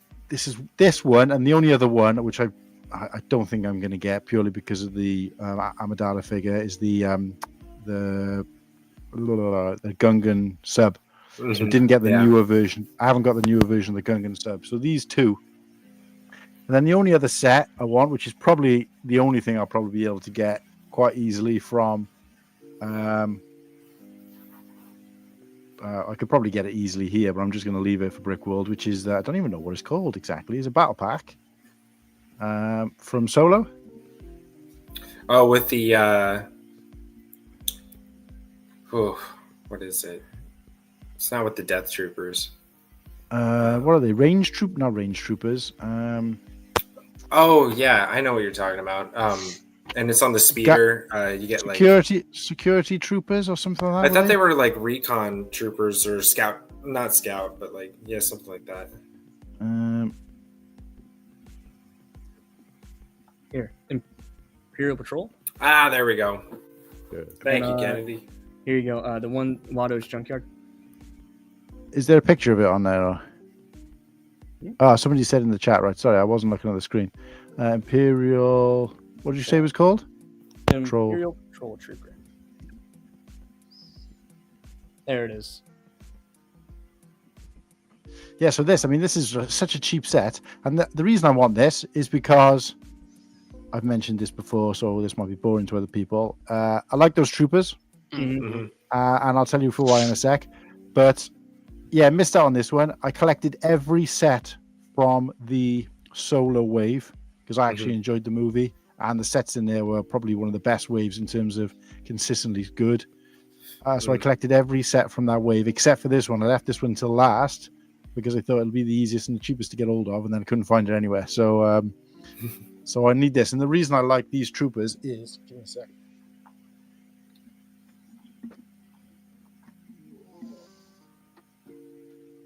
Such a cool. I just love that movie's so good.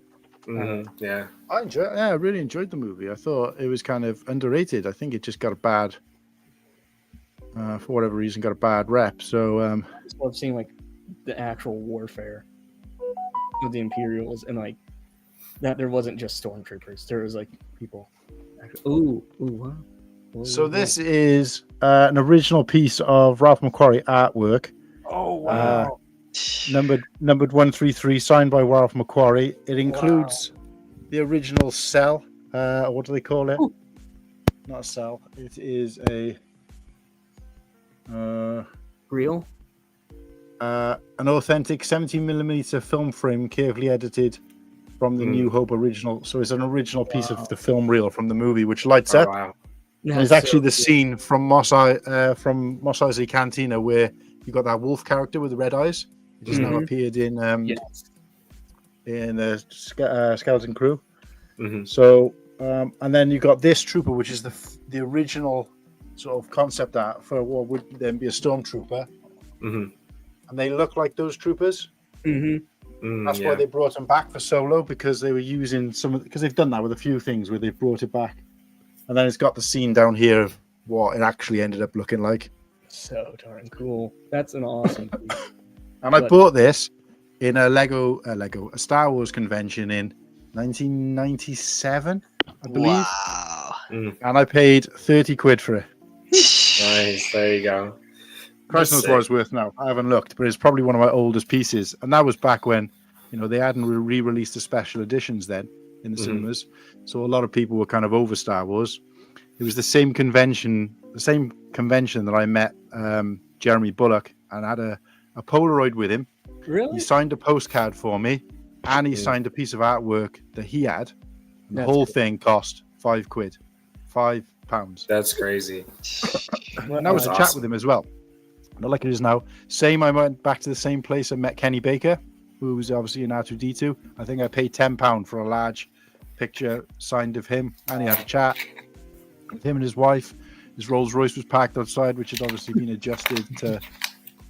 But anyway, I digress. The point is that was at the point where special edition were on the cusp of being re-released, but Phantom Menace was still a couple of years in the future, and everybody had kind of fed up with Star Wars. So you went to this convention, and there wasn't that many people there at all, compared to now, where it's had that resurgence. But yeah, so going there and collecting these pieces and stuff. I wish I could go back now and buy more stuff because it was so cheap, because people had just lost interest in that kind of thing at that point. So, but to see it come back into the limelight was fantastic for me, because people used to make fun of me for being a Star Wars. I'm ashamed to say that I used to be ashamed to be a Star Wars fan, because I used to say to people, especially when I was an adult, in the late 90s, and people would be like, "Oh, Star Wars, you like Star Wars? That's a kid's thing." And it's like, oh, okay. Yeah. Of course, when it got a resurgence then in the 90s, right, and that's continued progressively up until now, it's like, I was one when it wasn't cool to be one. Kind of thing, So, exactly. I just remember, like, there was oh wow, I got. Oh wow. Hello. But it's like I was kind of talking to someone the other day. Like, do you remember, like, I'm sure, like, you guys will know, like, going through school and saying you were a Star Wars fan, you were just asking to get bullied. Yeah, that was a death Like, sentence. popular. Yeah. It's like, it's popular to be a nerd now. Like, it's cool. Exactly. Back then it was like, you're getting a swirly or. Well, that's actually really weird for me, because it was the other way around. Because the Star Wars movies were hot topic when I was in school, because they were out at that point, or they were, they hadn't long been out. It was cool to be one as a kid, but then when I was an adult, but I was still one, there was no such thing as adult fans of Lego or adult fans of Star Wars. And of course, Star Wars Lego didn't exist then. So it was like, that was the weird thing. So I was getting bullied as an adult. But it's strange. But I just remember, like, I'd have this little group of friends or whatever through school, and, we would talk about the Clone Wars episodes, and we'd have to be in the lunchroom, like, hey, did you watch this part? Because it was just not cool. Like, you'd just be harassed. But it's nice to know that there was a time before that it was cool to be a Star Wars fan. Like, now it's like, if you say you're, like, I feel like if you're in school now, you say you're, like, being a nerd is almost as cool as being, like, elite popular. Yeah, it's just part of the popularity. Now there's, like, respect to it. Before it was like you were just, like, trash can. I think The Mandalorian is what did it. I think that brought all groups together. That kind of took that stereotype-ish away. Yeah. I was listening. So, Maul, it's your turn, I believe. Oh, man. So I've had this goal since I've started, and I got a huge chunk of it. It's probably been a year since I've touched anything. The last set was the OG Django Slave one, but every single prequel set from 1999 to 2004, I have every single one. And surprisingly enough, I don't have the Darth Maul head. That is the last one I need to complete. You need the whole collection. Exactly. So hopefully this year will be 2025 will be the year I finally can buy one. And there you go. Close that off, because maybe at Brickworld. Maybe that's what I'm hoping for, man. I hope. I mean, I don't even want to buy it new because people want $2,000 to $3,000 for it, and that's just not worth it for me. That's probably one of my huge goals. That, and then hopefully too, just to get a house to be able to build my stuff, because I've moved around way too much, and I've got to the point now where I'm done building stuff. I'm leaving, like, my whole Lego room here, everything's boxed up. I'm not going to build it because I know the pain of moving again and again and again. So hopefully this will be the year I'll actually be able to unbox stuff, because I'll be honest with y'all, I honestly don't even remember how much stuff I have now. I just see boxes in the room, so it'll be like Christmas morning once I'll be able to finally unbox everything. Like, oh, I had this. Exactly, dude. Exactly. Because moving from Virginia to Arizona in 2022, that really was like, oh my gosh, I gotta lug around all this crap. And then moved out of my dad's house to my first apartment, and then out of that apartment to this townhouse. I'm like, I'm just done with it. I'm not doing it no more. So that's a goal, and that just shows how much I love this hobby, because I'm not even building as much stuff and I still love it to death. Yeah. So that just proves something. Those two are the huge ones, and then hopefully, if I do get that house, to keep all my sets in glass display cases to no longer dust. Heck yeah. That's the end goal. So nice. That's the end goal. Ready? Yeah, just a couple things. The Force Awakens Pose X-Wing, I like that because it's like black and orange. Need that. Yeah. Also, the TIE Crawler 2007. I want to get that someday. Yeah, besides those two, there's not much. Maybe some like customs here and there. Yeah, the TIE Crawler is so cool. Such a unique one. I still have to build my UCS gunship. It's been sealed for over a year. I just don't know where to put it. It's so monstrous. It seems like, I know it's in person, but it just looks huge. Yeah. But looks so good though. So cool. I'm heard about that UCS gunship. I bought one for an investment, and I just don't see it going up like I thought it was going to. Really? Unless it had the Imperial logo on it.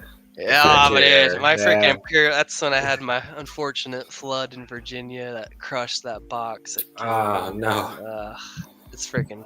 I still have the front piece, but it just doesn't look like it's all wavy and crap like that. Gotcha. That's why I'm heard about these freaking paper bags, because if I were to have that flood and had paper bags, I would have had to literally take apart every single bag, dry out every single piece. I would have been so pissed off. Yeah. I just had to dry out plastic bags, which wasn't a big deal at all. Would have been quite rough. Especially my Seal 2008 Death Star that I had to crack the seals open. But luckily it was in the protective shipping box, but a little corner of it got wet, so I still took it all out to dry out. Yeah. Better than a big one? Yeah. It's that mold, that's no joke, man. You let that mold grow up. You want the first order ATSD. Yeah, well, actually, I was just going to say, I actually bought this set. I built it, had fun with it. But the reason I bought it was because I found a mock on Rebrickable to be able to create the head. So I've got it somewhere built. So that's one of the ones I didn't take apart. It's wrapped in plastic. So I've got it where they've, it's got the actual head of the first order ATSD. And it actually looks pretty good. Why they didn't release it like that, I don't know. But with like a removable head. But it actually looks pretty good. It's one of the best ATSDs I got. But yeah, check that out on Rebrickable. And the parts for it were relatively easy because it's all like dark bluish grey, light bluish grey, and relatively easy pieces to acquire. Probably got them in your collections anyway. So yeah, check that out. That's definitely, and it looks good as well with that kind of red going across the front as opposed to the two eyes that the normal ATSD has. So yeah, sweet. I don't know. I will say, reflecting back, I wish I would have bought so much more in 2021 with the prices, man. Dude. You don't like paying the overpriced price tag? Oh, dude, the steals I got in 2021 on eBay, I was looking at it because I wanted to show CoolHan. I got like that, sorry, I'm still a little loopy. That Sam Wessel set, I got that for like $100 or under or something like that. Oh, wow. Yeah, I just looked through. I got so many deals before it got really, really, like everyone started really getting back into it. Man, stuff used to be at least more reasonable than now. It's like, come on, man, that's some of this stuff. Yeah, no, I wanted to show you Fritz, or not Fritz, Austiff. Oh, hi. What do you want to show me? I'm all. Freaking Rogue Shadow 2021 for $66. What? Oh man. Yeah. You Dang. want Wow. Sweet, man. Let's see what Here. else is on here. Some of them are blanked out.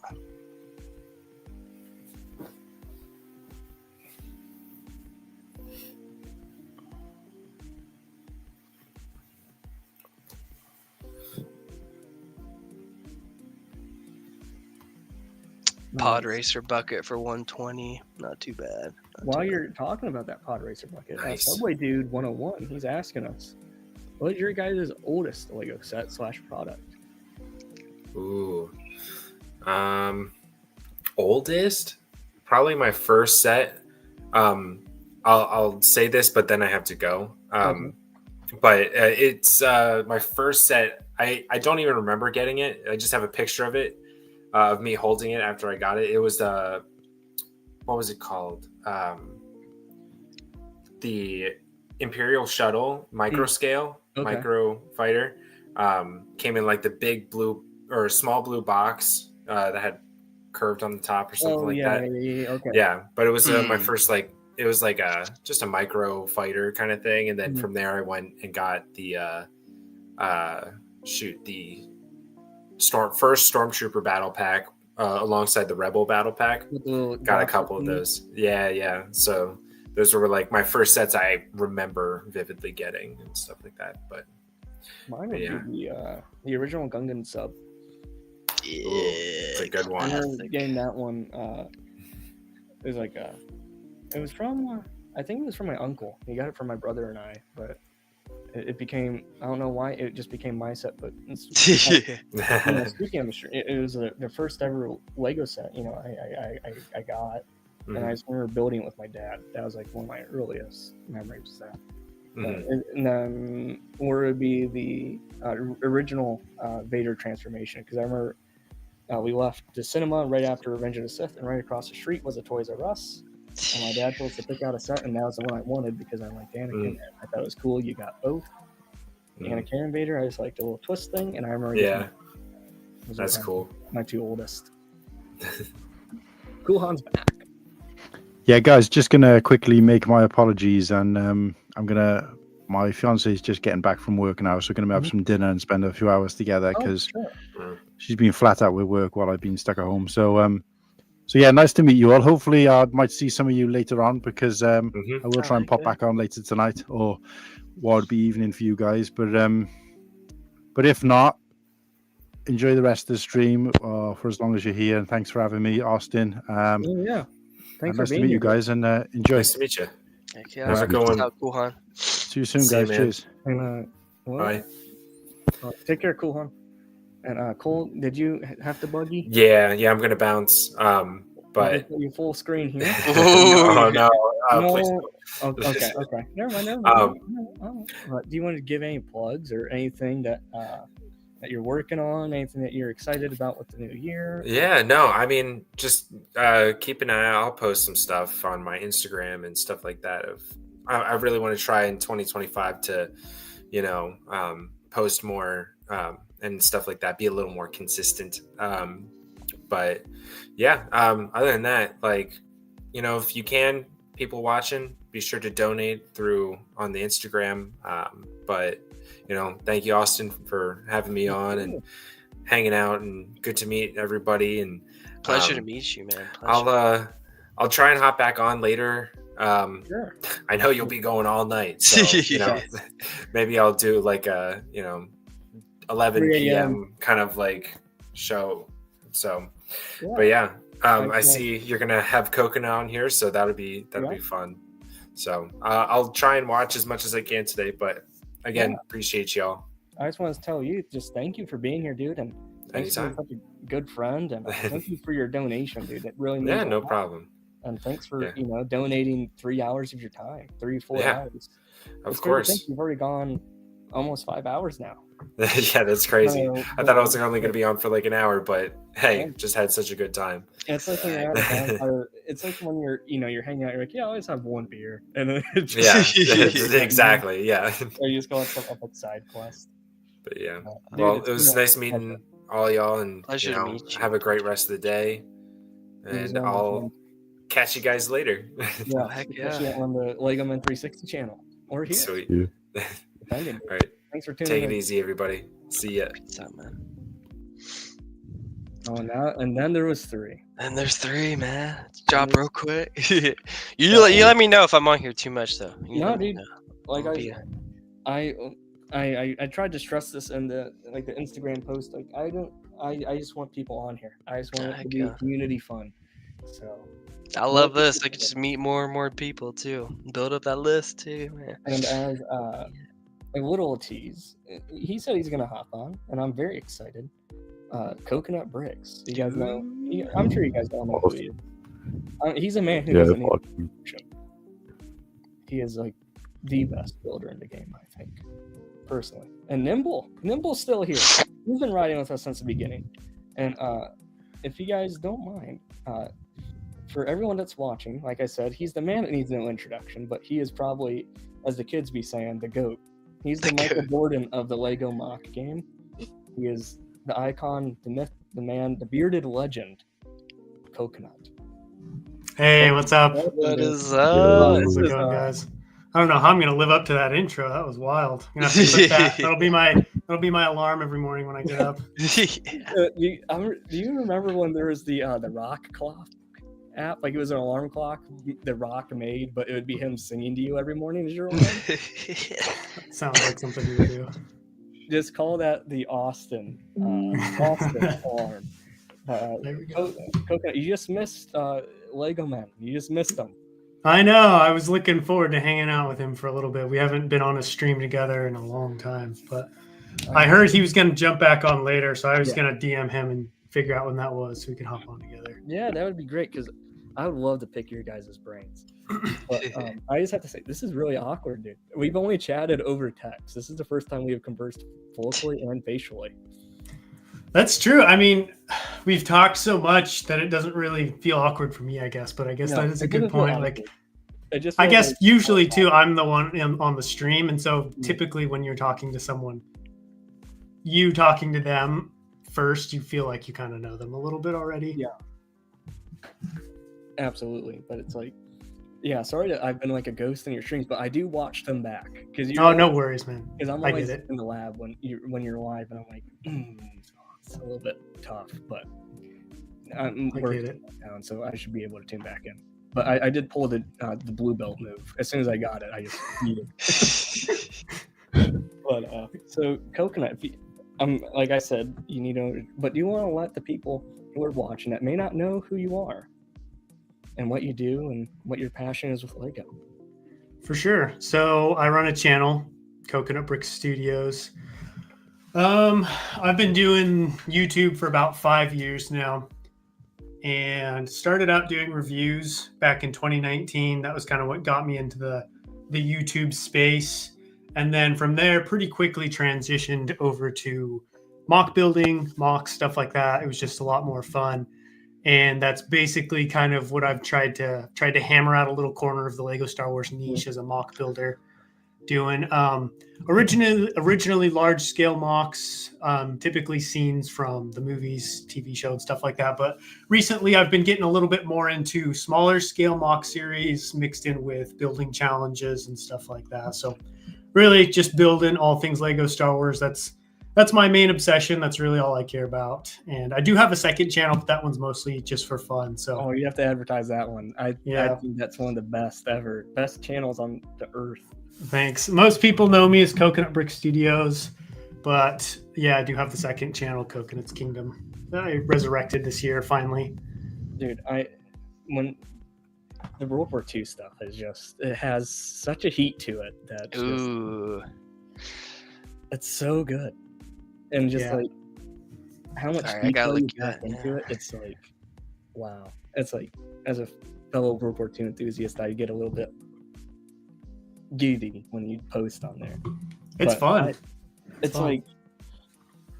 Like it was a little intimidating doing that one because Star Wars, I have a lot more wiggle room. It's like, I'm building with these clone troopers. It's like, did we ever see these clone troopers on Minban, no, but you know, I can fudge something, I can figure something out. But like if you mess something up in World War II, you know, if you put the wrong soldier with the wrong helmet in the wrong spot, you're gonna get lit up, or you put the wrong markings on a tank. So that was definitely nerve-wracking, but it's been really fun because I get to kind of lore dump a little bit with stuff that I'm learning, especially with tanks. Tanks are my main kind of passion. And so tank warfare, tank history, tank design is kind of what I focus on. So it's fun to, because, you know, I have kind of like a service level knowledge of a lot of tanks, but if I'm building one, I like to look it up, kind of hammer out the facts a little bit better and share and try and find interesting things that I can drop in the video. So it's a little bit of a different vibe from Coconut Brick Studios. I feel like, I don't want to say they're more serious, but they're definitely targeted towards a little bit more of an older audience. You know, there's a lot less of my slapstick humor and kind of more like just, you know, trivia about World War II. So I have fun over there. I'm trying to balance it out to where I can operate both channels at the same time. But for the time being, I have to focus on Coconut Brick Studios more, which sucks sometimes because I have more fun on the other one. And for those, if you know, you know. But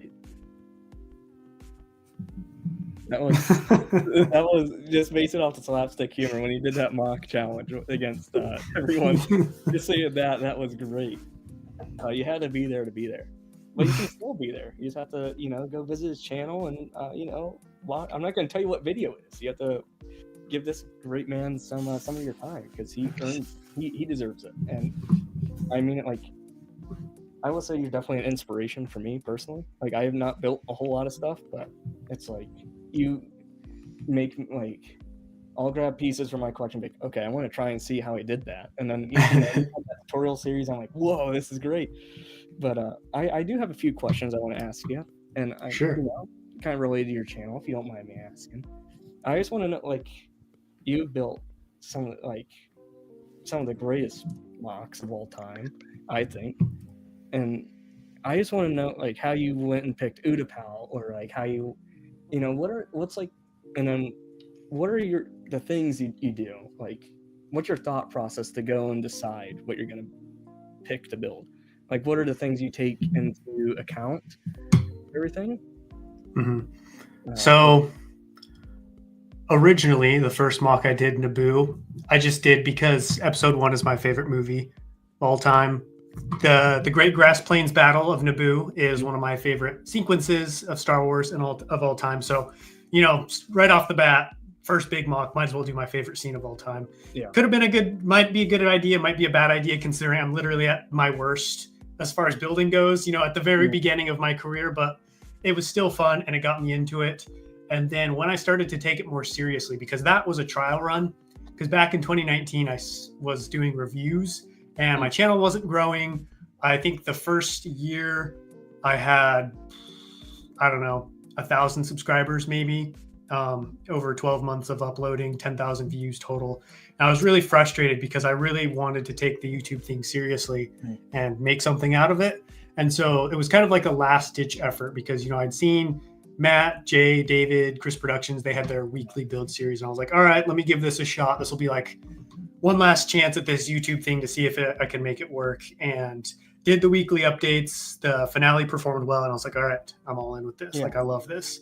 So from there, I really just tried to dissect what makes a video finale do well, what makes a mock popular, because so many people build mocks, but not every single mock series blows up or does well. And so my whole thing was, how do I crack that code? Like what makes people want to click? So when it came to picking a mock series, because I get bombarded with ideas and I love it. I appreciate it. But, you know, I'm always hearing, you got to do Felucia next. You got to do Seleucami next. You got to do Ringo Vinda next, because people want to see their favorite battle or this favorite battle. But it's so important to pick something, in my opinion, right? I'm just talking from personally. That I'm passionate about, but something that'll do well, because not only is this my job, but in order to grow on YouTube, you got to put something out that, I don't want to say casual people, but people who aren't necessarily super into Star Wars would be interested in, because there's things that us as hardcore fans are into that your casual viewer just isn't really going to pick up on or be that interested in. So one thing I take into account is recognizability. How well known is this battle? How popular? How iconic? Is this something that, like, my brothers or my dad or like my friends would be interested in watching, who have seen Star Wars, who like Star Wars, but like don't watch the TV show, don't obsess about it, don't read about it. And so I wanted to pick something. I want to pick something that it would appeal to a lot of people. So the first thing is recognizability.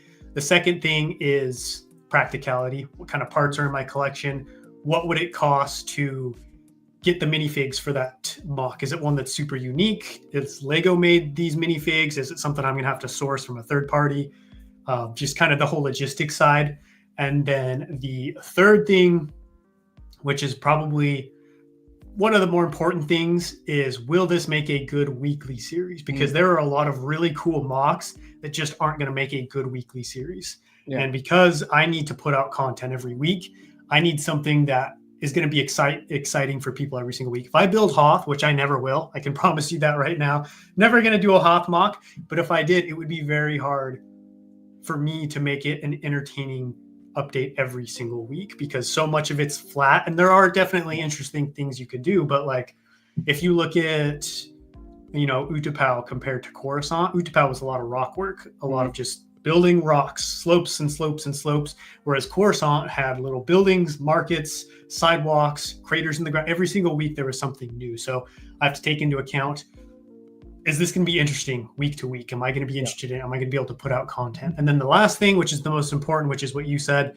am I passionate about it, right? Can my excitement for this project carry me through 9 months, a year of building? Because there are people who burn out. We've seen it. I've burned out myself, but I, you know, take pride in the fact that I've never quit on a mock series. Once I've started it, I've stuck it all the way through to the end. Part of that is because I pay attention to those, what was it, 4 things? I don't even remember. Yeah, I'm pretty sure those 4 things, right, kind of come together to create, in my opinion, a good mock series that's sustainable and that's going to do well. Because at the end of the day, you want your videos to perform well. You know, you feel good when you create something and you're able to spread it to a large audience, right? My goal with my YouTube channel is to inspire people and get people excited about passions that they may have left behind, passions they're just now discovering, passions they've had for a while. Just get people excited about what's important to them. Yeah. And so, you know, the bigger reach my videos can get, the better I can do that. And so those are kind of the 4 main things that I pay attention to when picking something, which is why I have to kind of politely set aside a lot of suggestions I get, just because if it doesn't check all those 4 boxes, then it's just not an option for me at that time. I just have to say, it, like, you know, I remember I'm not trying to like put words in anyone's mouth or anything, but I just remember there was a time where it seems like, I remember Scott Davis was like, are you ever going to do it, like original trilogy, you know, or, you know, because he, you know, he's a big OT fan. And, you know, and you're a big clone guy. So I'm very curious, how did the idea of Mimbam come to be? You seemed you're a very big clone builder guy. So yeah, was it like, you know, I wanted to try something different, or maybe, you know, go outside my comfort zone, like, because I love the series so far, it's great, but I just want to know, like, with the 4 principles you gave, were those all, you know, a big factor into it, or was it just one of those moments where it's like, you know what, I want to do this, I like to sing, and I feel it could be fun? Mimban has been years in the making, because Mimban is probably one of my favorite original trilogy battles, just because of that gritty World War I, World War II vibe that you get with it. You're in the trenches, right? You've got giant artillery guns walking around on legs. You've got explosions. You've got people in gas masks. It captures a certain vibe that us World War enthusiasts just absolutely love, and it just gets you excited. And every time I watch that battle, I'm like, I gotta do this someday. I gotta do this. And like you said, I mostly do Clone Wars mocks. And so as I continue doing the big ones that I felt like needed to be done and were lacking in the Lego space, I've started to check all of those boxes. And as I was doing Magito, I had to really kind of sit down and think like, okay, what's next? Like, I don't really have many options left for big Clone Wars battles that are going to be super recognizable, like a specific scene that hasn't already been done, because I don't want to do Kashyyyk. I don't want to do the Jedi Temple unless I get excited about it, maybe 10 years down the road, but I just don't see it now. So I was like, all right, what's next? And my thoughts kept going back to Mimban. Like, I just kept dwelling on it. And that's when I start to realize a project is on the horizon, is when I can't get it out of my brain. Like, you know, I'm just in bed at night and I'm like designing things, I'm thinking about things. And I bought some custom Minban troopers from Forest Moon Bricks. And I was like, oh, these are incredible. Like, I don't have to do the classic, because I'm not a huge fan of stormtroopers. I was like, I don't have to do the classic stormtrooper battle to be original trilogy. I can go with these mud troopers. I don't have to have a single stormtrooper in the mock if I don't want. I don't have to have an AT-AT in the mock, an ATST, any of these things that I just don't really vibe with. I can pull out an entire different arsenal and still build in that era. You know, I can include Darth Vader. I can include these Imperial officers. And so it was just a slow kind of maturation, or kind of a slow realization over the course of the previous mock of like, oh, this is what I'm most excited about next. And there's kind of a lull in Star Wars right now. I think we can agree, especially just with like the lack of Clone Wars content, Clone Wars era content. I've noticed the excitement around Clone Wars has started to dip a little bit. So I was like, all right, this is a good time for me to kind of try out a new topic and kind of put myself in a new situation. And so far, I'm absolutely loving it. I'm glad you are, because dude, it's so cool. Just the trenches you're doing. Really off topic. I feel like you'd be really fun to play Battlefield 1 with. Oh, really? I've never played it. I've seen gameplay, but I've never played it myself. Dude, it's so much fun. Just flying around and just causing havoc. I'm not sure if the servers are still up, but I will say you have to be a member for Coconut, but he does this great thing. Battlefront 2 live streams. Those are absolutely beautiful. They're just saying that people like us still get enjoyment from a game like that. You know, it's like me and Oblivion, dude. Oblivion came out the same year, I believe, 2005, right? Or something like that. But it's just something about those old games, dude. They're better than anything coming out nowadays. Oh yeah, the nostalgia. It's hard to beat. And it's just like seeing the Galactic Marines, and they have like the little rotary machine gun. Yeah. It's just like, it's so out of the world that they can like shoulder that thing and still run. I know, swinging around like it's nothing. Yeah, like we'd be on the range some days, and some guy would have like the 240, but like, let me try and walk and shoot this like Rambo does, and they can't because it's just so much power going. It's just like, how do these clones do it? It's like, but my big question for you is, I'm trying to figure out a way to word it because it's in my brain perfectly, but I'm like, how do I get it to go to words? But do you feel like, you know, because you're pretty high up there in the mock space. Do you feel like as like an overwhelming sense of pressure to try and meet everyone's expectations? You know, like we know you will, but do you ever, you know, kind of like have that self-doubt when you're going through a build? Yeah. I think not so much now, but I think it reached its peak during Coruscant, because my Coruscant mock was the first mock that I felt like I was hit with a problem that I couldn't really fix with the Senate building. Because up until then, everything that I had planned basically worked out with every mock to a certain extent. And then that Senate building came, and I just had no way to do it, and just didn't have the space to do it the way people wanted me to do it. Because I think a lot of people didn't realize it was added on to the very end of the mock. It was never supposed to be the centerpiece of the mock. I just included it because I needed something at the end, and I was like, oh, like a fun Easter egg. So I, was going to do the front, and people were very displeased with the way I went about building it. I love it. Because, it did not, I guess, meet their expectations for what my builds should look like, which was really hard to deal with. And it was hard. I remember specifically one night in particular I was about at my breaking point of just being done, because I was like, I don't know. Okay, I don't know how to make this perfect.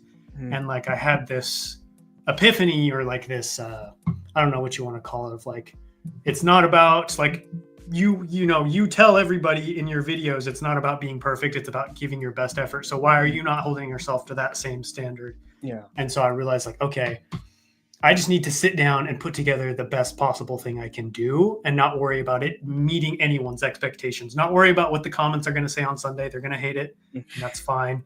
You did the best you can do. Yeah. And so that was a huge weight off my shoulders of like, suddenly the pressure was gone, because I was like, this is the best I can give you. Like, I can't give you I can't give you more than I'm capable of doing. And and you're learning too as you go.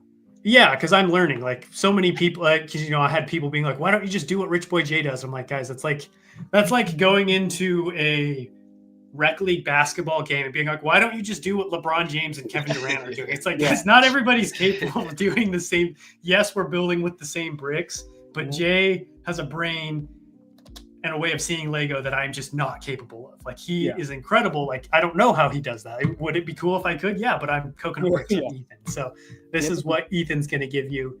And that was just ever since then. I haven't really struggled with it to the same extent. And I found I've improved a lot because it unlocked a side of me that was more willing to just, I mean, look at that. That's massive. It's just unreal what he came up with. Like it's insane. And so it just unlocked this side of me that was no longer afraid of criticism, because I was like, well, I'm just going to give my best effort. And I feel like my builds have really improved because when I unlocked that, I started trying with things and playing around with things, because instead of being afraid that it's bad, I'm just like, well, what if this works? What if this could work? So it hasn't really been an issue since then. I will definitely say, like how you said, like how you felt like you got better. I randomly, I can't remember exactly when it was. It was definitely a few years ago, quite a few years ago. It feels like now, but I was really kind of like, I wasn't back into Lego. It was like I still had a passion for Lego, but I wasn't like into YouTube, like enjoying it. But I shared this earlier on the stream, but I'm a huge fan of Umbara. It's my all-time favorite thing in Star Wars, other than Attack of the Clones. But it's like my favorite thing to go back and watch over and over again. Like if I'm like, for example, if I'm on a run or something, I feel like I don't want to go anymore, don't want to go another mile, or it was definitely like in the service. I'd be like, dude, just pretend that you're a clone on Umbara. So I would like always just like watch Umbara videos.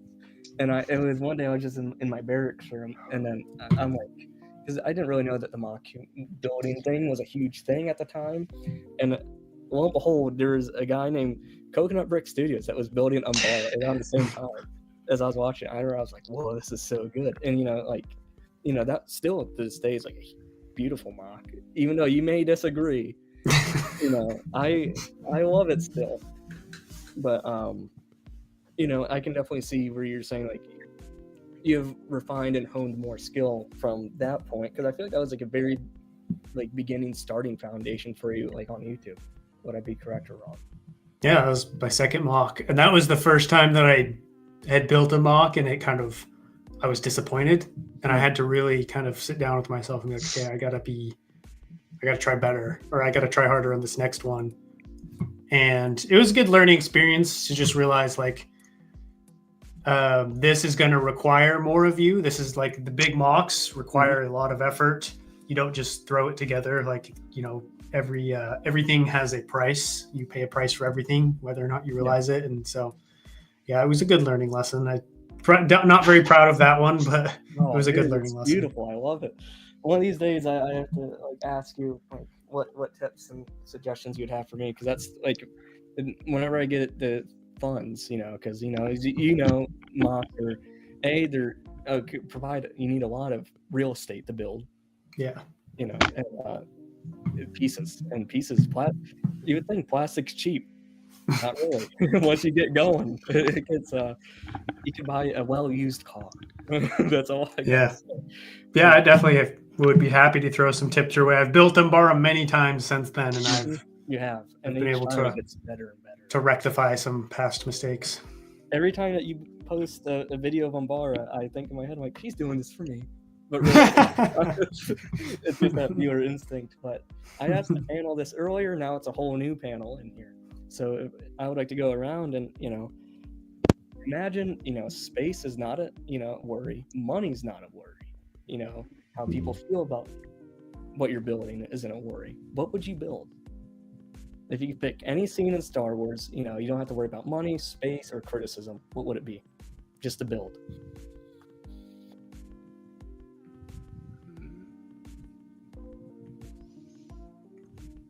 One of you guys can start. I feel like I've been talking for like 10 minutes straight.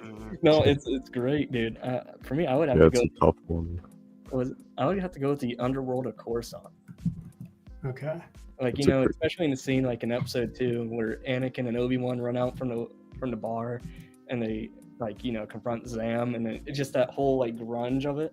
I just feel like that'd be so cool. Because just think, you know, you could do so much with lights. You know, if you have the space, you could go as tall as you wanted. I just think it'd just be such a cool scene. You could like have Jango Fett Slave 1 out in the distance, like how it is in the video game, where you can kind of see it. I just think it'd be kind of cool. You could incorporate so many different species that you see in Coruscant. You know, the sign, everything. I just think it'd be like really like cyberpunk-esque. I think it'd be really cool. And then, you know, you could just have so much fun, because Coruscant, it's like a breeding ground of like everything of Star Wars put into one place. You have every walk of life, because, you know, you have to, because they have representatives from everything that's affiliated with the system, and it's just like, I think it'd be so cool. Hey, you'll like mine. Geonosian Arena, full out. The stands full of Geonosians. Every single Jedi in there. Gunships dropping in. Droids filling up the scene. Mm-hmm. Never could afford that, because I would need like what, 1,000 or 10,000. I don't even know how many. You need a lot. Like 1 million, yeah. Golly. Dark Orange. But that would be the dream. That would be insane. I just feel like the color palette's so nice. Just playing like Battlefront, the original, like not Battlefront 2, but the original. You know, just you could put some Easter eggs with that too. Yeah. Have a Coleman Trevor falling off, man. Come on. A Django head just on the ground. Oh, dude, come on, man. Don't do my boy dirty like that. Don't do my boy. Yeah, I'd have to say the Jedi Temple. Okay. Yeah. That's a great one. How Lego hasn't done a Jedi Temple or a Geonosian Arena, a small version, blows my Because mind. we want it. That's all I got. Yeah. I'm joking. I don't want a dog on. They're giving us a lot of stuff we've asked for years. But is execution great? No, but at least they're doing it. At least they're recognizing. That's true. So you have to pick your battles. Just give us an MBS, a little small Geonosian Arena, MBS Jedi Temple, something like that. Give us MBS Camino. Yes, dude. Oh my god. You know, you should have the Domino Squad training room, Chow Hall. You know, like where little incubators are. Obi-Wan walking through Jango Fett's apartment, dude. The same. Yo, you really, I mean, you woke me up more. It's honestly, that's definitely a top 3 now, episode 2, because I mean, so good. Oh, dude, this mock for freaking with the Jedi Temple. I think that was that Solid Bricks? I don't know. Yeah, it was Lee, Brick Lee, or not Brick Lee, sorry, Lee and David. The collaboration build they did. Oh, dude, this was my favorite freaking brick fair at best mock ever. That is that episode, or the video game. Yep. I don't know why my freaking screen's looking like that. But no, this is what you would like for sure. Mm-hmm. Oh yeah. In my opinion, best live action scene. Oh. And that hill, it's so nice too. You know, it's the same one from Ooh, look at that. That's a tall boy. But how about you, Mr. Cook? What would you say is your, if you can build anything? I mean, mine's easy. I do Auto Gunga. That's one I've been wanting to do for a long time. But the issue with Auto Gunga is it's kind of similar to Geonosis. It's like it's just so expensive, right? You'd need so many expensive pieces. Like I know how I do it, like creating the spheres and stuff, but I know it'd be super expensive. But the cool thing about Auto Gunga is like, you know, you see the main bubble that they go in where Big Boss Nass is like the council room and stuff, but you've got stables where they keep the Fumbas, the Cadu. So like I could do multiple different buildings off to the sides with the little speeders. Definitely love to have like some underground like in the bubble training rooms where the Gungans are doing military exercises with their shields and stuff. And then I think it would be cool to do like some cool hydroponic type stuff with them growing plants and fields and crops in different bubbles. So I think it would be cool to have like one big one, have like 3 decent sized ones on that with like just a bunch of ones coming off of that. But it would be so expensive, and like I'd want to do it where I build the floor and then build it up and then build like water across the top of it too, and then maybe throw in like a goober fish or something. Just, I mean, I don't know. I'd love to do it. I keep telling myself I'll do it, but there's a couple mocks that I'm like, yeah, I'll do that someday. But who knows if I'll actually ever do it? Because, I mean, to be able to do that sphere, and be able to like hold itself up would require so many bricks and some real special bricks that I don't know how I'd be able to get in large quantities. I'm thinking, what if it wouldn't work? Now I'm thinking I said that. I was like, what if they did like bricks? They had like a little tube, but you could like slant it, and like the longer pieces that you could bend. I think you used them once for your rails. Yeah, flex tubes. I think they're like the technical term is like rigid hose on BrickLink. Yeah. The tubes.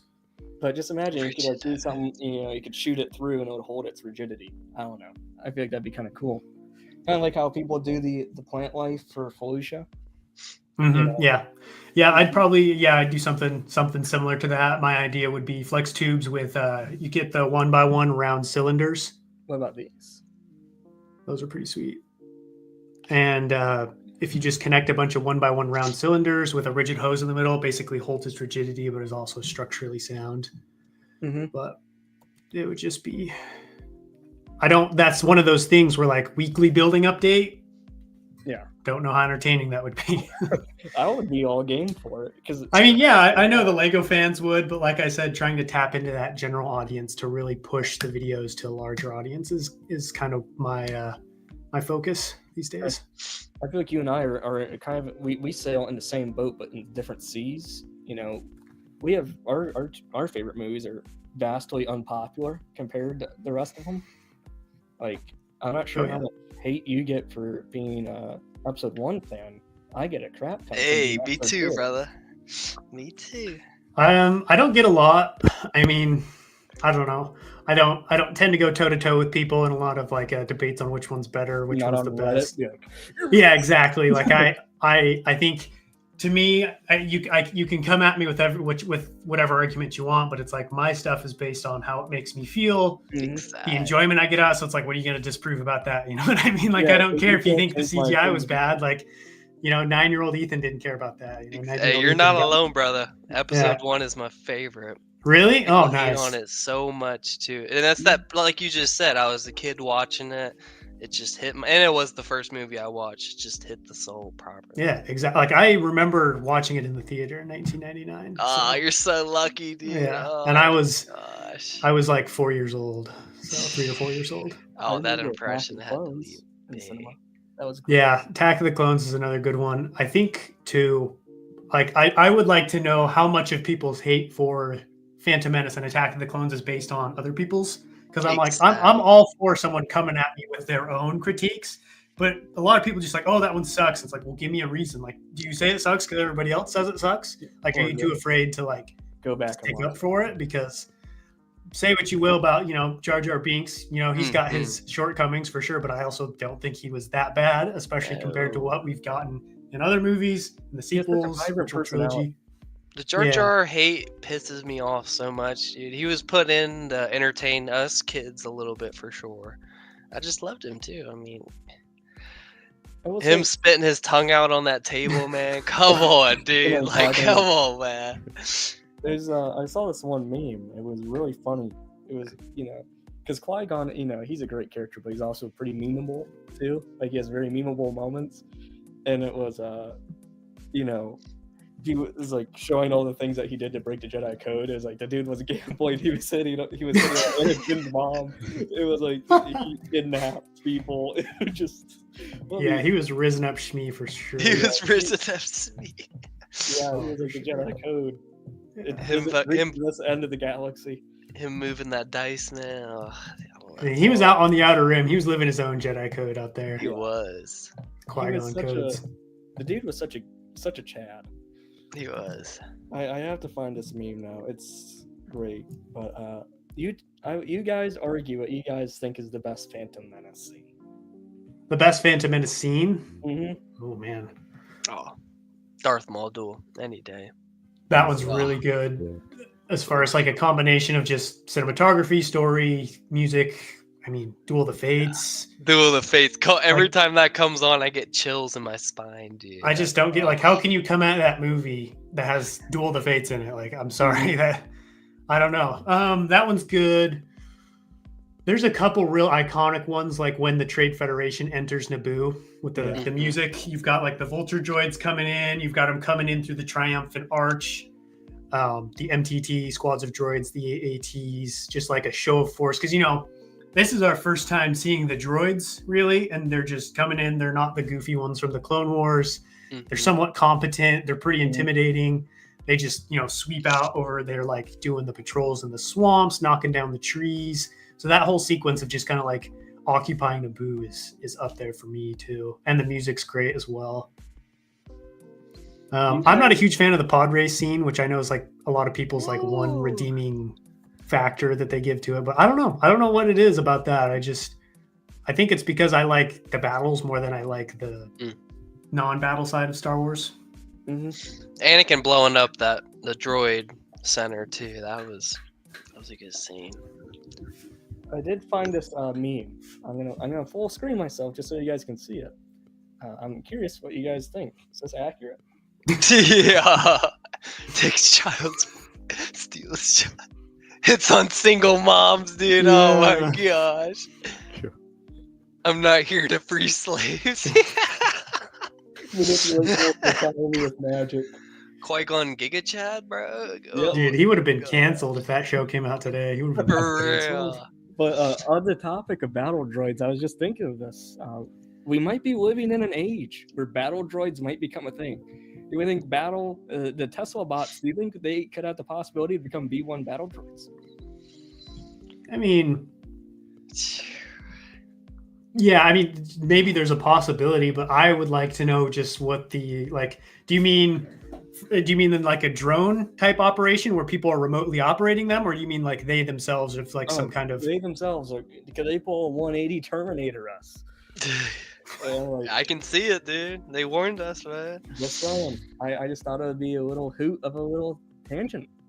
I mean, if you asked me that 5 years ago, I'd be skeptical, but at this point, I turn the news on every day and my mind's blown. So honestly, at this point, I wouldn't be surprised if freaking, alien spaceships started coming out of the sky. Dude, I would be down. I would just ask them to, sharpen my pencil. Instead of using see if they just like use their eyeball and like, here you go. I don't know. I bet they'd be having some robotic stuff with them. But Muttley777, he's a good dude. Coconut, if you ever get a chance, if you ever see his collection, this dude, I am convinced Lego hires him to, stockpile their backlog of like the greatest sets of all time, because this guy just have like 50 of each, and it's beautiful. Whoa. He says when the door opens and Maul is standing there is one of the standout moments in all of Star Wars. I think we can all here concur. Oh yeah. It reminds me of the meme going around where it's like Joe Rogan, he's officiating one of the fights, whatever, and it's just like you see Darth Maul in the saber knife. That's a classic. And then Oaktown says Duel of the Fates equals heater, and I am gonna have to agree with you fully. Yeah. And then we have Papa Trip. He is also one of the donos of the day. Great fella. He says, Austiff, been here since 10 a.m. enjoying all the convo and ideas. Well, I'm glad that you've been here, dude. That is what I call friendship loyalty, if I've ever seen it. But Brent put oh boy, my chat. Brent's in the chat. He's here. Oh, what's up, Brent? Brent. He says, Austiff got coconut on. Yeah. And what up, Maul? And all I gotta say to that is, put me in, coach. Yeah, we need Brent to join in. I gotta talk to Brent. I need to talk to him. He wasn't there when I joined in on the ACOB stream. Gotta talk to Brent. I gotta give a shout out here. We had another donation from Papa Rex. Here, he's in the chat. Hey. Papa Rex. Papa Rex. I gotta say thank you. Thank you to everyone that has donated. I am honestly, we're almost 50 past the goal. Oh wow. That is, oh man, that's beautiful. I just have to say thank you. I can't say it enough. And if you get, if you donate, you get put on here on the sliding reel here. So it looks like we're a real news network. Here we go. Now I can. They call it a ticker. I never knew that. Apparently, it's a real term. It's a ticker. I thought it was just something in Gears of War. But no, it's an actual word. But thank you, Papa Rex. Sorry. We'll go back to the program here. Sad to, I got a notification, and I just gotta say thank you to. That's awesome. That is beautiful.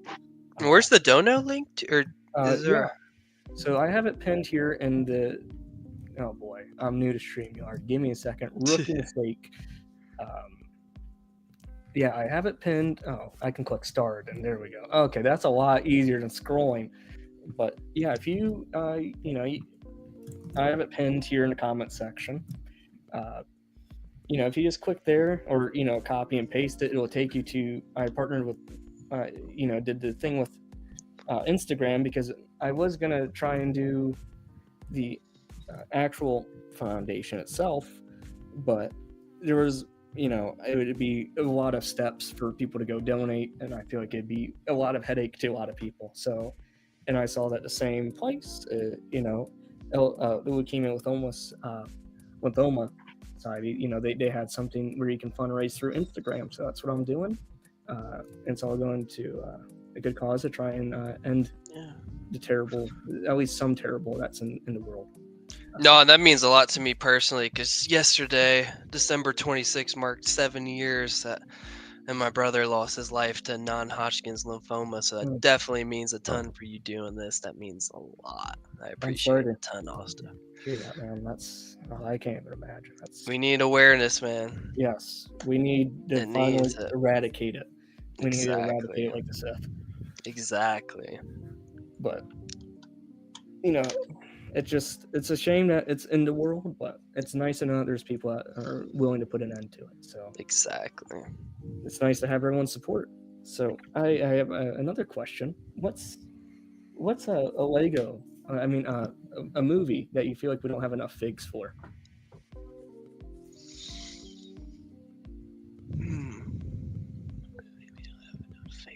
Have they already? Did they have to already do a set on it? Mm-hmm. Yeah. Like out of the movies, and like Clone Wars, of course. Oh, okay. I would say games, but Lego just tends not to focus on games at all. So, but there's one that sticks out to me. I feel like, Phantom Menace. Yeah. They didn't get enough with that. No, they've missed out so many good scenes and so many battles and all that stuff. That and Attack of the Clones too. Honestly, just prequels in general. It's been said those designers are a little bit original trilogy based for sure. We've just missed out on so many good prequel sets that we're still awaiting on. We're 15 finally years getting later. some love there. We're getting a little bit of prequel love now. Sure, is it maybe too much clone love? Yes. Yeah, that final first battle pack that got them happy, man. Those sales, they were like, all right, let's keep it rolling, man. Come on. We figured out how to print it. Let's go. Figured out how to print money. But I just feel like, because I think it's in the Phantom Menace where you see E.T. Yes. Yeah. I feel like it would be cool to have like a little Senate set, and you would get the 3 ETs, just hanging out. I just feel like that'd be such a fun little set. Exactly. I don't want Aunt Peru's kitchen, man. I want Anakin's mom's kitchen. Yeah, Come on, dude. Come on. Shmi's apartment. Exactly. And you have Qui-Gon risen around. And you have Anakin's little room with C-3PO in it. Yeah. Come on, dude. Oh, that would be such a great set. Mm-hmm. But I just feel like Phantom Menace doesn't get enough love from Lego. And then like a UCS model of the droid facility that Anakin blew up, that would be insane for them to do. Oh my gosh.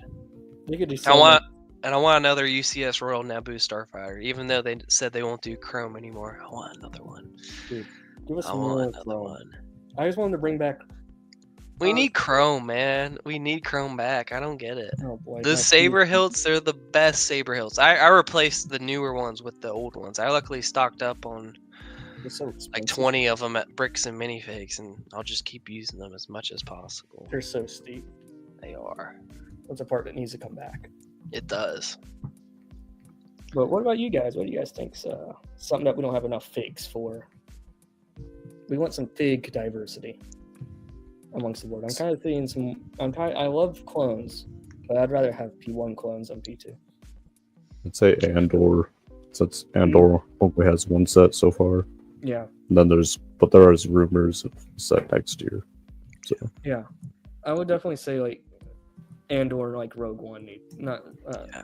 Yeah, they need some. Bad Batch got way undertreated too. I know. Didn't they not even get a season 2 set? Wasn't there not even a single one? Mm-mm. I mean, like, they got the Justifier, but still, know, it didn't have. No sets for season 3. Come on, man. Season 3 was a chance for us to get a Turbo Tank and Commander Wolf again. Yes, dude. Oh. They blew it. Well, who knows?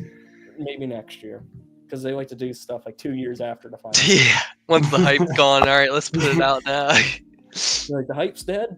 Let's do it so we can have an excuse not to make this type of set again. Say the numbers were down, so we can't take the risk. Exactly. I'm kidding. I love.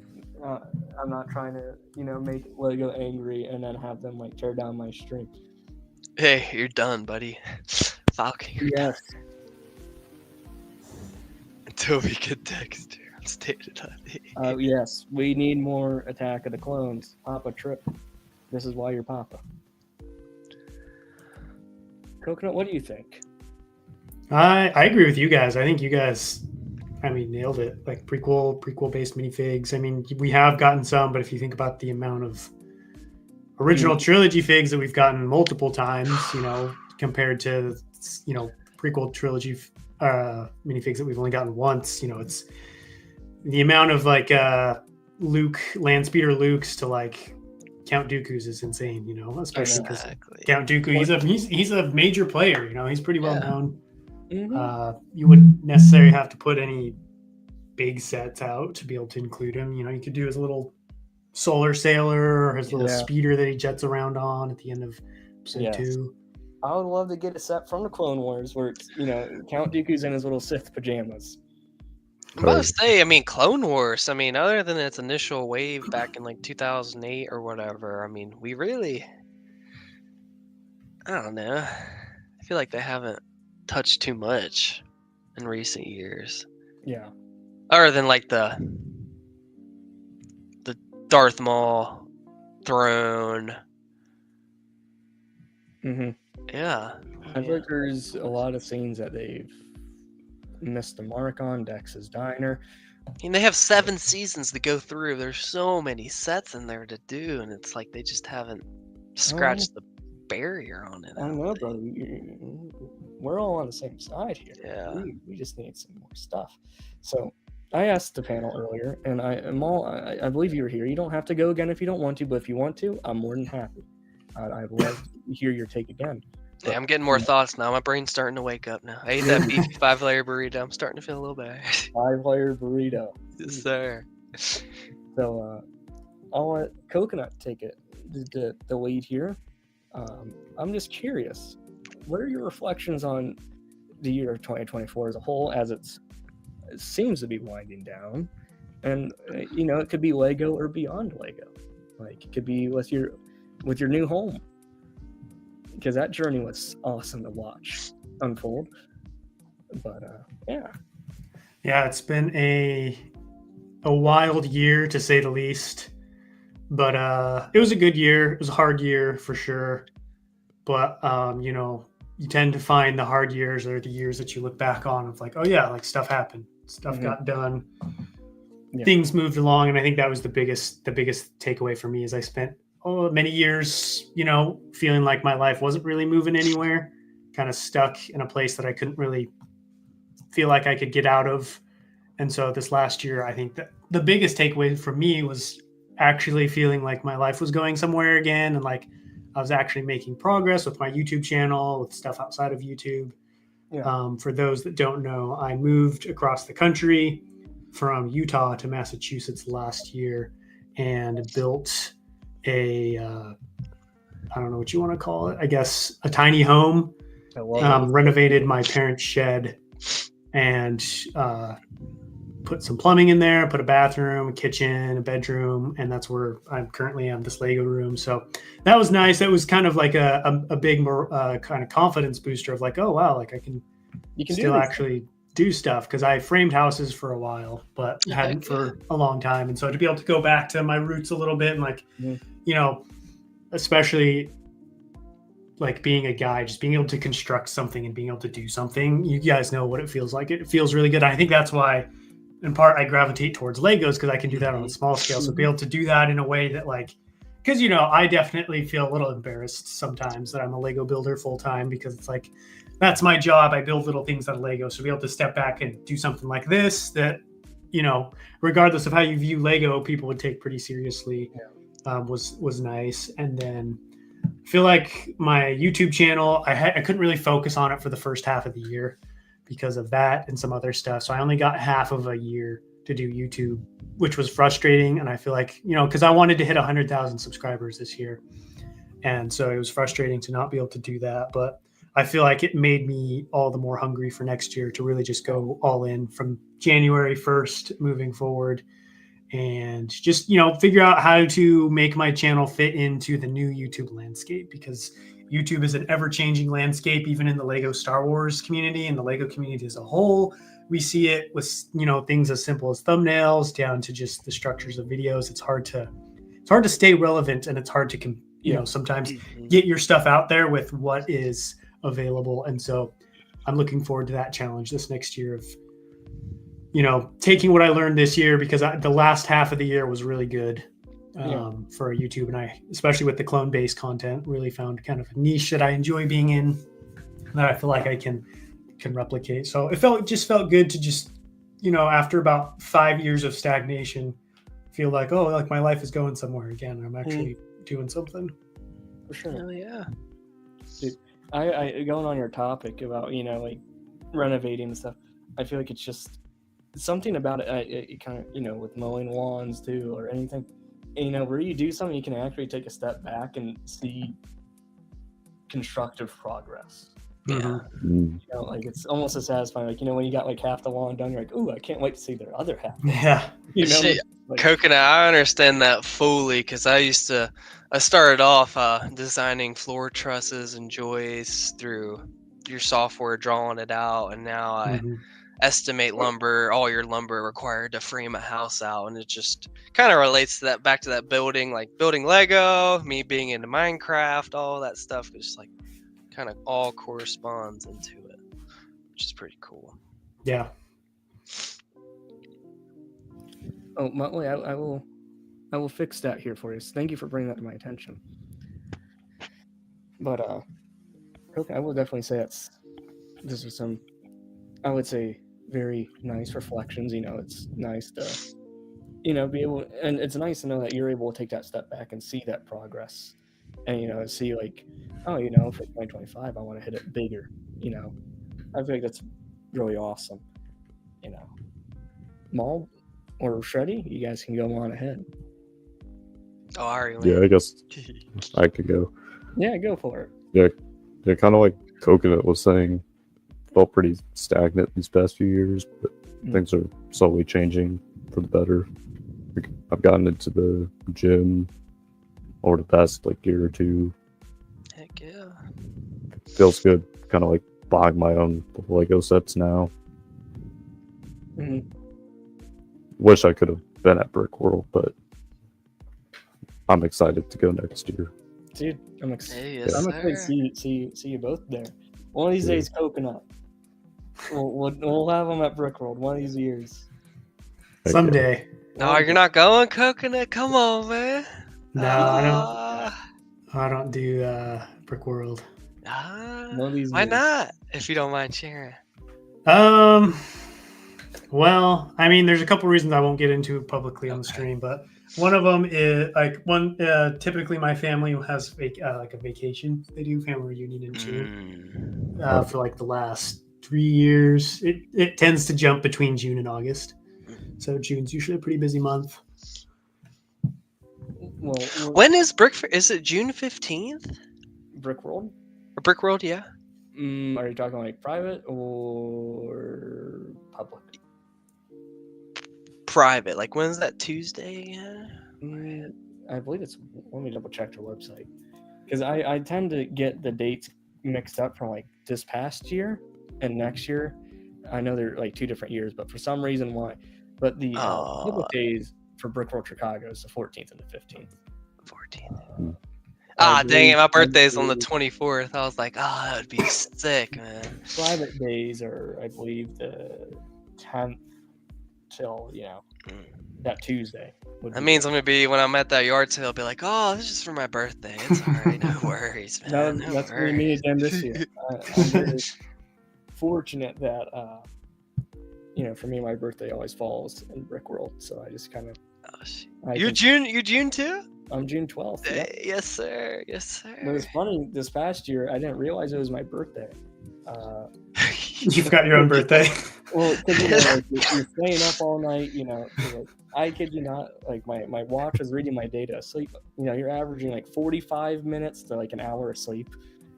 If you're really going hard there, and time in the days kind of blend together while you're there because you're just having fun. Yeah. And I remember like it was midnight or something, and then Cooper was like, "Dude, happy birthday!" I'm like, "Oh." Oh yeah, I remember you saying that. Like, and then we were out at dinner or something. It was myself, Stud City, Tyler from Life Bricks, M&R, and Sean, Brent. A slew of others, Cooper, Stud Lake. And I just went to the bathroom real quick to go wash my hands because, we were eating chicken wings, and you guys know chicken wings tend to get messy, and I don't like to have my fingers messy because I'm kind of a clean freak, and I like when calls, I'd like to be able to answer without getting my phone baked in buffalo sauce. Yeah. Because that would be a pain to clean earlier, and it would just be. And I'm going on. I digress. But I came back, and Sean was like, "Dude, we got you a birthday cake." I'm like, "What?" That's sweet, I'm like, so it was. I was kind of like, "Oh yeah, it is my birthday." You're kind of like everything kind of blends together. But that's nice. Yeah, sleep at a Lego convention is a luxury that you just don't have. No, it was like Brent was talking about it last night. It was like me, Sean, Brent, and then Nicole. We were all kind of like wrapping up for the night, and we thought it was like still like 3 a.m. And we were walking back to our hotel room, and it was daytime. I looked at my watch; it said 7 a.m. and I'm like, "Oh man!" We were hanging out at nighttime. Last time, I could have swore I saw the moon last time I was out here. Yeah. So don't expect a lot of sleep then that week, is what I'm hearing. I mean, if you want sleep, you can go get your sleep. No. Well, the hard thing is time with the boys. It's not even that you're tired; it's just you don't really realize. Like I remember going back from dinner and like hitting up the convention hall at like 11:30 at night, and then you're there for like 3 more hours. Like there's always stuff going on. It's crazy because I thought I was going to get more sleep, and it wasn't like I was that tired, but I just didn't want to leave. Yeah, too much going on. It's like you don't want to, I guess it's FOMO. You're like, yeah. I'm gonna get that too, dude. Oh, yeah. I'm terrible with that stuff. There's been times in my room where I'm going to get another energy drink because I need it just like pumping through my veins like an IV. But it's like, man, I'm up in my room for 10 minutes. What if I miss something? Exactly, dude. Because I just remember one of my first moment. I picked up Cooper from the airport, and we went to the Rennie, and we were, we set our bags down in the room, and we were like, man, no one's in the Discord like saying where they're at, they're here yet. And lo and behold, we were like, wait, that voice sounds familiar. And lo and behold, it's just Sean and Brent checking in. And it's just like, dude, these are moments that you're like, dude. And then there was one moment where I was going down from my room, and lo and behold, guess who was in the elevator? Firebird Bricks. And then the next time it was, you don't know who you're going to be in there. It's like those moments like Sean's talking about, like just going through the elevator. That's a good time. Or, it's just the moments that you don't think much of are the ones that mean the most. Exactly. Or like for me, it was the Rennie itself. The guy, you noticed I was going back and forth to my car a lot, because I was keeping the boys hydrated. Because I was keeping the boys hydrated. So, I'd have a supply of drinks in my trunk that I would keep going back and forth with.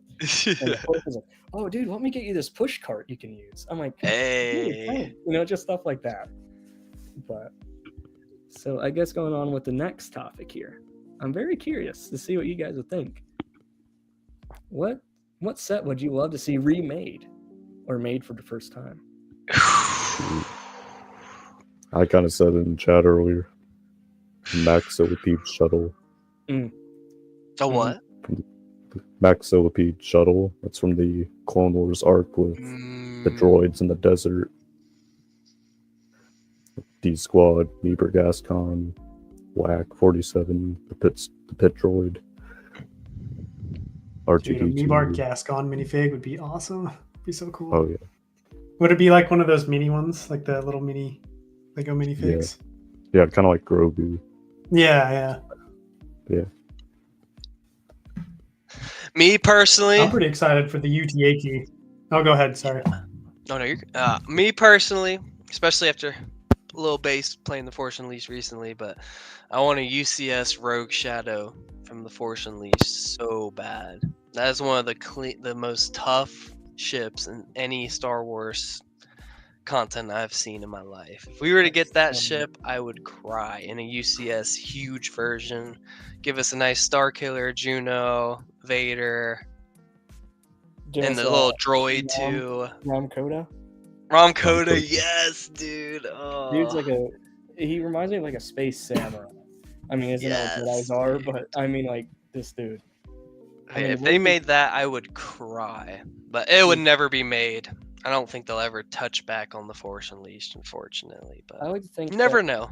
Yeah, I doubt it though because it's probably too violent for them. Yeah, I'm surprised they even did that with the blood on Starkiller and all of that. But like, I feel like sorry to go on a tangent here, but I feel like Rom Coda was a heavy inspiration for Kanan's character. Because remember, Rom Coda, he's blind. Yeah, true. It's the same way it happens, I didn't even think about that. And like the same long hair too, I think, right? Mm-hmm. Yeah. The ponytail or man. Yes, dude. I don't know. Whoa, I've never thought about that, bro. Holy crap. I love me some Rom Coda. And that's a good take. And the way he wears like that armor chest plate too. Yes. Dude. But sorry to go off topic there. We'll that's a good circle point. Back here. So, Coconut, I believe it's you now. I'm pretty excited for the UTAT. Mm-hmm. I think that's a step away from a lot of the walkers, or not walkers, but like Republic vehicles we've been getting over the years. So I'm interested to see how Lego kind of challenges themselves because I built it last year. Yes. And it was really tough. Like it was really tough. Like that looks just trying to get the angles, the repulsors underneath, like because the front, is supposed to go out this way, but also down this way, but also out that way. So dude, I don't know. That looks sick, man. I will say that I always look forward to your videos, but there was some type of unknown hype for me. Like whenever you were talking about it, when you're doing the regular video, oh yeah, I've made some work, but you'll see it in the next video. I'm like, I want it now. I want to see this progression because it just looks so beautiful. The UTAT it's super weird. I can pull it out, but I don't know. It's just a unique. I'm a big fan of what's unique in Star Wars, and I feel like this is one of their more unique vehicles. Bro, you did so well on that. Holy, with the gun on the sides. Oh, dude, the cockpit. Oh my god, you made that so clean. There's no gaps in that at all in the front. Holy shit!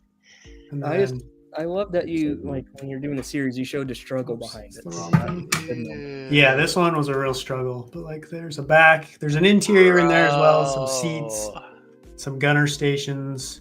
So I think Lego could do a lot of cool stuff with this one. Dude, Lego needs to hire your ass, man. Holy crap, dude. And then these repulsors on the bottom are going to be a cool challenge for them. So I don't know. I'm excited for it. And Galactic Marines are my favorite vehicle, or favorite clone minifig. So my question for you then is: we were kind of speculating earlier. I saw your comment. I pinned it actually because I thought it was a very good point. Like I was thinking, you know, say everyone's concerned with the price and the piece and whatnot. I think it's gonna be like the length and width of the current ATTE. You know, maybe a little bit more wider. You know, but I was thinking, you know, everyone's trying to, you know, justify what the price is gonna be. Do you think maybe that they're gonna have to make a new mold for the treads? And I feel like, you know, with it being such a big piece, I feel like I don't know that they'd go a new route. If they wanted to do a single piece for the treads, my guess would be they repurpose a Technic piece. I mean, those race cars they build have all kinds of panels that could be recolored and repurposed to be a repulsor if they wanted. I wouldn't be surprised if they go the Technic route. But yeah, I don't know that they'd make a whole new piece for that. I am interested to see because that's like, I don't know, 100 more pieces than the 2013 ATTE. So I think it's doable. At first I was pretty skeptical, but then, you know, the ATTE turned out pretty good. It's definitely going to be pretty small though. So I'm excited to see what they do. I'm excited to get something new. And yeah, don't know if I'm going to buy it just because I have that one. And it's $150, I think. Yeah, $159, I think. And so that's stupid expensive in my opinion. Like I'm not paying that much money for something like that. So I don't know, maybe if it goes on sale, I'll pick it up. I'm just excited to see it and excited maybe to see people do some more Magito mocks or something. Yeah. Mm-hmm. Like that gunship being 140 is ridiculous, man. You didn't give us any bubble turrets. You didn't give us all these cool exclusive pieces, and you're trying to charge 140. It's come on, man. Still haven't bought one. Won't buy it till I get probably like 100 flat. I'll do that. I'll just grab my charger real quick. I ain't abandoning y'all. No worries. I feel abandoned. I don't want my laptop to die halfway through. No, you still got what? 18 more hours? Yeah, he's got a while. He's got a long time. I think I might tune in again tonight. Yeah. Give him some company. The wee hours of the night. I feel like the hardest part of this is going to be like 2 a.m. when everyone goes to bed. Yeah. Yeah, and there's like one person in the chat. Yeah. And then, you know, I feel like there's going to be a point where we're just going to be doom scrolling on the gram, you know. We're gonna and that's when you crack open a build and start building that sucker. That's why I have the my personal favorite set of the year. If anyone can take a guess. It was an appetizer for something.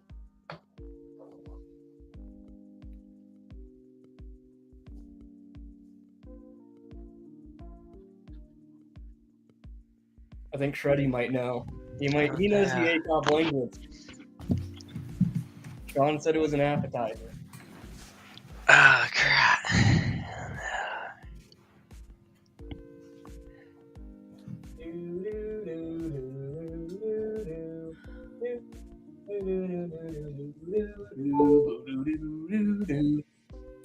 It was a skiff. Okay. Hopefully I don't knock everything else out of here. Hey. I thought it'd be pretty fun. But I had to be very fragilistic though, because I have like maybe this much room to move in here to go find a bed and put in a charger. So but yeah, that barge it's brown, right? Yeah. Yeah. Yeah. So I'm definitely waiting until I get that glass display case or whatever, because I do not ever want to move that thing knowing how those things break. I am fine on that. But my dream set's finally being made, and I cannot wait. So I guess other than that, I just can't. Nimble did get it, by the way. I just can't decide what. Did you get the barge? No, I have not bought a UCS set yet, but my dream set is a UCS set, and it comes out in May. Hey, that's Slave UCS One. Bingo, that's Slave One. Whoa, not Slave One. No, it's a starship now. No, well, I'll call it what I want to call Spitfire. it. It's gonna be what it's gonna be. I'm so hyped because that UCS the Boba one. That's probably one of my favorite Lego Star Wars sets of all time. Just the way it looks, man. Yeah, it's such like a. I have a feeling it's gonna be smaller, but not much smaller. I hope not. At that size they did is perfect. The way it displays up, especially angled with that stand. Oh my gosh, dude. I wonder if they're gonna do like a pedestal, kind of being like a little bit bluish gray. Oh, Brunt, he's still here. Yeah, we're almost 6 hours in, man. Almost 6 hours. Hard to believe already. We're not even halfway through. That's even weirder. But I feel like they might do like a little, it's not gonna be big, but just gonna make a tiny little circular thing. It's gonna have to stand, and that's where you kind of put your mount it. So it's gonna be like here's the engine, and I think this might be a little stand idea. Then you can like tilt it. Yeah, I don't know. Is there a confirmed figure count on that? Let me double check. Oh, the Disney cruise ship.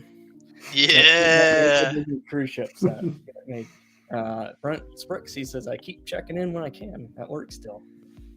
A Lego cruise ship would be hard. I hope work goes pretty quick for you, dude. He says $600 would be epic. I agree. And that's like we were talking the other day, like imagine, like in the Discord, we were all kind of chatting about it. Imagine it, like having like a Star Wars themed bar in it. And then like, all these different IPs. I feel like it'd be really cool. But I feel like it'd be very difficult for Lego to reach an agreement. It'd all be what Disney reckon, but they'd have to get the IP agreement going. I think that would be a little bit of a struggle. To be able to have all these different licenses, because Disney owns all that. I feel like there'd be some conflict trying to put them all together. That one, isn't it in Florida where they have that like cantina bar you can go into, right? Oh, dude, I have no idea. I think there is, like, you get the blue Disney milk and all that stuff. Isn't Disney World Florida and Disneyland? Oh, dude, I suck with that. I always suck with the California. Oh my gosh, I get it. I just think. Oh wait, no struggle. Titanic had to retire, and Lego just needs to give the green light. Exactly, dude. A Lego cruise ship, dude. I would be game for that. One of these days, they just need. If Lego wants to solve their stuff, they just have to tune into one ACOB show. Exactly. It won't be an issue. But sorry, I'm chewing real quick. Oh, let's all go quiet. Yeah, that's good. This is awkward. But I just looked at my phone here, and one sec.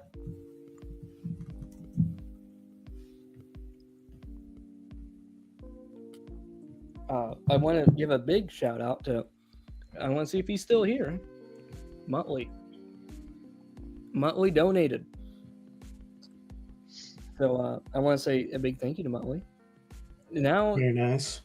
Thank you, Muttley. It really means a lot to me and all of us here on the panel that you chose to donate your hard-earned money to the cause. And I'd like to give an update to how much we've raised so far. Currently, just to be completely transparent, we're at $90.13, and our goal was 50. So, killing it. I am blown away. I just have to say thank you. I can't say that enough. So thank you. Imagine I'm like the Chinese takeout bag. It just says thank you 50,000. But that's means a lot. So Muttley, you have earned your spot here on this on this sticker banner. If we're being specific here, I have to hide it real quick and edit.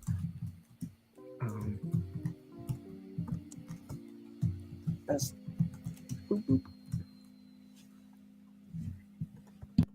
But that's Yeah, I'm about to put I'm my blown away.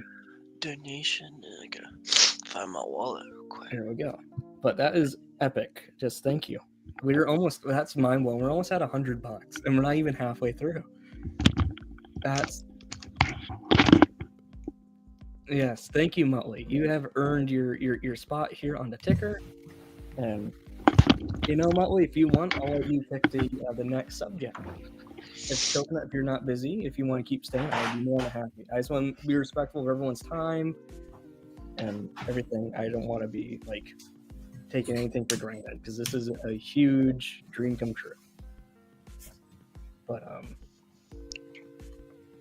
I'm curious. Is there any questions that you guys have for Coconut?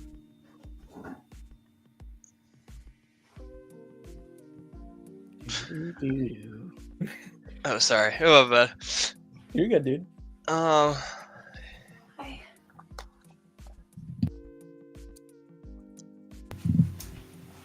like, when you do a mock, like, have you done a mock? Like, do you always reference off of something, or have you done something like straight from the head without? Yeah, I've done both. The large scale mocks are typically some kind of battle, some kind of well-known scene, depiction, moment in Star Wars. But like my smaller stuff, like my mock building challenges, many of those are just based off of like something I come up with. Typically, I'll start with an idea. Most of my stuff has some kind of reference because I don't know. It's kind of hard to like build something, completely of your own kind of thoughts, I guess, especially like, I don't know, just needing to do it every single week. But a lot of my clone bases, I kind of just have like an idea of like what it needs to do. And then from there, sometimes I literally don't know what it's going to look like until I start building it. Like there was a base I did a few weeks ago. I think it was actually a few months ago. It was like a base that like did oil refining or whatever. And like, I just built a wall and then just started like building and figure out what looks good and stuff like that. So those I don't need as much reference because I can just pick something that I think that looks cool. But like the mock building series are kind of like me paying my respects to Lego Star Wars in a way. So I try to be more accurate with those. Yeah. But like with Mimban, there is technically I'm sure there are Imperial bases on Mimban, but there is no Imperial base that we ever see. So what I'm building, I basically I'm trying to like blend with what we see in the real world with what you see in Star Wars to make it feel as realistic as possible. And so I'm building a repair base. So I wanted it to be very open. So it's kind of like a large rounded hangar. It's that way it's easy for stuff to get in and out. But then I'm also, throwing in some Star Wars references here and there to make it look a little bit more sci-fi. Do you use that one software you can use to like build it out on the software? Do you do that? Stud.io? Yeah. No, never. No. I have to have it in my hands. Like I have to just be. I'm very visual. Like even when it comes to like learning a game that I'm playing with my family, we read the instructions and everyone's like, "Okay, got it." I'm like, "All right, guess we're gonna start playing." Then I'll figure it out because I have no idea what's going on. I have to see it. And one thing that I like about the physicality of it is sometimes you can get away with building stuff that just doesn't work in the real world in Stud.io. Gravity physics aren't an issue in that. And so like there's stuff I've built. I don't want to throw any designers under the bus, but there's stuff I've built that was only built I can't remember if they said it was only built in Stud.io or if they built it elsewhere, but like had some issues when gravity kind of entered the chat. Entered the chat. And I know you talked about World War II stuff. Have you done a Stalingrad mock at all? No, I just barely got into it 3 months ago because I was big into World War II growing up. I was obsessed with it. I loved it. And then kind of stepped away from a lot of childhood hobbies when I, became an adult, stuff like that. And then I've been trying to grow the main channel and really build my brand, establish a niche, establish a community. And then this year was kind of the first time that I felt like I was at a good place to where I could start picking up old hobbies again. So I bought some World War II books, been reading up on it, been watching some World War II movies, because I have a personality where I go all in with something. I have a hard time like not doing something 100%. So like if I get into a hobby, I get into a hobby. And so I wanted to make sure I waited until I was ready to be financially ready to be able to like dedicate funds and time to putting out videos, building tanks and stuff like that. So I've got there's a lot I want to do as far as like World War II stuff goes. What's your top one that you want to do, if you could share it? Top one. Ooh. I've had the Battle of Aracourt on my mind a lot recently, just because that's a huge tank battle. You've got like M18 Hellcats, you got Shermans, you got Panthers, you got some Tigers, and it's just a bunch of just tanks all just duking it out in the forest, which is my favorite type of landscapes to build, is foliage. I think that one would be great. I'm planning kind of thinking about a Battle of the Bulge mock that I'm gonna do. That's a classic you got to do. Surprisingly enough, I'm not really into like D-Day and stuff. I like as far as building goes. Yeah, that's kind of overdone too. It's done a lot, and once you see it, I guess I don't really feel like I could add anything. Because one thing when picking a Lego Star Wars mock, it's like, is my mock going to add anything to the Lego building world? Yeah. And I just don't know that I could do D-Day in a way that would add anything. I might do it at some point just because I'm sure it'll perform well. A Checkpoint Charlie one would be yeah. tough. There's like all those facing each other. If I went like a little bit more in depth and didn't do Omaha Beach or Sword Beach or something that everybody else does, but there is another one in particular. I gotta look it up. I can't remember what it's called, but it's a big bridge. I can't remember if it crosses the Rhine or not, but it's huge. Like it's a massive black bridge, and it's got like towers, castle towers at one end. And the Germans are holding it, and the U.S. is trying to take it, and the Germans like try to bomb it at one point, but the U.S. ends up taking it. So that's another one I want to do. But that one will be a long time down the road, because that'll probably be like huge. Well, there's so much you can do too. It's so widespread. It's insane. Kind of clocking back here. Coconut Muttley says he's on the same side as you. He says, I am a trial and error builder as well. As a construction worker in life, the hands-on approach has always suited me as a Lego builder. There you go.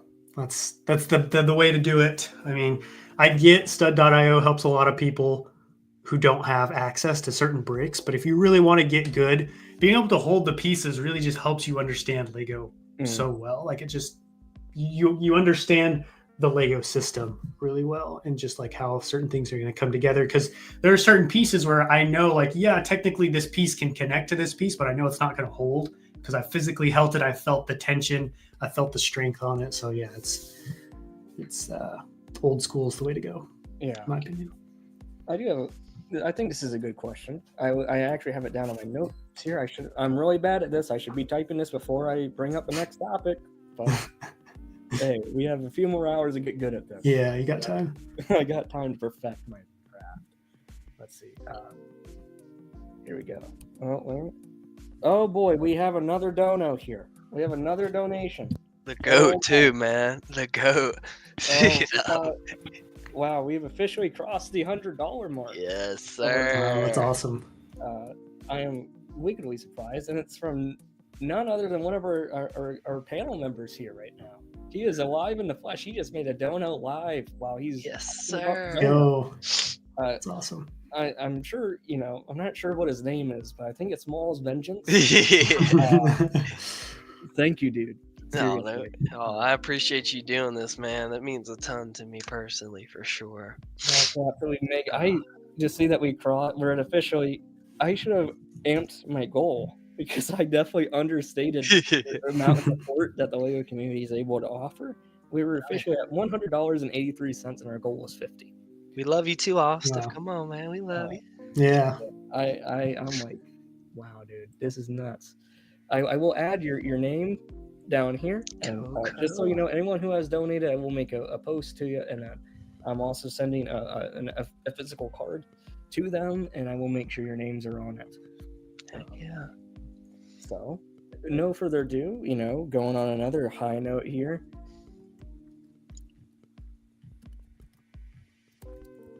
If you guys could, I know we're not all just fans of Lego Star Wars. That's our main thing. We all love Lego Star Wars. But I'm curious to know, what's everyone's dream Lego theme or themes?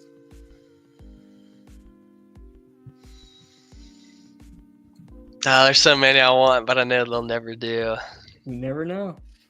But, Fallout would be a huge one for me personally, man. Fallout? Especially with the hype of the TV show. And there's just so many cool builds, like the vault they can do. It's like Fallout for sure. One I'd want them to bring back so bad is SpongeBob.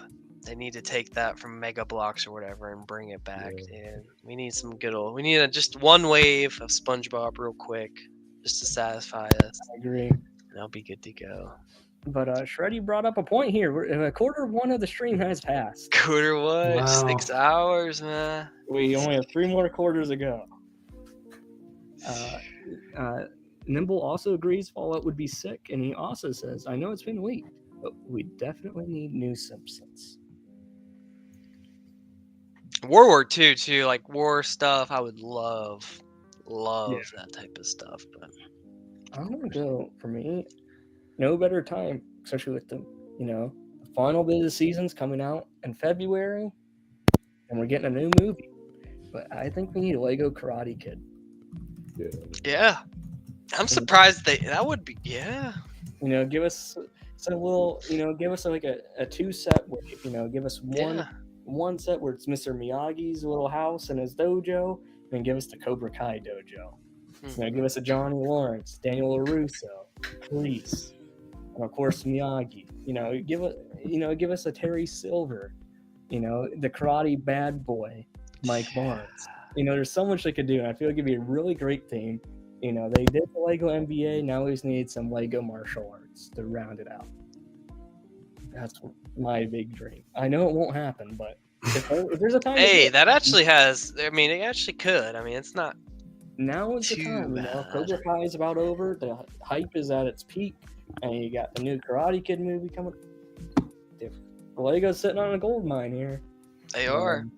Like I said, they just need to tune into some streams, and they'll be very knowledgeable with it. What would you say, Mr. Coconut? Mine's pretty easy. World War II stuff. It's a no-brainer. I get why they don't do it, but the amount of money they would make just purely from a money standpoint is insane. Like it'd probably be higher grossing than Star Wars, I would bet, because just World War II fans vastly outnumber Star Wars fans. It's a literal actual historical event, global event, that one of the biggest global events ever recorded, right? So World War II content or stuff would be insane.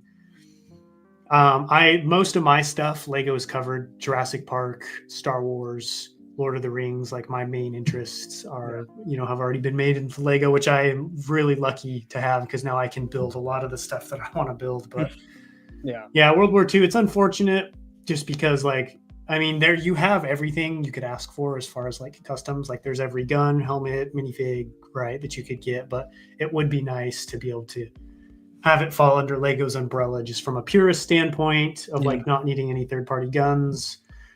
Probably wouldn't be any cheaper just because it's Lego, and honestly might be more expensive, but it would also be nice. It's one of the struggles with World War II stuff in the custom community is just availability, because a lot of these stores make cool stuff, but it's if you make a certain helmet, only 100 people might ever be interested in that helmet. So they're going to sell out of it and be we'll get around to making it, but we're putting out new stuff. Because you see it a lot with Brickmania. They have a lot of stuff that just goes out of stock that doesn't come back. That is cool, but there just isn't a big enough market for it. So it would make a lot of stuff, because I have to buy things that I'm not going to use for months, which is frustrating because I feel like I just spend a lot of money to put stuff away in storage, but I know I need it at some point, but I know a couple months from now, it could be gone, it could be years until it's back. So it would be nice to just make things a little bit more accessible for me.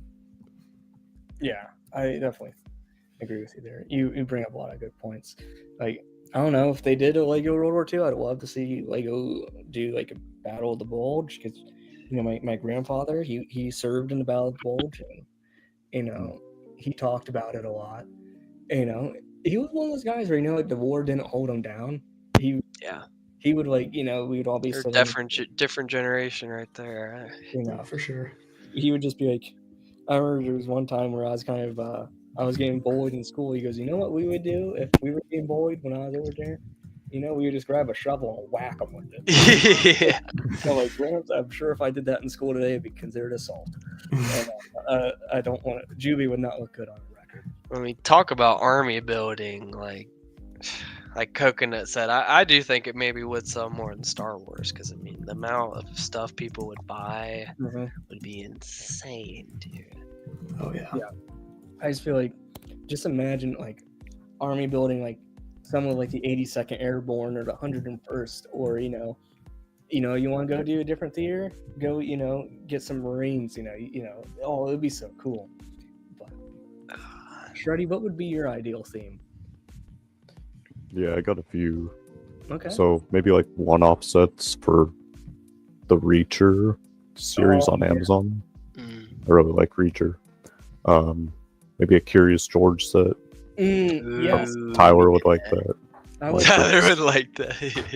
I know you would know, but with the Curious George movie they did in the like the early 2000s, imagine, because Jack Johnson did a lot of the soundtrack for that film. Imagine as a little Easter egg, they put a little Jack Johnson and he figures his little guitar and his Hawaiian shirt. That'd be so cool. Oh yeah. And then just a theme I'd like to see return. I'd like to see Power Miners return. Power Miners. The return of Power Miners. Yeah. That'd be awesome. Atlantis too, man. Or even what was another good theme they did for a while? So many. Space Police. Let me see. I know Cole. He just put a video post about it here on Instagram recently. Exoforce. Yes, right back, the boys. Exoforce. I would have loved more Exoforce. I thought that'd be so cool. I love the basic,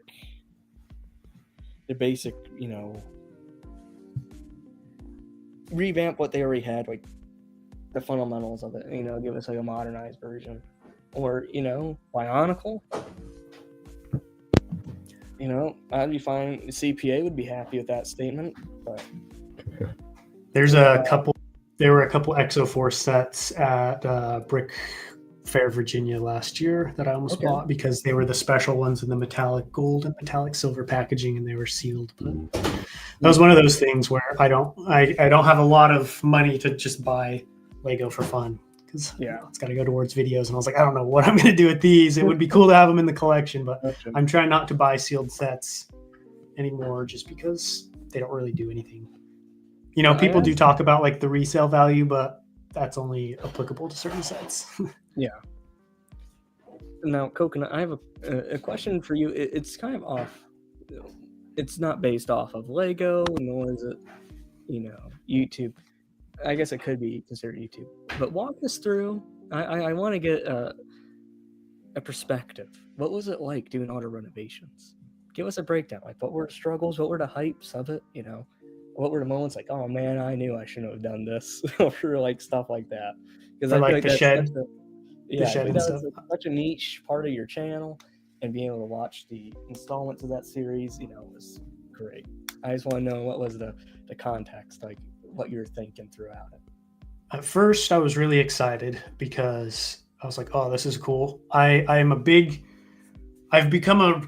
Recently I've become a big fan because last year I kind of opened up a little bit about how I suffer from OCD, and made a post about that, talking about just what that's been like. And part of doing that was just to show myself that I could do new things, do hard things, do things that because I never dreamed about being able to talk about something like that my entire life. Like that was like the last thing I ever thought I would talk about. And so I've been big on just doing things that I thought I could never do. And so going out and just being like, okay, I'm not going to worry about how this is going to work. I'm just going to be excited about the fact that I could make a house out of this shed, because it was a garage where the previous owner used to fix cars. And so like there was no floor in there. There was no plumbing in there. There was a light, there were some outlets, and and so like I had to like strip everything out, sweep it out, clean the floor, repaint the walls, get everything, this was built back in like the 70s or 80s, I think. So it was super old. So I had to just gut it completely, and then just go from there and just start building it. And it was fun to just be able to like because I framed houses. Mhm. And so when you frame houses, you have a blueprint. You know, you've got a foreman, you've got lumber, you've got your what's it called, like the codes and stuff that you gotta comply with. And so it was nice to not be so stressed about like, oh, I'm gonna mess something up, I'm gonna like ruin. Because you know, one time when I was working framing, I accidentally cut a joist at the wrong length, and so then we had to order in an entire new one from the lumber yard, which was super embarrassing. My boss was really nice about it, but like I would get so stressed about stuff like that because you look like a fool, you get down on yourself, everybody teases you, you make a big mistake. So it was nice to be able to be here and be like, if I make a mistake, nobody's really going to know, because I'm really like, my parents helped, my family helped, but I was the one out here every day by myself doing it. And so it was nice to, you know, just get rid of that pressure. And it was just so fun to like go to Home Depot and just pick out the flooring, get the 2x4s, get the sheeting, and then just plant. Like I love designing, I love planning, obviously. And it was like a big mock because there was no bathroom in here. And that was like a kitchen and the bathroom were the two main things that I really had to have in order to make this viable. Yeah. And so it was fun building the bathroom because I had to build a platform up off the ground so I could fit the plumbing for the shower and other stuff underneath the floor, because it's a cement floor in the shed. And so I couldn't jackhammer it up. So I had to build that up and then build in the walls of the bathroom. It really started to get less fun when we hit the plumbing because I don't have any experience with plumbing. And out here where I live in Massachusetts, we don't get our water from a big facility like I did in Utah. So in Utah, you have your reservoirs, which pump it out to everybody's houses. You have the treatment plants and stuff like that. Out here, because the houses are so far in between, everybody has their own well. And so there wasn't a way for us to tap into the well for the house. So we couldn't just build a new well. And so we had to like figure out how exactly we're going to get water. So we ended up designing like this giant, this water system that included a giant 100-gallon water tank that I fill like once every week and a half to 2 weeks. And then that goes out to a system of pipes that run behind my kitchen and then go into the bathroom. So that was really rough, trying to get that figured out, because plumbing, it has to be airtight, it has to be seamless, or else you're going to have leaks, you're going to have mold damage. You can't mess up that kind of stuff. And so there were times, some late nights in here, just not knowing what to do. That was really frustrating, but I had to just really focus. Going back to the mock building thing with Coruscant, like I can't expect perfection of myself. I just need to take this next step. Can't worry about what's 10 steps ahead of me or whether or not it's perfect. I need to take this step now. And so it was good for me to just work through a lot of my anxiety and indecision and just really challenge myself, because, you know, it was basically like exposure therapy to challenge a lot of that and just make me feel more confident in my ability to make a decision and not second guess it, because, you know, it all ended up working out. There was, you know, a couple times where like water ended up getting spewed all over the place and like I got soaked. Like the other day, the pipe, there's a pump that is connected to the 100-gallon tank that feeds the entire kitchen and bathroom. So it pumps that water. It's I can't remember what the PSI is, but it is intense. Like we can run the sink in the bathroom and the kitchen at the same time. The pipe popped off that, and so it just started pumping water from the 100-gallon tank all over the kitchen, behind the sink, on the floor, all around it. So I had to like run in there and unplug it and stuff. But dude, overall, it was a lot of fun, and I feel like I'm much more confident in just myself coming out of it. It's nice to know that there's also a fellow well water chap. Oh yeah, you use well water too? Yeah, we're very few and far in between us well people. So it's nice to know that there's some more well. That was really but when you said well, I'm like, hey, my kind of dude. But it's good stuff. It's nice and cold. Yes. It's, you know, it does kind of get annoying sometimes though. Every now and again, you know, you get a little bit of an annoyance, but for the most part, it's pretty well behaved. It can stick around. That city water, I ain't one of them city folk. But it's just like, I don't know, something it just hits different when you have well. It's like true man has a well. Right. You feel a little bit more self-sufficient that way. Yes. But I have to say my favorite non-Legos thing you do, you know, you do the gaming streams, but there's another show in particular that I love more than anything. It's Coconut's Kitchen. Oh yeah, Coconut's Kitchen. Such a great series, and you know, we're gonna be doing a deep dive right here, right now. We are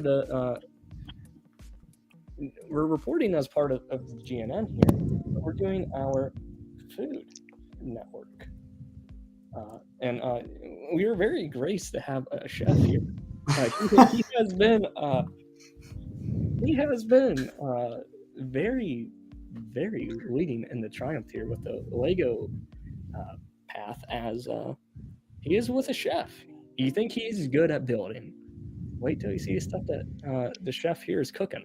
He'd be having Carmi from the Bear shivering in his boots. So walk us through like your thought process that you do when you're designing your recipe for your video. You know, tell us how you walk through. You go get the ingredients. You go walk into your Walmarts or your World Market, your Earth Fair, wherever it is. You go down there and be like, you know, I'm gonna go visit the produce aisle today. Or are you like, you know what? Let me go find a farmer and be like, hey, could I buy your chicken from you? Like, give us a walkthrough, like how you go through and you pick these items. So food is probably one of the, for most people obviously, but is a very important part of my life because I have some just health stuff to where I have to eat. I don't have to eat certain things, but my diet is a little bit more, it's a little different, and I have to be a little bit more picky with what I eat. Okay. And so being able to still have good food is very important. So I've had a lot of practice cooking, just trying to find the right stuff for me, the right diet for me, and the right budget, because I like to spend most of my money on Lego, obviously growing my business. And so I try to only eat out, you know, every so often, every other week or so, a couple times a month. And I try to cook in mostly. So I cook, you know, probably 5 nights a week. And it's just a lot of stuff. Like I'm not a gourmet chef by any means. Like my stuff, like if you watch Coconut's Kitchen, it's very like home cooking style. It's not plated very fancy. It's just, I want to do stuff that someone could watch the video and then go to Walmart and get the stuff to do it, because I feel like that kind of stuff is most interesting. And that's what I like to do. So typically when it comes to like picking a video, I'll try and choose, like I'll go through like, all right, what's this week's menu, and pick a meal that I think would be entertaining to make, as well as not too complicated. Yeah. And so like I'll try and do like some kind of like chicken and rice dish. Sometimes I'm just making stuff up, something that sounds good, a variation of different dish. I lived in Thailand for a couple of years. And so I like to do Thai food as well, just to give people a little different taste, because a lot of my stuff is, I guess, your typical American food. And so it's fun to kind of break the mold a little bit and show people something they might not know otherwise, because Thai food is really easy to make. If you go to a Thai restaurant, it can seem complicated, but you know, it's a third world country. And so it's not like those people over there rolling up to their giant kitchen with all these utensils and all these fancy, like they're learning how to make delicious food on a very tight budget. And so it's simple stuff to make. And I like to keep it simple. That's my motto with Coconut's Kitchen, is keep it simple. And so basically I'll go through and just take people from the beginning step to the end step, what ingredients I use. I don't often do specific amounts, like a teaspoon of this, tablespoon of this, because that's just not how I cook. I found the best way to cook is cook to taste, practice cooking. And so that it might be kind of hard to replicate my recipes sometimes just because of that, but that's the fun of cooking, is putting your own twist on it and figuring out like what you like, because I might like it a different way than you. And it was just another way to get content. It was actually Scott Davis's idea, because I was asking my YouTube members or Patreons at the time, like, what else do you guys want to see? Because I want people to feel like I'm giving them something other than just early access to videos. I wanted them to feel like there's, you know, more incentive. And so he said cooking videos. And so I was like, all right, I like to cook. And so I basically just stand there, film myself cooking. Every so often I'll go off on like a little tip of like, oh, like if you prepare food this way, or if you do something with this dish, it'll change it, like little cooking hacks and stuff like that. Just, you know, trying to make it fun, trying to make it interesting. This next one that I'm doing is delayed. It was delayed. It was supposed to come out a little while ago, but I messed up the footage, but it's going to be making pie, Nutter Butter pie. So that'll be coming out next week. And yeah, I don't know. It just kind of came about because I was trying to find more content. And then from there, I think I've been doing it for like 2 years now. It's crazy. Right. Do you like Japanese curry by chance? I don't know that I've ever had Japanese curry. I'm sure I would. I'm a big curry fan. That was one of you my gotta favorite try that. Thai foods was curry, so I'm sure I would like it. Oh yeah, you gotta put that on the list. That's always been a. Let me see if I can find it. I assure you guys, I'm listening. But CoolHan in the chat, he reminded me that because if my math is right, this stream will expire at 6. It's crazy to think we're already talking about that, and it feels like just a little bit ago. I'm like, oh, we got a long ways to go, but we're almost aching up on that bridge here. But he's he was telling me I have to set up another one, so I had to do it. I went and did that real quick. So Oh yeah, I have had that. Yeah, that stuff's good. Dude, that's really good stuff. Dude. Yeah, it's so easy too. I love that. So easy, dude. Like 5 ingredients, just cook it real quick, add that stuff in. I'm a big fan of Top Ramen. Not sure Top Ramen. I like the peanut butter stuff too. My mom will do that. I think is that Thai. I don't know if that's Thai or not. Like I don't think peanut sauce. The peanut butter, beef, and all that type of stuff. Yeah, there's like peanut butter nuts. Oh, dude, I love that. I'm trying to think of a specific one. Yeah, a lot of nuts, especially. You would never think too, like peanut butter, like peanut and all that stuff would taste so good, but oh my gosh, peanut butter. What's your guys' go-to meal, and if you're in a pinch? Am I making it? You can make it. Go get it. What are you guys getting in a pinch? My go-to is a smoothie. Doesn't hurt my stomach, which is nice because it's just super simple: almond milk, peanut butter, oats, and cocoa powder. Okay. Probably burrito bowl, making it or going out and getting it. There's just so much variety and stuff like that. I'm going with a PB&J. You know, you toast the bread a little bit, just enough. You know, where it has a little bit of a crunch to it, and the peanut butter gets a little bit more liquidy. Yes. You know, you like the peanut butter banana sandwiches? I do. Yes, sir. Elvis, man, you had good taste. There was something in my family a long time ago where we had like some type of relation to Elvis, but I don't believe it.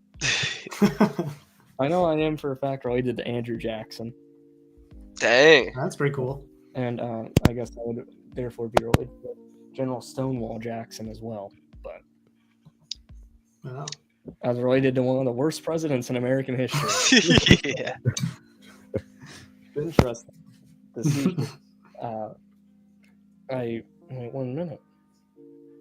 This is interesting here.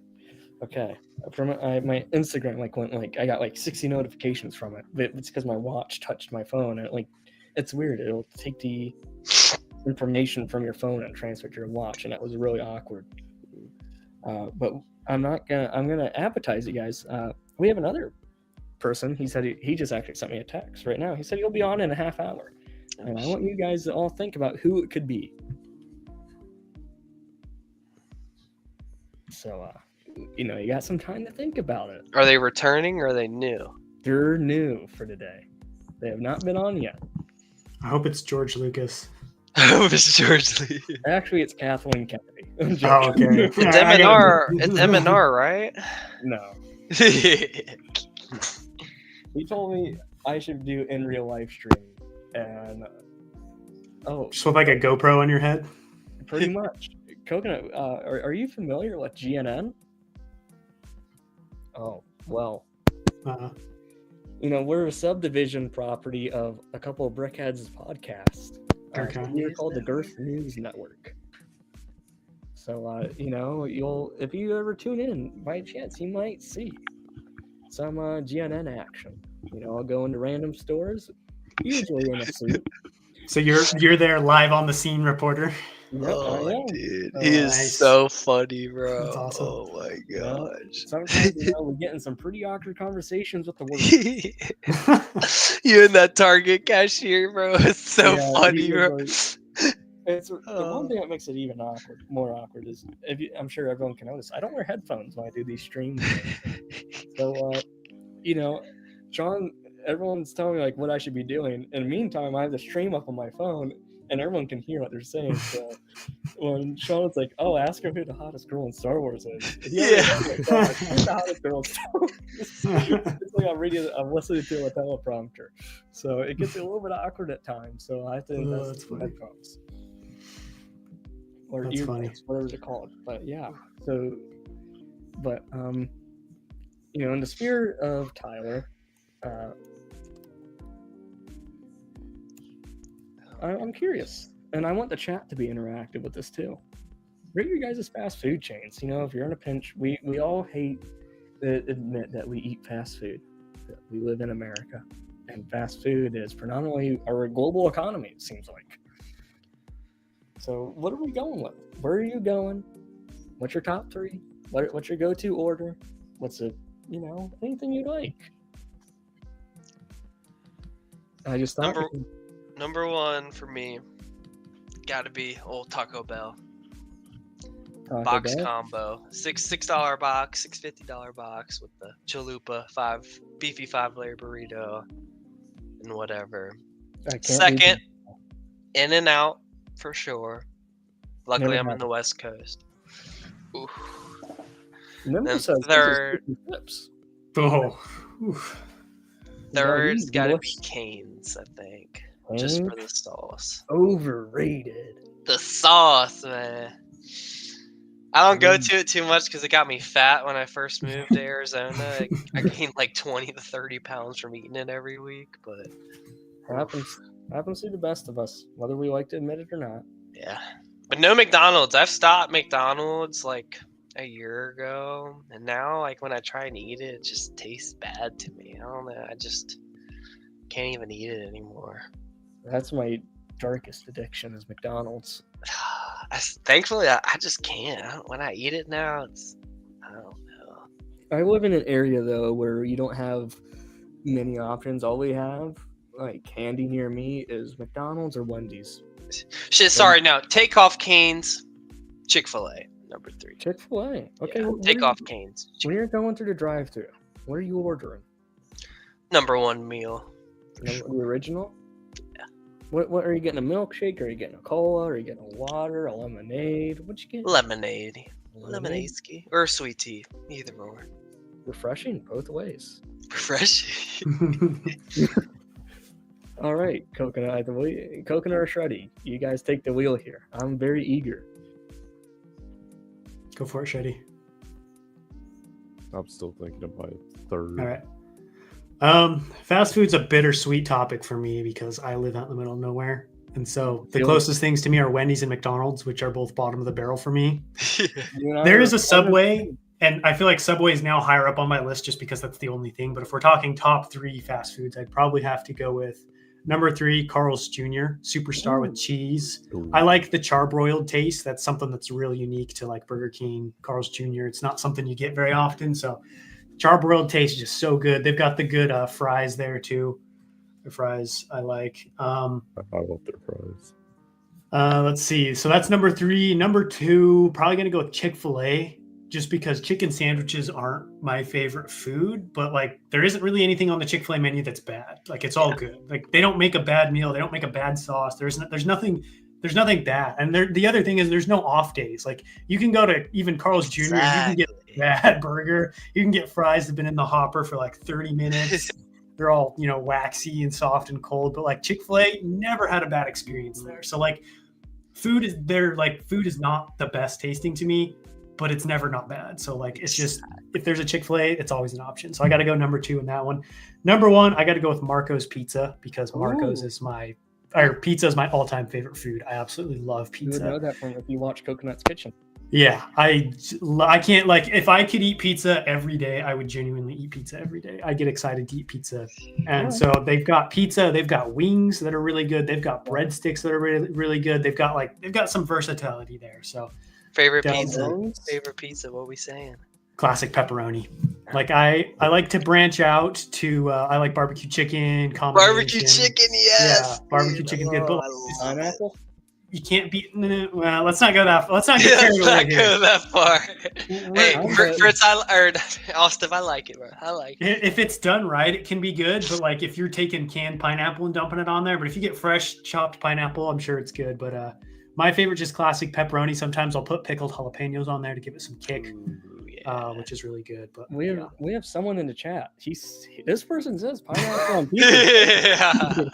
That's definitely a bot. No real person would say that. That's AI, dude. Hawaiian or whatever it is with the ham. I'll do it with pineapple. I'll do a Hawaiian. Canadian bacon. Never. What's the difference? Is it just ham? Canadian bacon ham? Yeah, it's the same thing. Oh, we have another bot. I agree with that guy. But dude. Yeah, I'm excited for Chicago because I've never tried deep dish, so it'll be the first time I try it there, and I gotta wait for Chicago for sure. Just be prepared to take a nap after. Yeah, dude. Don't plan any heavy lifting or any active activities after that. At Brickworld last year, I ordered mine, and I think I ate my entire pizza in a sitting. Oh, wow! that takes some guts. Pounds of cheese.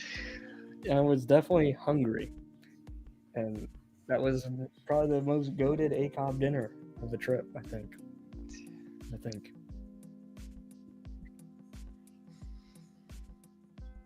I think I have my top 3. Yes, I will be listening. I assure you. I have to go check the post office because I think number 1, I'd have to put probably Chick-fil-A, Old Reliable. I'd always go with like spicy sandwiches, probably 2 of them. Maybe either a Coke Zero or lemonade, whatever I'm feeling. Probably in 2, I'd have to put Five Guys. Ooh, dang, you're a bougie man right there. Yeah. And then 3, it's kind of hard. I always go with Cane's or Carl's Jr. sometimes. It's like flip-flops in between that. The Five Guys Cajun fries, dude. Oh my gosh, man. They're so good. It's just so damn expensive though. It's like $15 for a freaking burger, dude. Like, come on, man. That's like a once or twice a year type of thing. Yeah. Dang, we got another one for Team Pineapple. That's wild. What in the heck, man? But I'm gonna go grab this package real quick. I just want you guys to keep in mind in case I'm not right. I should be back in like 2 minutes or so.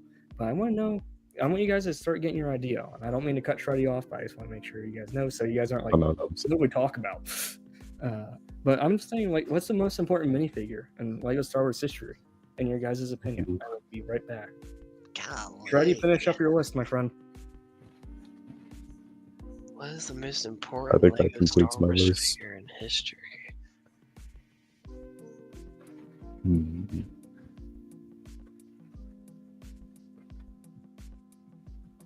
I don't know. Like, what's the most important?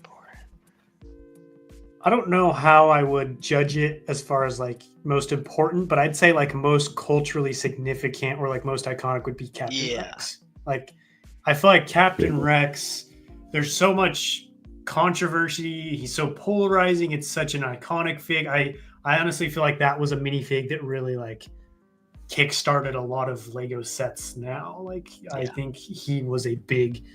his popularity and how many people were clamoring for him, it literally influenced the creation of sets. That's why he was in the Venator. Like, so I think probably I'd have to go with Captain Rex because I just can't think of another minifig that's like had so much surrounding it. Yeah. That's a good one. I mean, it could be like, Cloud City, Boba could be put in there with the arm printing being the first one with that. Lando, I guess, being which is controversial as crap, the skin color or whatever, not making him yellow or whatever, being the first Lego figure that's not. Yeah, that's a good point. Yellow, first big one. Minifigure of color.